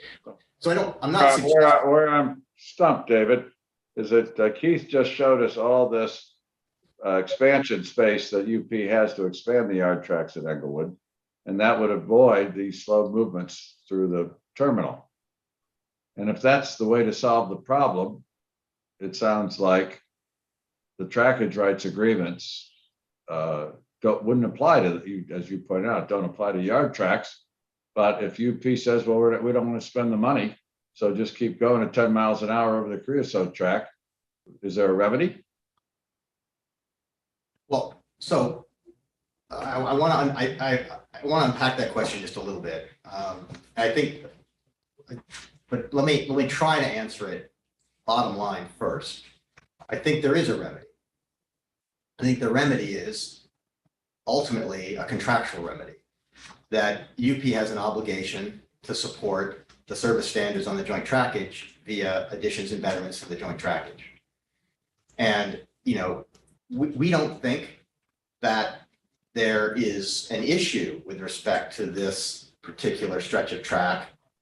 After you expand the creosote track, and then, assuming that there is appropriate use of the track to support the operation of everyone, we don't think that our starting point would be, we don't think that it is necessary as a precondition to our trains fitting on this track or the merger in Houston working for Union Pacific to go build any particular yard tracks. We were identifying that as an opportunity to assist in adding capacity across the complex as a whole, and something UP had planned to do in any event.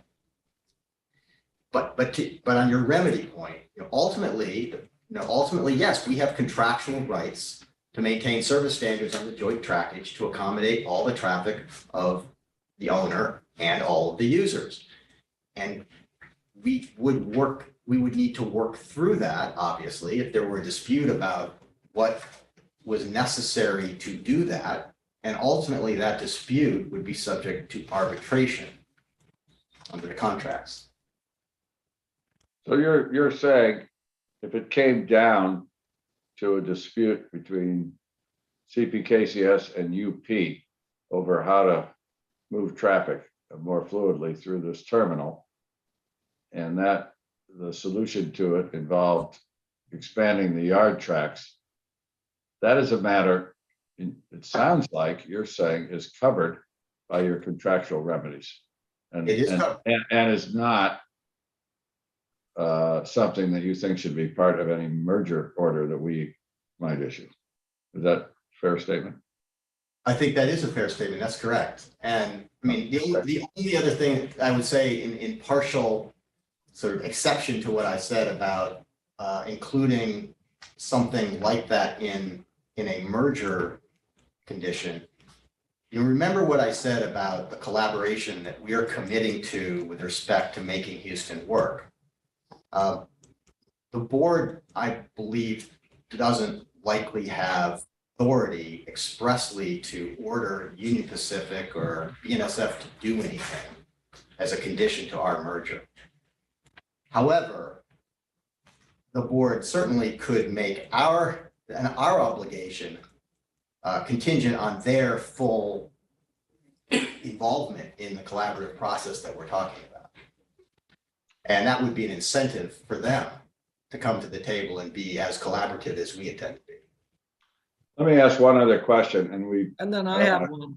Yeah, I don't want to cut people short, but I'm getting pessimistic about finishing today. But I asked UN, UP, and BN when they talked about the fact that their through trains go around Houston, at least that's what they said, if there was a physical way for the CPKCS through trains to go around Houston, perhaps trade off some existing trackage rights for new trackage rights. Can anybody in this panel shed any light on that? Is that something physically that's even possible? We have a slide. CP trains? We have a slide for that, Chairman. Okay. All right, Karen had a question. Yeah, in terms of an expense that would be shared between the parties, I note there's a 12-month look back. And were the other parties essentially insinuating that if an improvement is required because of a step change increase in traffic, that provision isn't fair because it would be based on the prior split between the parties of their traffic? Yeah, so a couple of thoughts about that. First of all, and then I have one more. Yeah. I think this was largely the argument of the BNSF lawyer, and I think they've got a misunderstanding about how all of this works. So the contribution to the fund, if you will, that pays for these additions and betterments is through this GTM rate that increases as traffic increases. So as soon as traffic increases, KCS or CPKC pays more, and that payment, is the fund of the investment that would be made. It's not the contract's not designed, other than in these situations where 100% is the responsibility of CPKC. The contract's not designed to say, write us a check. You've got $100 million project, write us a check for whatever your percentage share was and we call it a day. It's as soon as the traffic increases, you're paying the landlord. And notice, our relationship is with Union Pacific. So BNSF is not talking about our contract, right? They're talking about their arrangement with UP, whatever that is. As far as we understand, a BNSF, a KCS train is treated as a UP train for purposes of BNSF's relationship with UP. So if our trains go up, CPKC trains go up on trackage that BNSF is using, their share goes down.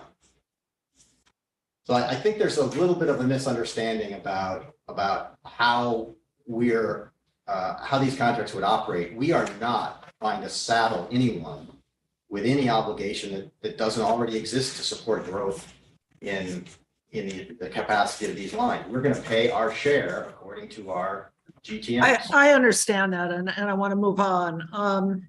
We are not here to talk about environmental impacts. I did note from your movie that you go through a lot of grade crossings. And one concern I have is that if there is an impasse between you and UP, one of the effects may be that there's more blocked grade crossings, or they're blocked for a longer period of time, so that the costs are being offloaded really onto the neighborhoods. And again, I realize we are not here to discuss, the impact on the neighborhoods, but a concern I would have is that as you have today, there would continue to be an impasse. You would be going 10 miles an hour. They wouldn't be building anything. And the people in the neighborhood would be the ones who are suffering. So I would certainly hope that you and UP could come to a quick resolution of any issues related to your, what they call step growth on this line. Thank you. Mr. Clements will address in a few minutes some points directly responsive to your observation about grade crossings in Houston.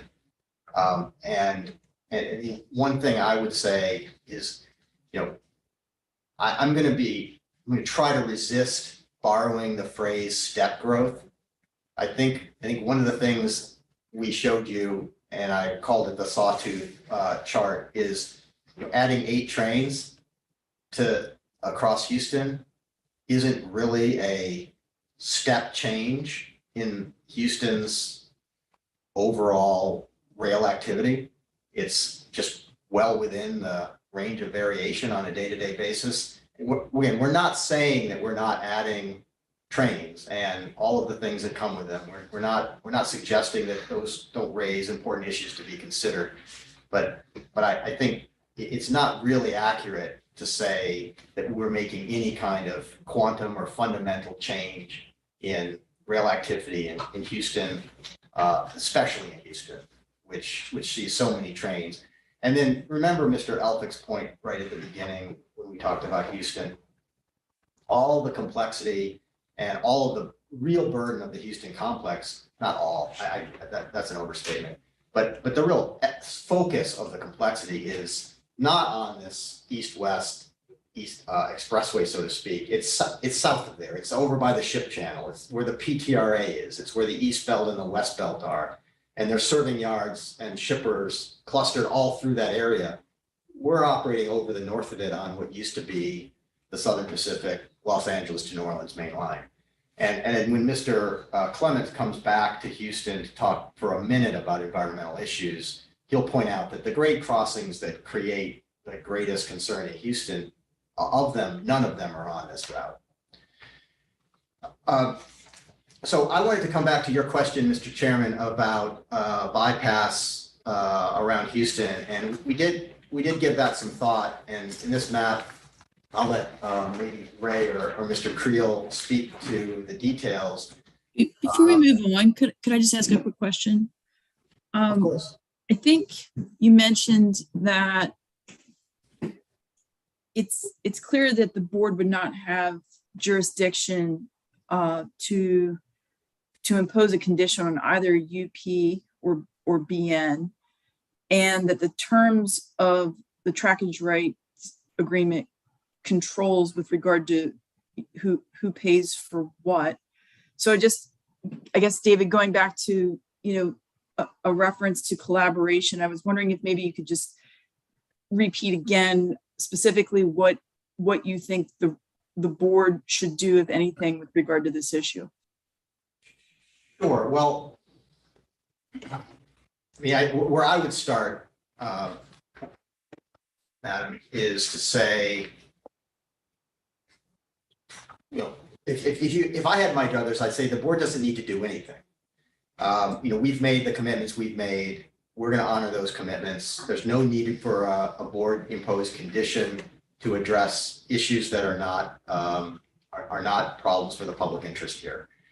If the board wishes to impose a condition requiring us to honor our commitment to collaborate with Union Pacific and BNSF with respect to Houston operations, we understand that.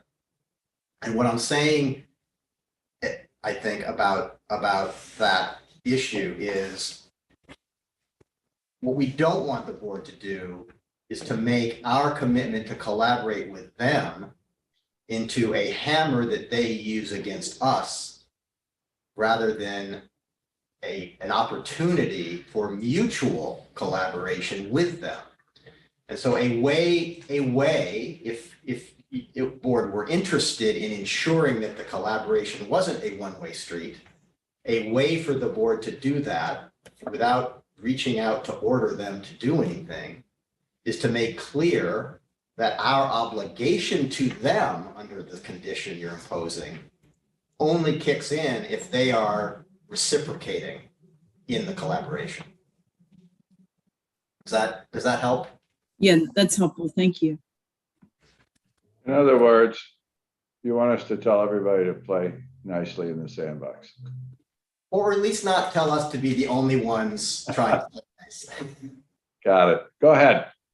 Okay, I think I was through most of the trackage rights points I was trying to make. You know, but I wanted to come to this point that you raised just now, Chairman, about an alternative to Houston.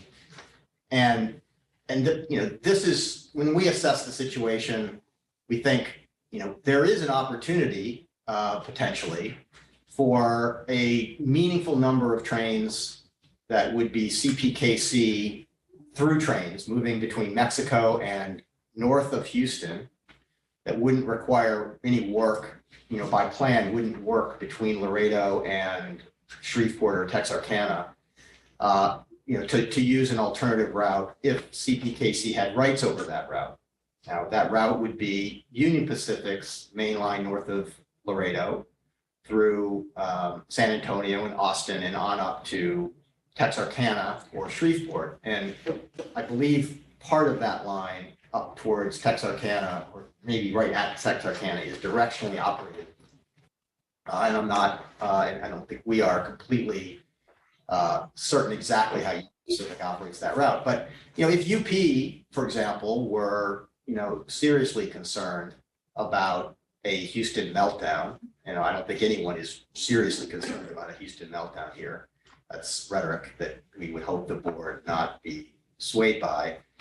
But if they were, there's an opportunity to move, you know, in year 3, you know, up to 7 to 8 of the CPKC trains. Now, some of those would be existing trains, some of those would be new trains, but they're the kinds of trains that wouldn't have to stop anywhere between Laredo and Texarkana to do work on the CPKC network that could relieve a problem at Houston that was either temporary or transitory or unexpected by operating through San Antonio and Austin on this mainline route. I think this is the same main line that Union Pacific uses to bring its auto and intermodal traffic to Chicago. It connects back up to the Kansas City Southern at Texarkana and or Shreveport. You know, it's not set up to operate this way today. We don't have rights there. We're not asking the board to impose rights over Union Pacific. I don't think the board would have authority to do that. But, you know, if there were a serious concern, a sincere concern about Houston, a way to address that could be to work out an alternative for a certain number of trains via this route. The only question I have, David, is I don't know where all the CPKCS trains are going to and from. Could all of the trains that now go through Houston use this bypass, or do some of them still have to go through Houston because of where they're headed? So not all of them could. So in the margin, we note that of the traffic that KCS handles today, we think about 3 to 4 a day don't require work along the way between Laredo and north of Shreveport. So all these trains that we're talking about would be trains that are moving between north of Shreveport and south of Laredo. Well, do you have business where these trains have to stop between Laredo and Shreveport on the line that goes through Houston? That's what I was trying to find Well, out.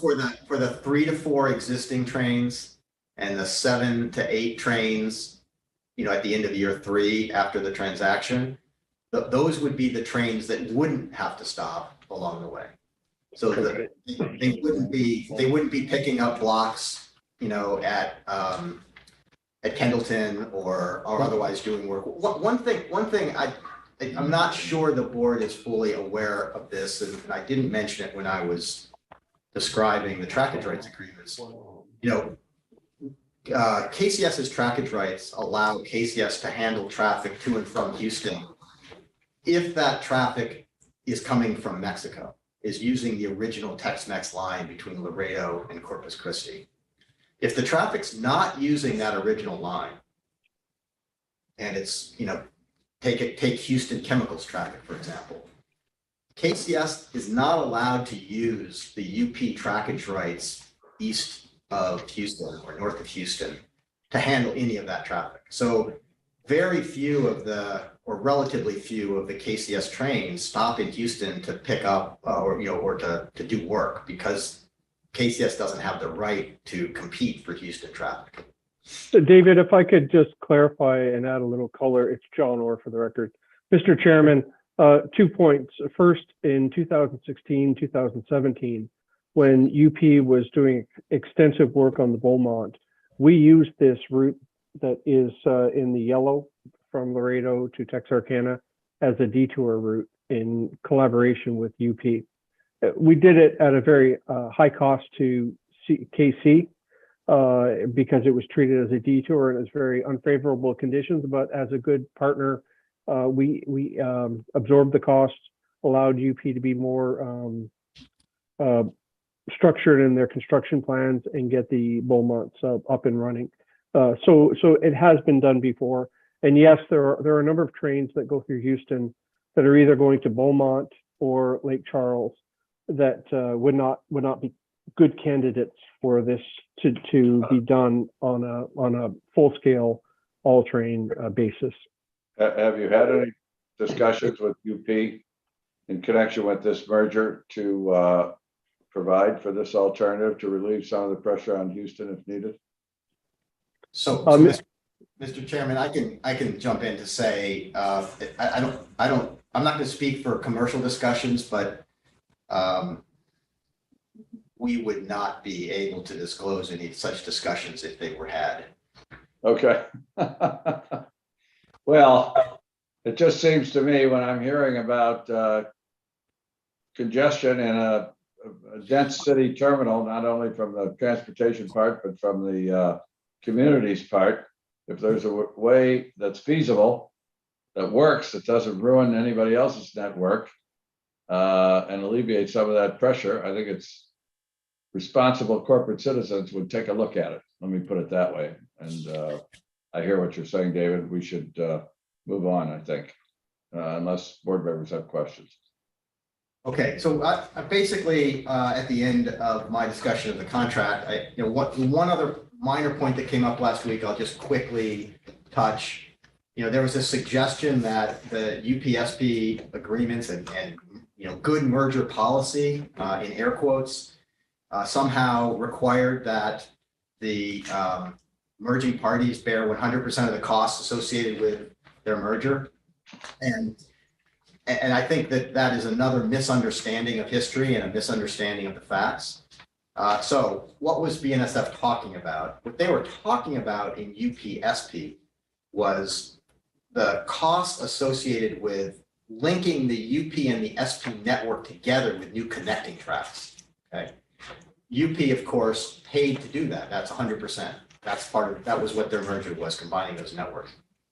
As UP grew traffic across lines that they were going to be sharing with BNSF under the trackage rights, UP didn't pay 100% of the capital associated with that. That was shared according to the trackage rights agreements.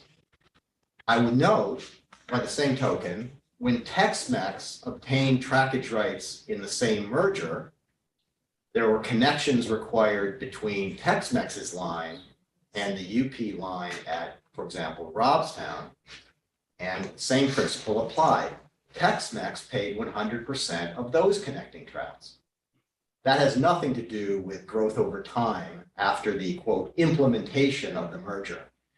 And if you look back over time, across mergers that have occurred in the industry over decades, every merging party is going to have trackage rights agreements in various places across their network where they're operating over track owned by others. That the rail network is, I don't want to say riddled, but I'll use that word because I don't have another in my mind, with these arrangements. And there's never been a principle that if you grow because of a merger, suddenly you're the sole responsible party under those trackage rights arrangements. It's always just handled under the trackage rights agreement. So I think BNSF's argument is not well taken when the facts are examined. So why is the UP and BNSF condition something that we think is bad policy and contrary to the public interest? It's because, as I pointed out at the beginning, if they're armed with the condition that they're seeking for us not to run a single additional carload or train if they think there'll be an impact on them in Houston, before we go to them, we stand up an RTC analysis, we reach complete agreement on the output of that, we identify capital, they're satisfied that we've identified the right capital, they've designed the capital, they've put it fully in place in operation in the ground, and we've fully paid for it 100%.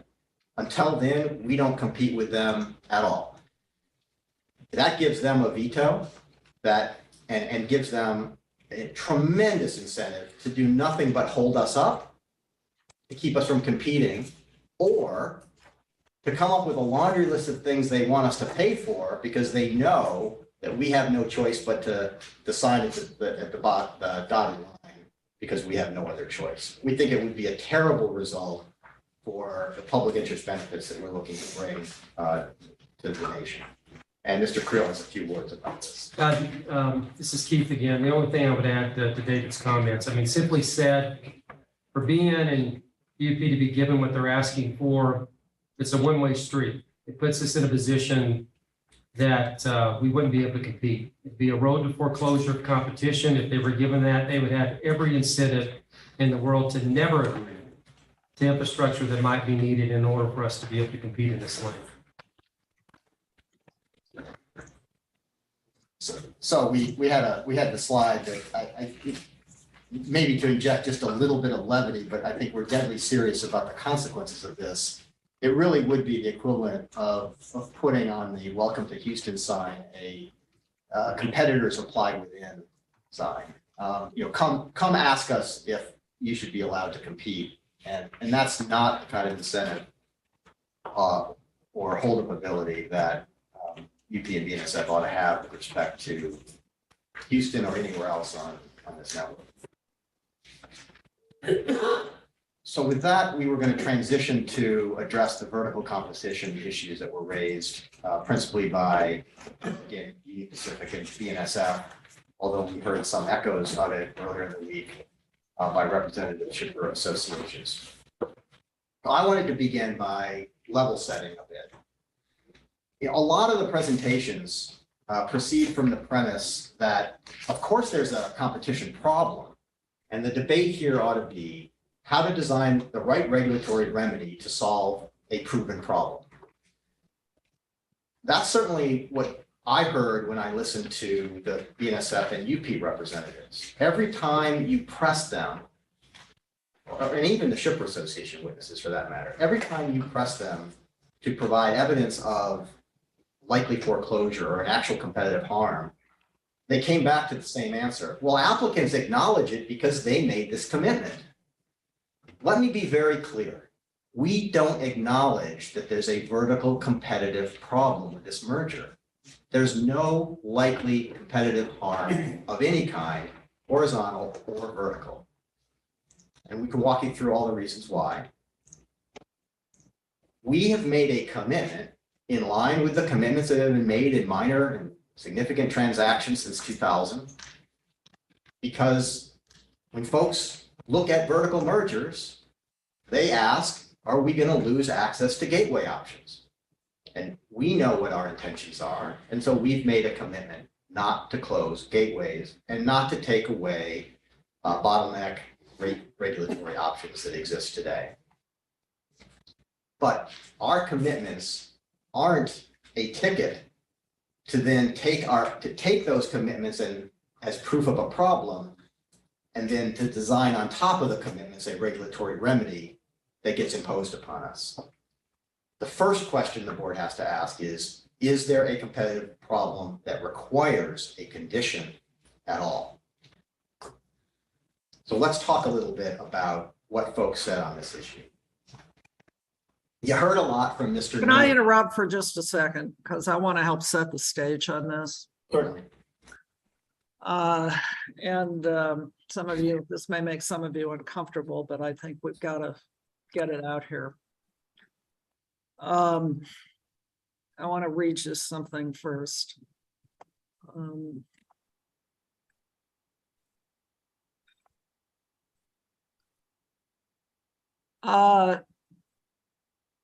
2 years ago, before this merger was proposed,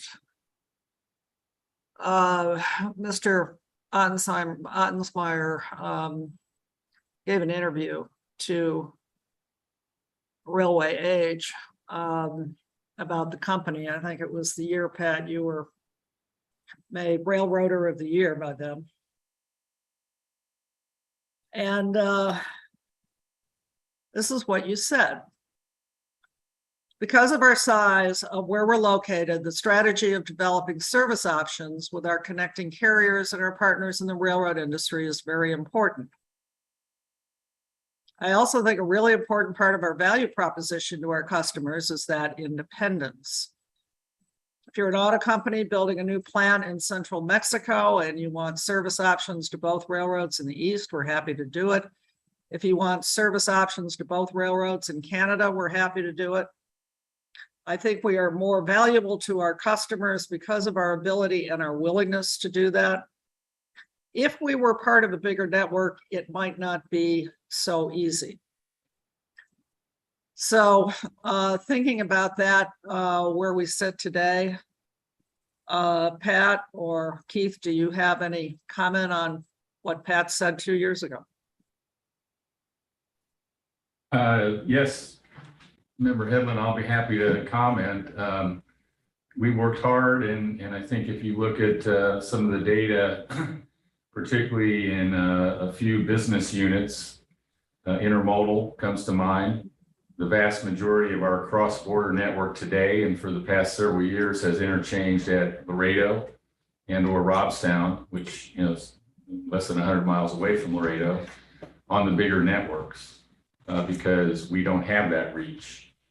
So we developed a strategy around working with our interline partners.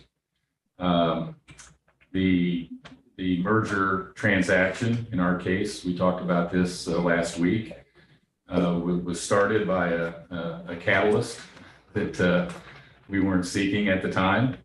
But I think if you look at the commitments that have been made, the nature of this transaction being purely end-to-end, commitments to keep gateways open, that a lot of those statements will still be true. There are markets that CPKC is not going to have access to. We will certainly have access to some very large and growing markets that are very interesting and are the basis of our revenue synergy projections. And we know, because you've heard from customers, and I think you well understands the concept of single line service versus interline service. We know that our customers are interested in having new interline options, particularly to and from Mexico and the Great Lakes. We know that. We did the best we could with the interline options. We interchange a lot of traffic at the border.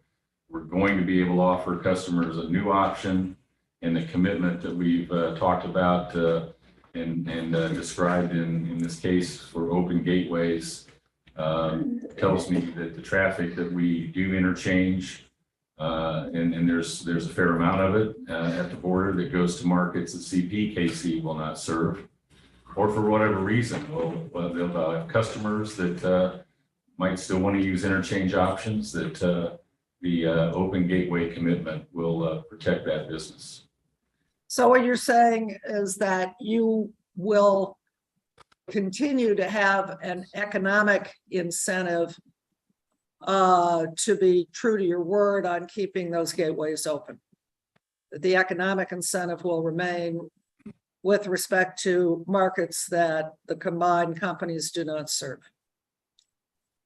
Yes, I believe that would be the case. I mean, the merger is about growth. We don't want to start off by going in the hole and losing a lot of traffic, particularly if you look at traffic that moves from deep into Mexico, that interchanges at Robstown. That's a nice, decent length of haul for the combined network.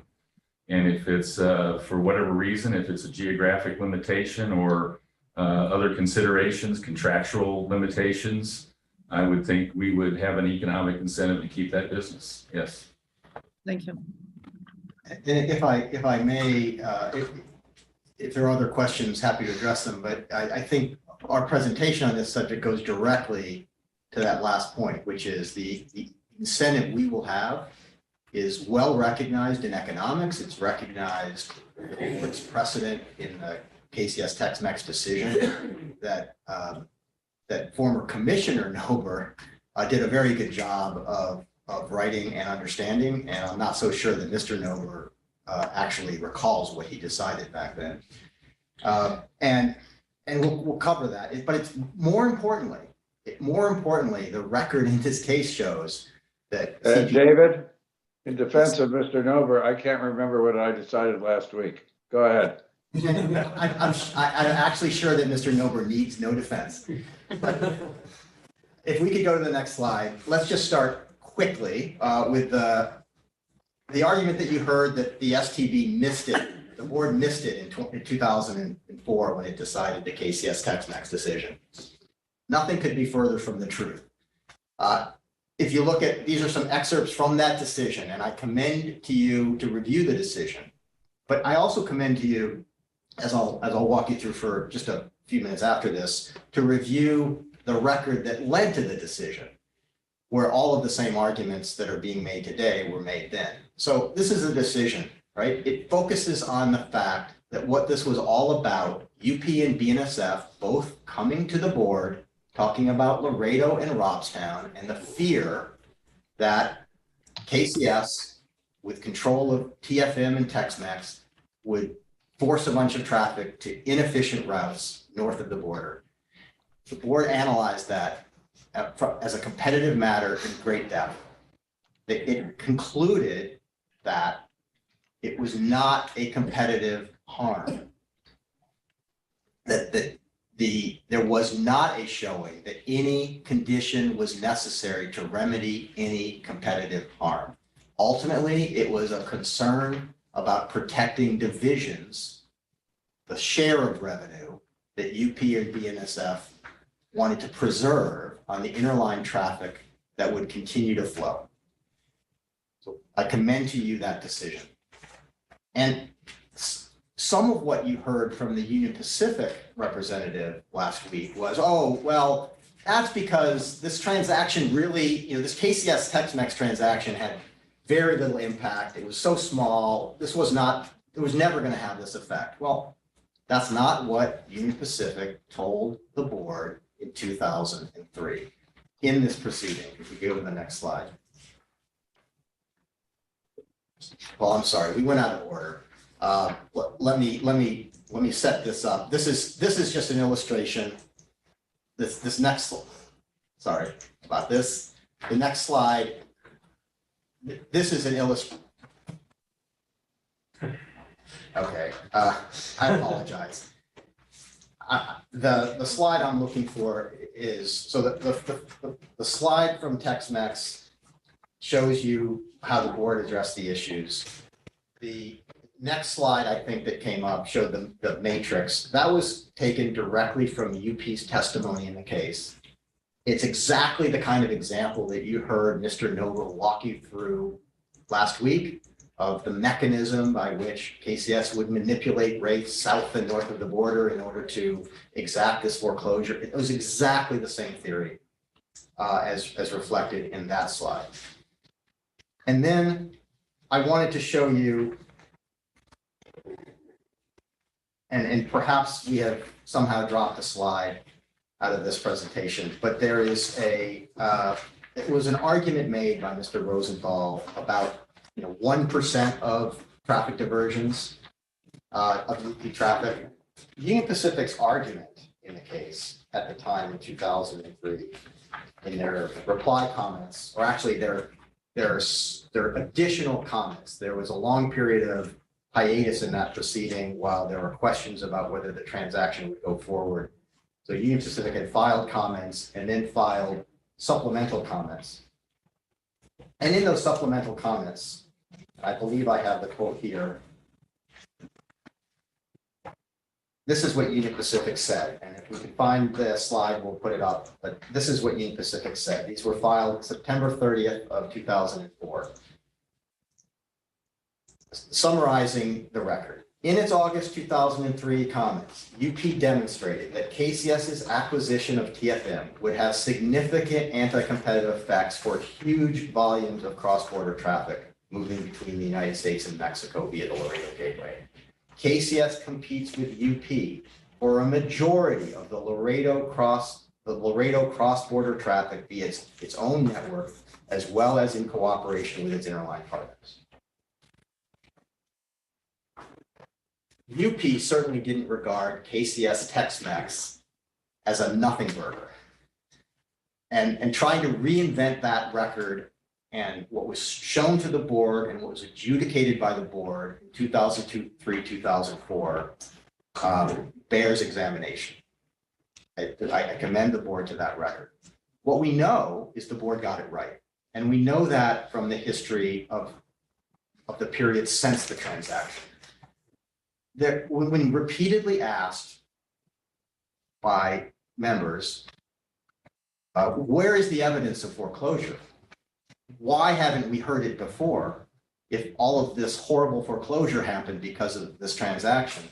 The answer was always, with one exception that I'll get to, we have no evidence. We could go to I think it's the next slide. Maybe it was the previous slide. The previous slide. So individual shippers have testified here affirmatively that the options over gateways were always kept open. We heard Bartlett express that precisely. They have options for ways to get to Mexico from their facilities in Council Bluffs, Iowa. Those options have always been available. Why do they ship on KCS? Because they've always chosen KCS because of its single line service, its good service, and its good rates. There are no shippers coming here to complain about foreclosure, having lost options. Instead, we have railroads coming here to complain that they fear a commercial disadvantage or fear new competition. When you ask the representative of NIT League, ACC, and TFI, Mr. Moreno, he gave essentially the same answer that Mr. Rosenthal gave on behalf of Union Pacific. It's just, there's no evidence, it's impossible to know, no one will ever know. In my experience, sophisticated parties like these are fully capable of developing evidence of a real competitive problem if that problem exists. I submit that problem doesn't exist. That's why there's no evidence. And that brings me to BNSF. So BNSF took a different tack in this proceeding. After 17 years of doing nothing to complain or raise issues about foreclosure, BNSF saw this proceeding as an opportunity to come forward and get some relief that it wanted. And it now has a claim that all the way back in 2006, it was foreclosed. Let's examine that evidence. If you go 2 slides from here. Actually, three slides. So first of all, I listened to Mr. Nober and what he said to the board in plain terms was, we did not know in 2006 that Tex-Mex raised its rate on grain traffic between Robstown and Laredo. Had we known, surely we would have come to you, but we didn't know. There's no transparency. Well, the facts are to the contrary. BNSF was well aware of Tex-Mex's rates on grain traffic in 2006, 2007. Mr. Nober may be confused about what discovery in this case discloses that. It was discovery from BNSF to us of BNSF's internal documents from 2006, 2007. I won't describe them in any more detail than that, but we will be filing these with the highly confidential version of this presentation when we file it. The Bates numbers are referenced below. BNSF had no lack of awareness of Tex-Mex's rates in 2006, 2007. Now, as Mr. Ottensmeyer will explain, and we've really already explained, those rates weren't commercially unreasonable rates. There were reasons why Tex-Mex took its rate up. That's in the record extensively. What did BNSF do about it?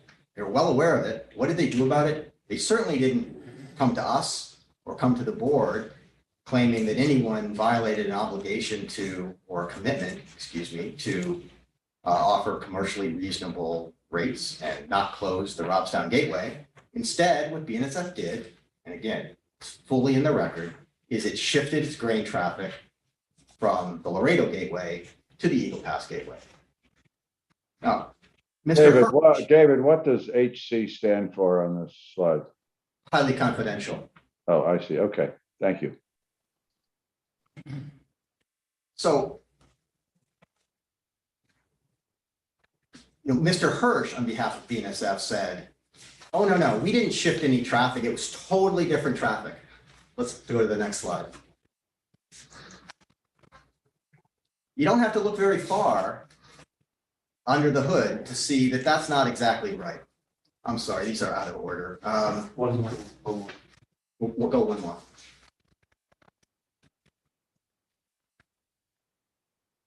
So this is the response to your question, Chair Overman. Mr. Hirsch said it's totally different kinds of traffic to totally different destinations. Well, you only have to look back at the verified statement of Mr. Hirsch in this proceeding to see the words he's using. BNSF shifted traffic from the Laredo Gateway to the Eagle Pass Gateway. That's what BNSF did in 2006, 2007. That's what we've shown in the record is the sum total of BNSF's foreclosure money. Let's briefly address this question of transparency that BNSF raised a great deal last week. So BNSF actually lays out the answer to the question about transparency. They said in their submissions to the board that they don't have transparency, i.e. the competitor, BNSF, doesn't have full transparency. What they pointed out in their testimony is the reality that there is transparency. The transparency is to the shipper. This is what BNSF said. We understand that KCSM quotes Rule 11 rates for the Mexican portion of BNSF, KCS, KCSM routings. So what do Rule 11 rates mean? I think the board is fully aware that a Rule 11 rate is a rate that goes from one interline partner for the movement from for example, from an origin to a gateway, where the customer knows what that interline carrier is willing to charge or willing to accept in return for handling the traffic from the origin to the gateway. The customer knows everything about that. And then that customer can go get a rate for the other side of the gateway, and the customer will be fully informed about which one of those two carriers is not fully supporting an interline route because of the level of its rate. It knows everything it needs to know to assess whether the rate, in this case, on KCSM in Mexico, has somehow been manipulated upward in a way that closes the gateway. There is no lack of transparency here.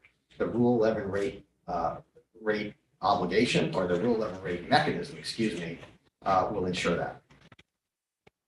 One other example was given a couple of days ago by David, before you leave this point, if the transparency reveals to the customer that CPKCS is manipulating the Mexican side of the rate, what's the customer's relief?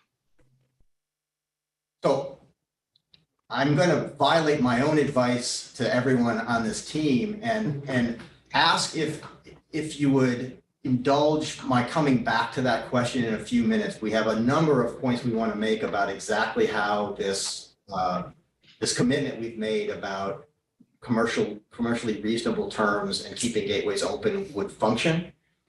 And I think we'll very quickly, if I may indulge, but otherwise I'll answer your question now. No. I'd rather you proceed, put your case on the way it's most logical to you. We can do that. But let me take this moment to say what I think we all probably were anticipating. We are not going to be able to finish this in the next 45 minutes.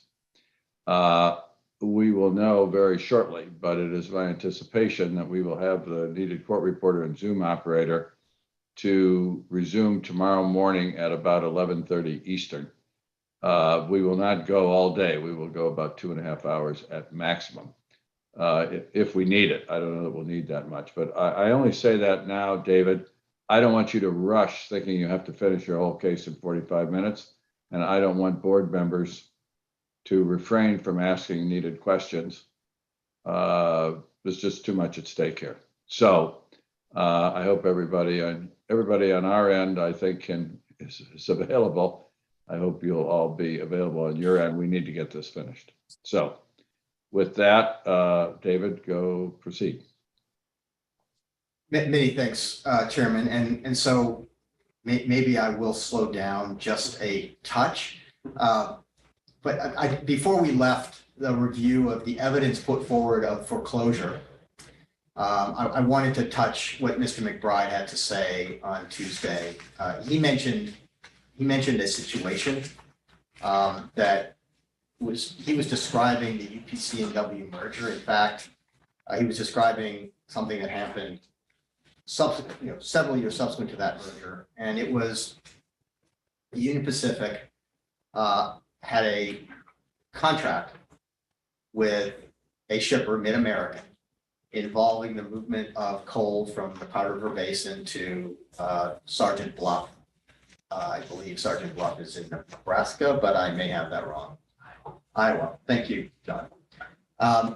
And he gave it as an example where UP didn't quote a bottleneck rate. Well, this case actually, interestingly enough, is the Mid-American case that is one of the 3 cases that the board addressed in its consolidated bottleneck case ruling back in the late 90s. And what happened there wasn't anything to do with a commercially unreasonable rate being offered as a result of a merger. What it was Union Pacific, under the statutory framework for interline pricing and rate making, was a single line carrier between Powder River Basin and Sergeant Bluff as a result of the UPC and W merger. And formally, there had been an interchange, I believe, between C&W and BNSF somewhere in the Omaha Council Bluffs area. And the shipper wanted to get a rate from UP for the segment, the bottleneck segment, former C&W bottleneck segment between Omaha Council Bluffs and Sergeant Bluff. That was what Mr. McBride was describing. UP exercising its rights, as the board ended up deciding, under the rate making standards applicable, refused to quote a bottleneck rate. And the board said that was correct. UP did not have to quote a bottleneck rate because it had a single line between the Powder River Basin and the destination. And, as the board knows, in that circumstance, and absent some merger related condition, in that circumstance, a single line carrier is entitled to decline that request unless, and there is recourse if it's an inefficient single line route that the carrier is trying to force upon the shipper. That's that's standard board precedent. But this is a situation that cannot arise in this case. It cannot arise in this case because we have committed and would accept a condition requiring that we not create new regulatory bottlenecks. So if this situation described our merger, the bottleneck segment between Sergeant Bluff and Omaha Council Bluffs, that's the bottleneck segment, and the connecting carrier is, between Omaha Council Bluffs and the Powder River Basin. We are going to quote a separately challengeable Rule 11 rate to the extent that we would have been required to do so absent the merger. That's our commitment. We're not creating a new bottleneck, period. So this situation, an interesting historical interlude in the case, it's just not applicable to our transaction. So let me move. David, I'm a little uncertain about how far this commitment goes. So today, since CP ends at Kansas City and KCS picks up there can't be a bottleneck because there's no through line.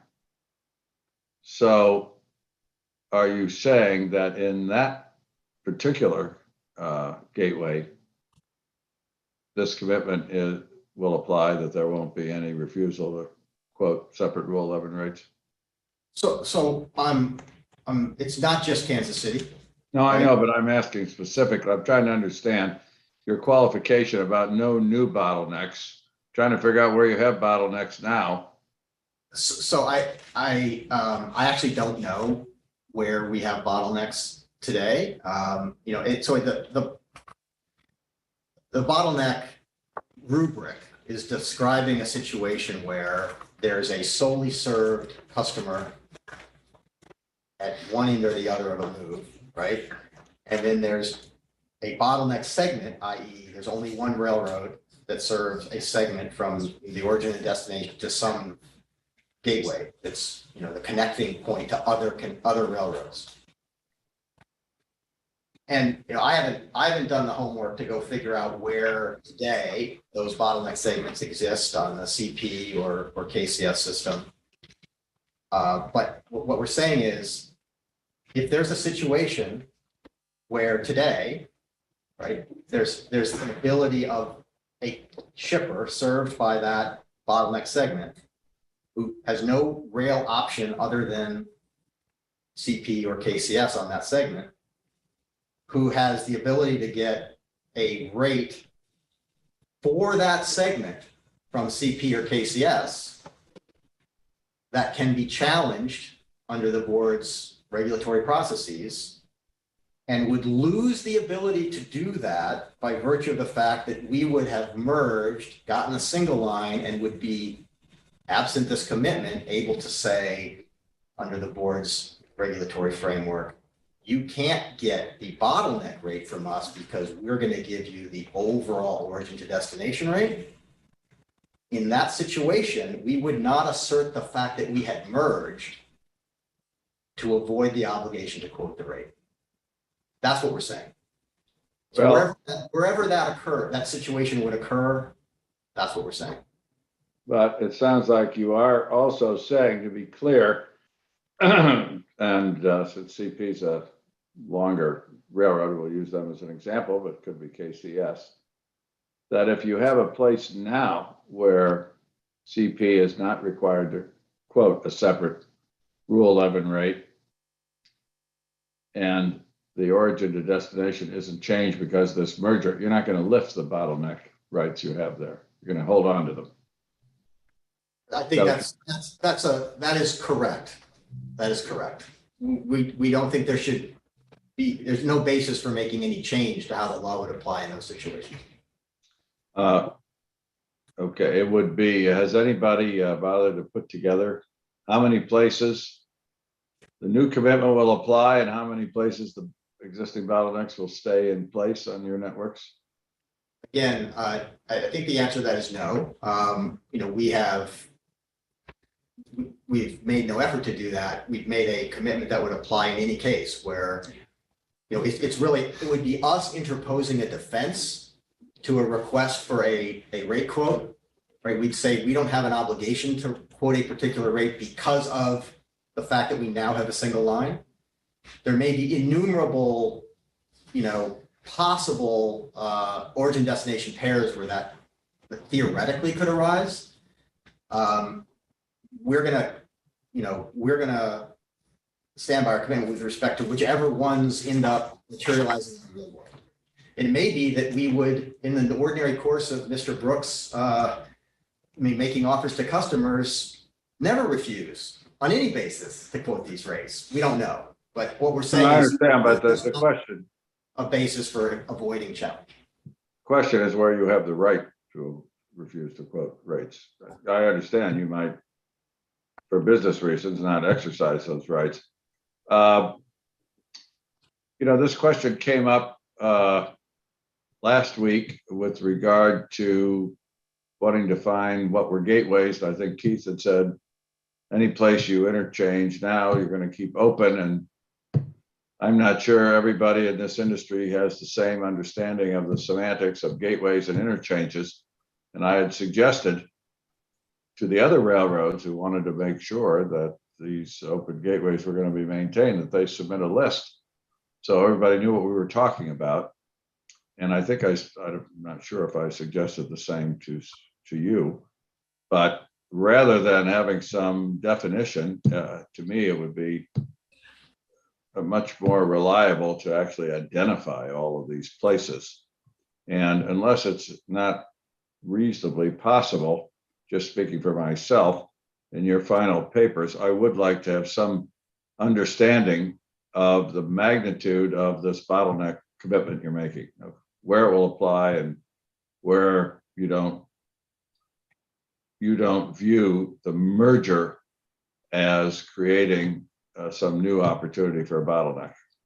I'm not sure, because as you said, David, there's a wide variety of origins and destinations, and there might be some debate about whether you made the commitment or not. I'd at least like to have a more concrete understanding of it. So we're happy to try to provide a better understanding of the scope of, I think we're really talking about two somewhat separate. Yes, we are. They're separate points, but they're related, I think. Yes, there is certainly some relationship. And I think what I really want to do is underscore that I don't think it's going to be useful or constructive to identify every interchange point where potentially bottleneck traffic interchanges with another carrier and cataloging those across the entire network of both railroads. Because the simple answer is, again, a shipper's going to know. They used to get a rate from KCS to a gateway, and they could challenge that rate if they wanted to get a Rule 11 rate from them. And if they hear CPKC say, well, no, we're no longer going to give you that because we now go all the way to the destination, red flag, that's a violation of our commitment, okay? And wherever that is, and we can certainly go try and assemble a list of every interchange point on the entire network where that's theoretically possible, but I'm not sure it's going to inform anyone of anything, frankly. Well, take a look at it. I have no idea. Maybe I'm asking you for something that's way beyond reason.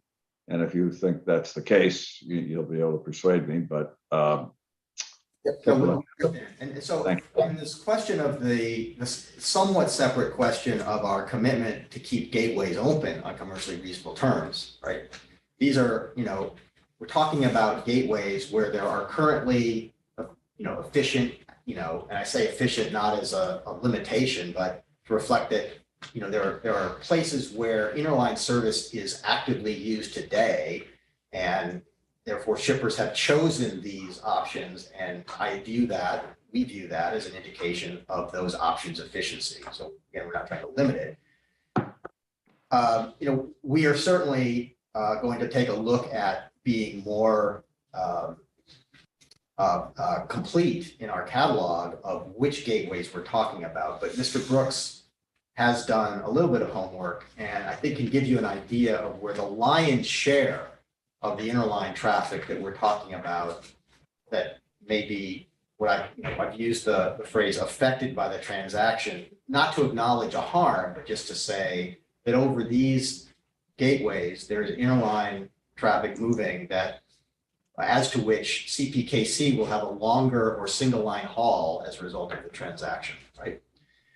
And this is the list of the gateways that account for the lion's share of that traffic. Again, we're not saying these are the only places.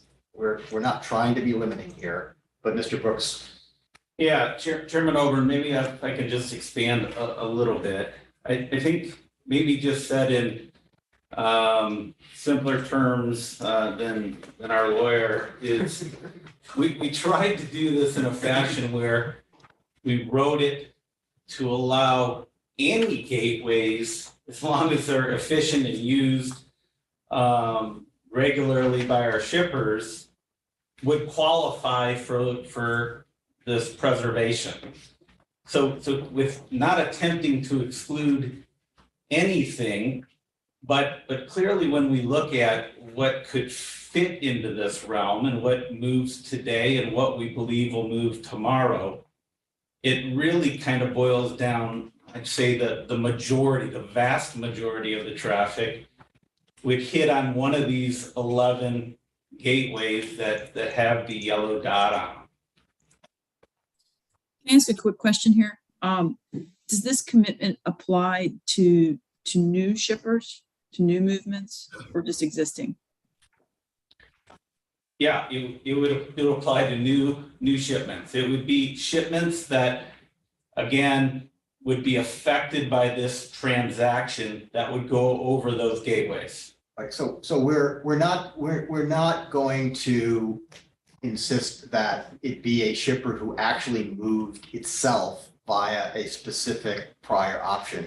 If there are other shippers that would have availed themselves of that service and that option in the past, there may be a question of, there may be some questions raised by the fact that the shipper was new and had never used an interline option as to whether it was a real option for them, perhaps. But that's we're not trying to exclude that potential.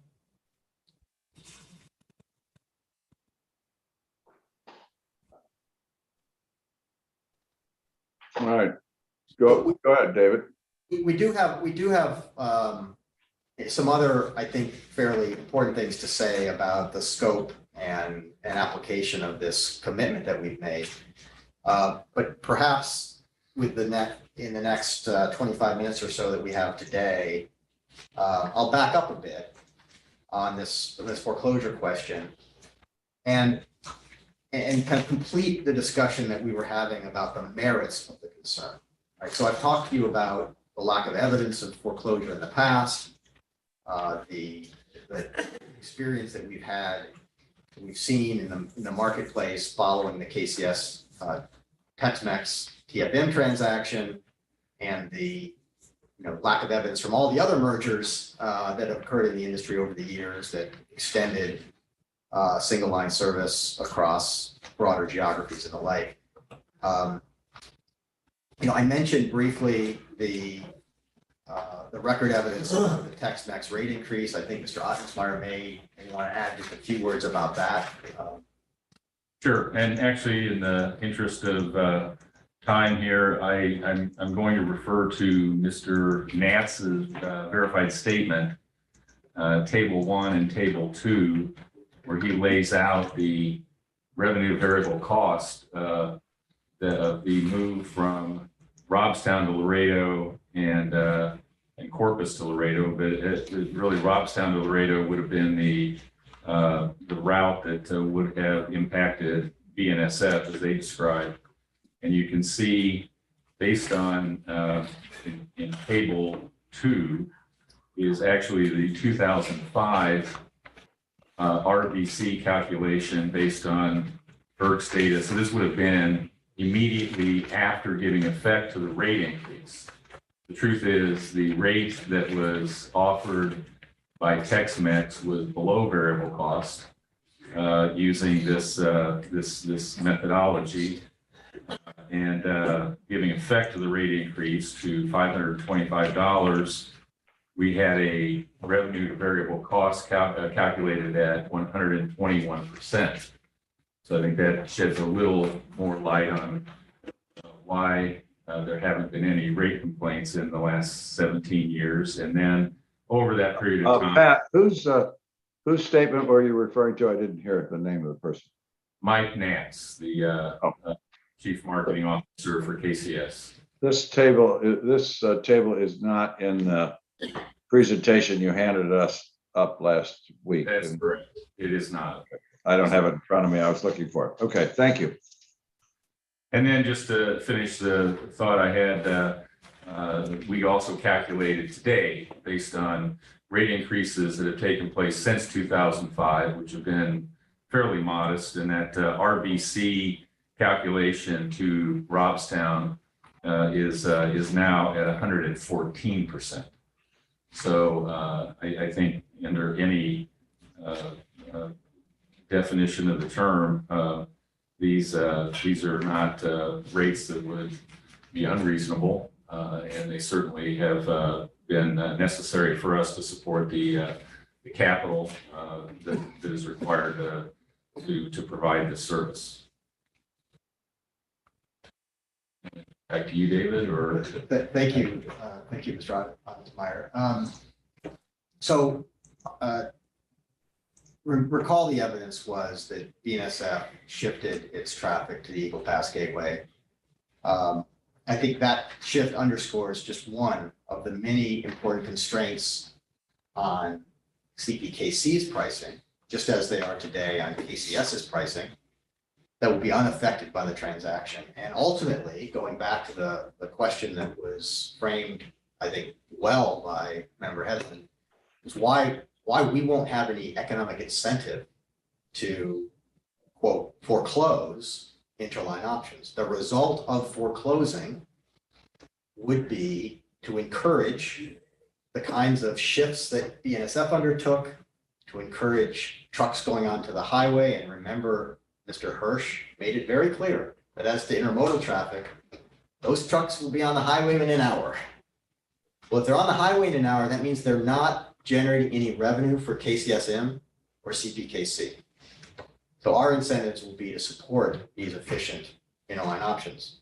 Just a few. David, before you leave, the BN transferring its traffic to Eagle Pass.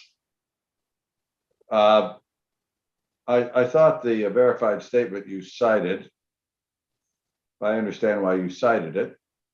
I would have done the same, but it's a little, if I were in your shoes, but it's a little vague. It said it shifted its traffic. There was a lot of traffic we talked about. There was grain traffic, and then BN talked about other traffic. Are you contending that BN shifted all of the traffic that previously went through Laredo to Eagle Pass? There was no traffic it couldn't shift and didn't shift to Eagle Pass?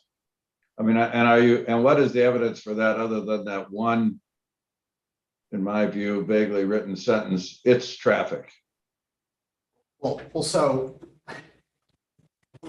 a couple ways that I'd like to try to answer that question for you. And I think the first place I would start is with a direct answer.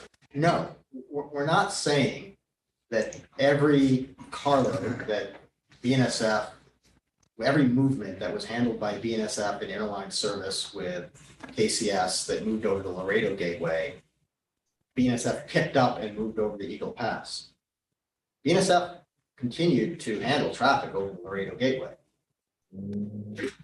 What I'd like to do, but a lot of traffic will pass. What we were taking on, we were starting with BNSF's contention as they framed it. Their contention was Tex-Mex raised this rate for grain traffic between Robstown and Laredo. And because of that, we couldn't compete.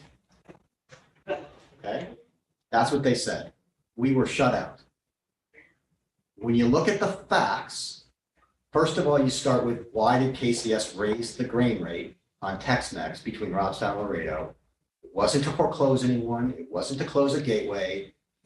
It was to stop hemorrhaging. That's number one. But number two, you look at what happened to volumes of traffic moving over Laredo, talking grain traffic. This is where BNSF is starting with its argument about foreclosure. It's all about this rate increase. It's grain rate.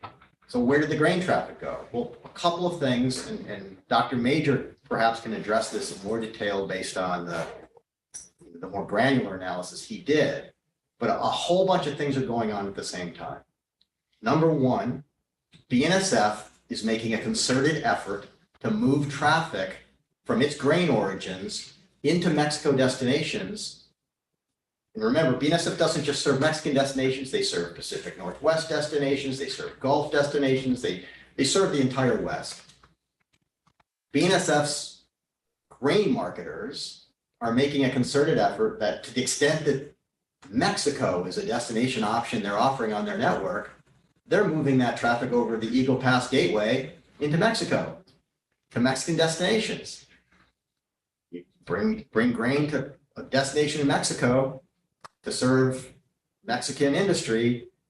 There's a lot of ways to serve Mexican industry with grain being supplied, and they include the FXE. And Mr. Ottensmeyer can address that in more detail. So those are the facts, right? That grain volumes shifted, and that's what Mr. Hirsch acknowledged. But the other thing is, other things were going on too, right? There was a decline in grain volumes overall that preceded the quote unquote alleged foreclosure. Those declines in grain overall are clearly not causally related to the KCS transaction, and yet BNSF was claiming that their bar graph proves their case. What their bar graph does is focuses on Laredo, ignores the exogenous factors that were affecting grain volumes, and ignores Eagle Pass. And I need to add not just Eagle Pass, but El Paso. So if you look at BNSF's network, this is very different from Union Pacific. If you look at BNSF's network and ask, how do you reach parts of Mexico that are well served by the FXE? And if you could bring up the slide, please. This is a map of the Mexican rail network. And in red is KCSM, and in blue is FXE.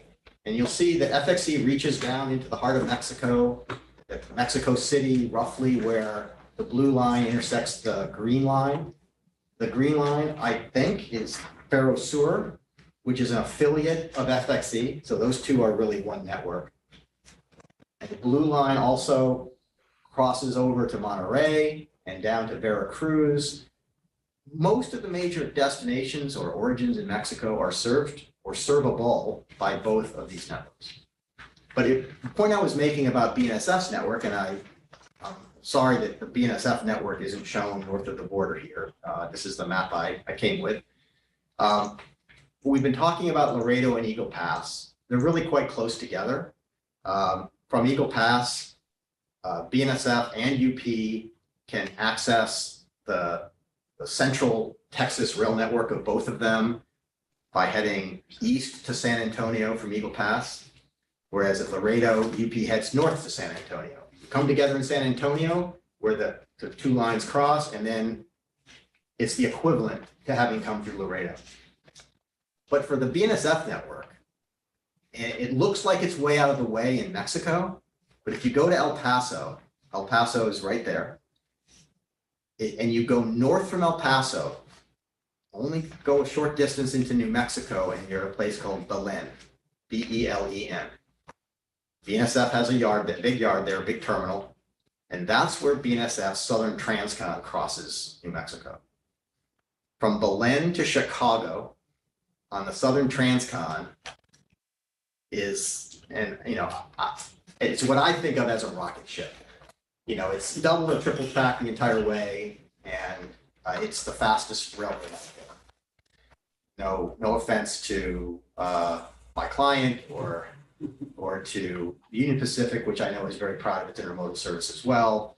The Southern Transcon is highly efficient artery, super high capacity, super high speed. So if you want to do is get to Mexico fast, it may be slower in Mexico, but it's fast to that point where you're almost in Mexico. So David, it wasn't a rocket ship last summer when they embargoed it, but that's a separate story. Go ahead. Well, I think that was Southern California member, but point well taken. So my point was to say, engaging with the facts about this shift of traffic to the Eagle Pass, talking about grain traffic and taking on BNSF's allegations of foreclosure on their terms, it just doesn't hold up to the facts.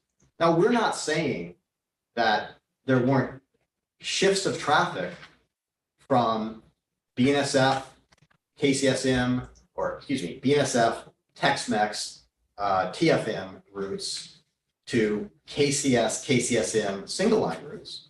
We're not saying that there weren't shifts of traffic from UP, TFM routes over Laredo to KCS, KCSM routes.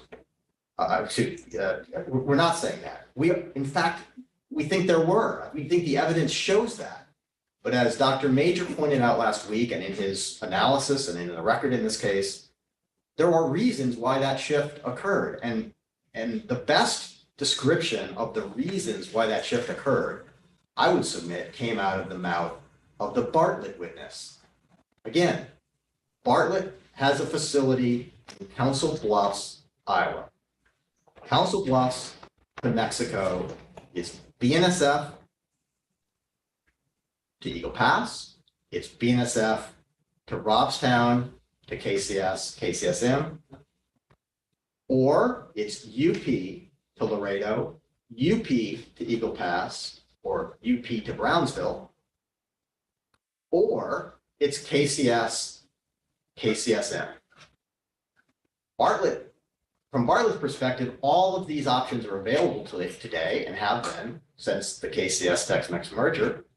And why is it that traffic moves on KCS, KCSM? Because they've chosen to send it there. And why? Because of all of the things that the KCS, KCSM single line route provides to the shipper. So the shipper makes the choice. This is why we expect to attract traffic to our single line routes. Not because we're going to close down the other ones, but because we're going to improve ours and compete. That's the whole premise of this transaction. So you'd expect to see that in the factual record, and you wouldn't expect to see all of BNSF's traffic picked up and moved over to Eagle Pass because KCS won some of it. That's the point.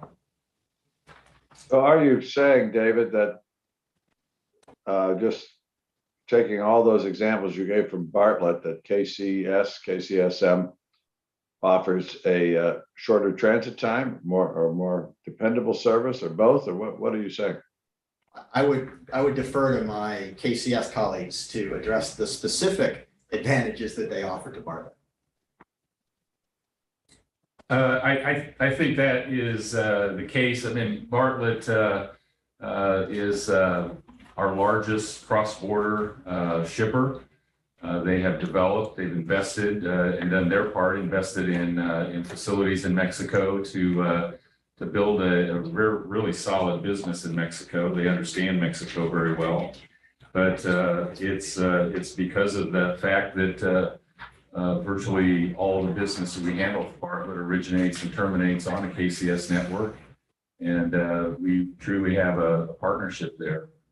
I don't know if it'd be helpful just to put a picture in front of you to go to I think it's 2 slides out, which shows what Mr. Meyer described, the various options. I think there were some questions about this the other day, looking at the various options that Mr. Meyer described. So you can see the rail miles from Laredo and Eagle Pass to Monterey.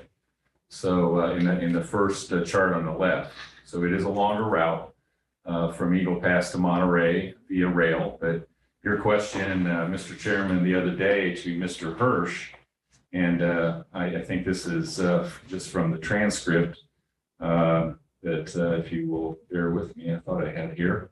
Oh yes, your question was why can't you go into Mexico on Eagle Pass down to FXE and turn east and interchange and get right into the Golden Triangle? Why does that not work? And Mr. Hirsch's reply was, well, there's, as you know, different quality of the tracks in Mexico.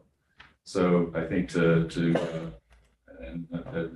prefer that be quoted from Mr. Hirsch. I don't want to say anything negative about our competitor in Mexico here, but it is the efficiency of that route. It's the way we manage our flow of traffic over the bridge, because we have not only the IT, but the other resources, the capital alignment on both sides of the border. And there's no doubt that we feel that gives us a differentiated network versus the other options in Mexico, which in all cases, at all the other gateways, requires interchange between 2 independent railroads. I'm glad you cited that, because I was going to ask you the same question. So you beat me to the punch. Thank you. And I think if I may just elaborate a little bit on this map, Mr. Hirsch commented that Eagle Pass and Laredo really serve completely different markets. You can see I don't have this data in the slide, but can certainly provide it if interested. But looking at what's happened over the last 17 years since 2005, traffic at all gateways has grown, no doubt about that. 336,000 carloads in 2005, rail carloads at all gateways, to 484 in 2021. Laredo market share has fallen from 59% to 51%. Eagle Pass market share has grown from 7% to 33%.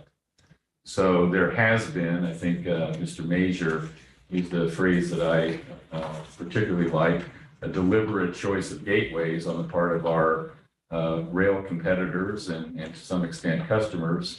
And Eagle Pass has in fact grown quite a bit over that last 17 years. And I think Dr. Major has a comment about his data analysis in this case that goes directly to this point. Yes, if speaking about the grain traffic in particular, the BNSF witnesses did provide annual data about their shipments of grain over Eagle Pass and Laredo, and without getting into the confidential information about that, I can say that if you look at my reply verified statement on this, I examined that data. I examined what happens with their grain traffic over time, and there is a clear. It's consistent with a common shock affecting their traffic both at Laredo and Eagle Pass. in the time period they're talking about this price effect going into place. And a common shock means their business of doing grain into Mexico was affected because the price increase would only have affected the Laredo part of the grain traffic. So the fact that we see this shock happening on both is telling me that this isn't the reason that their traffic was falling off at Laredo. Their traffic was falling off at both gateways. Looking at the data as well, I see that the timing of exactly when and how their grain traffic moves the balance of their grain traffic moves between Laredo and Eagle Pass does not seem to be correlated with when the price increase would have happened. So I don't see anything in their grain traffic data that is actually supportive of the idea that they were foreclosed or couldn't operate here. It all seems consistent with other things were going on.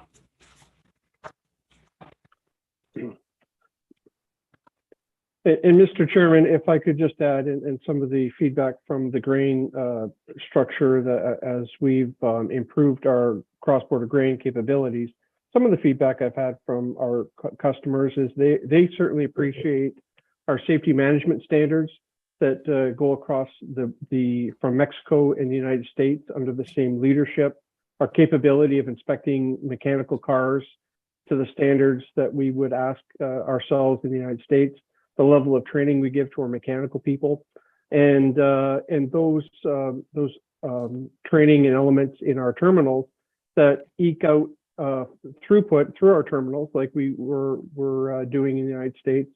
Those all contribute to the value that I've heard back from our customers in improving the grain cycle. But certainly the safety and security from a mechanical perspective and the standards we hold ourselves to cross-border really add and contribute to that value. So if we just have a few minutes, I think, before your hard stop, Chairman, and I thought use those few minutes to try to close out this issue of the reason why we have the economic incentive to continue to support interline options over Laredo, just like over any gateway, but focusing on Laredo because that's where the Class 1 attention has been levied. A lot of what you heard from them has to do with the traffic they really seem to care about, their intermodal traffic or their automotive traffic.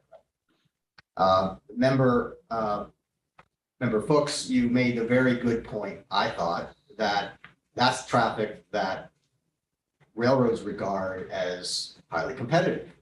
Certainly CP regards that traffic as highly competitive. It's highly competitive in a number of dimensions, both because alternative terminals serving origin regions or destination regions are capable of competing with one another, supporting a broader array of rail-to-rail competition, and also because of the inherent, certainly for intermodal, the inherent ability for trucks to compete for that traffic. Now, we had in our prior presentation, we pointed out how BNSF saw its intermodal business and the potential ways in which they would adapt if KCS became a less cooperative partner. There are highly confidential documents that are included in that presentation that I think are worth a read. But we also have a view from Union Pacific, and this was offered publicly at an earnings call in which Mr. Fritz, the CEO, participated. And he made the very astute observation that with respect to UP's network, they have an intermodal terminal right there at the border in Laredo, Texas. And that terminal is capable of receiving trucks from Mexico. And so the way Union Pacific sees the intermodal world, they inherently have an ability to replace an uncooperative KCSM were there ever to be one. And again, we are highly incentivized not to be an uncooperative partner. but they can replace an uncooperative KCS or CPKC in Mexico with trucking to their intermodal ramp in Laredo, were that to be in their economic interest. These are just examples of the ways in which CPKC is going to have every incentive to continue to support efficient interline service. I think we're probably out of time now, so I'll save the rest. We don't have much more on this topic before we get into the meat of the board's questions about our commitment. And so unless other guidance, I'll probably pause there. Unless any other board member wants to add anything at this point, I think we should recess. But let me say this to everybody, including to myself. We're going to finish tomorrow in 2.5 hours at the most, hopefully less. So we're going to convene at 11:30. Bring a snack, Eastern. If we take breaks, there'll be no more than 5 minutes. David, I think it looks to me like 2.5 hours should be more than ample. Let's not expand it. I absolutely agree. We should be, I'm not going to predict well under 2.5 hours, but 2.5 hours ought to be ample. All right, we will convene tomorrow morning at 11:30 Eastern, and we will terminate at 2 o'clock Eastern. Thank you all. Thank you for your patience. And again, I think this is all well worthwhile and enlightening, I think, certainly to the board and to our staff. And we appreciate it. Thank you. Thank you. Thank you. Thank you. Thank you. You all.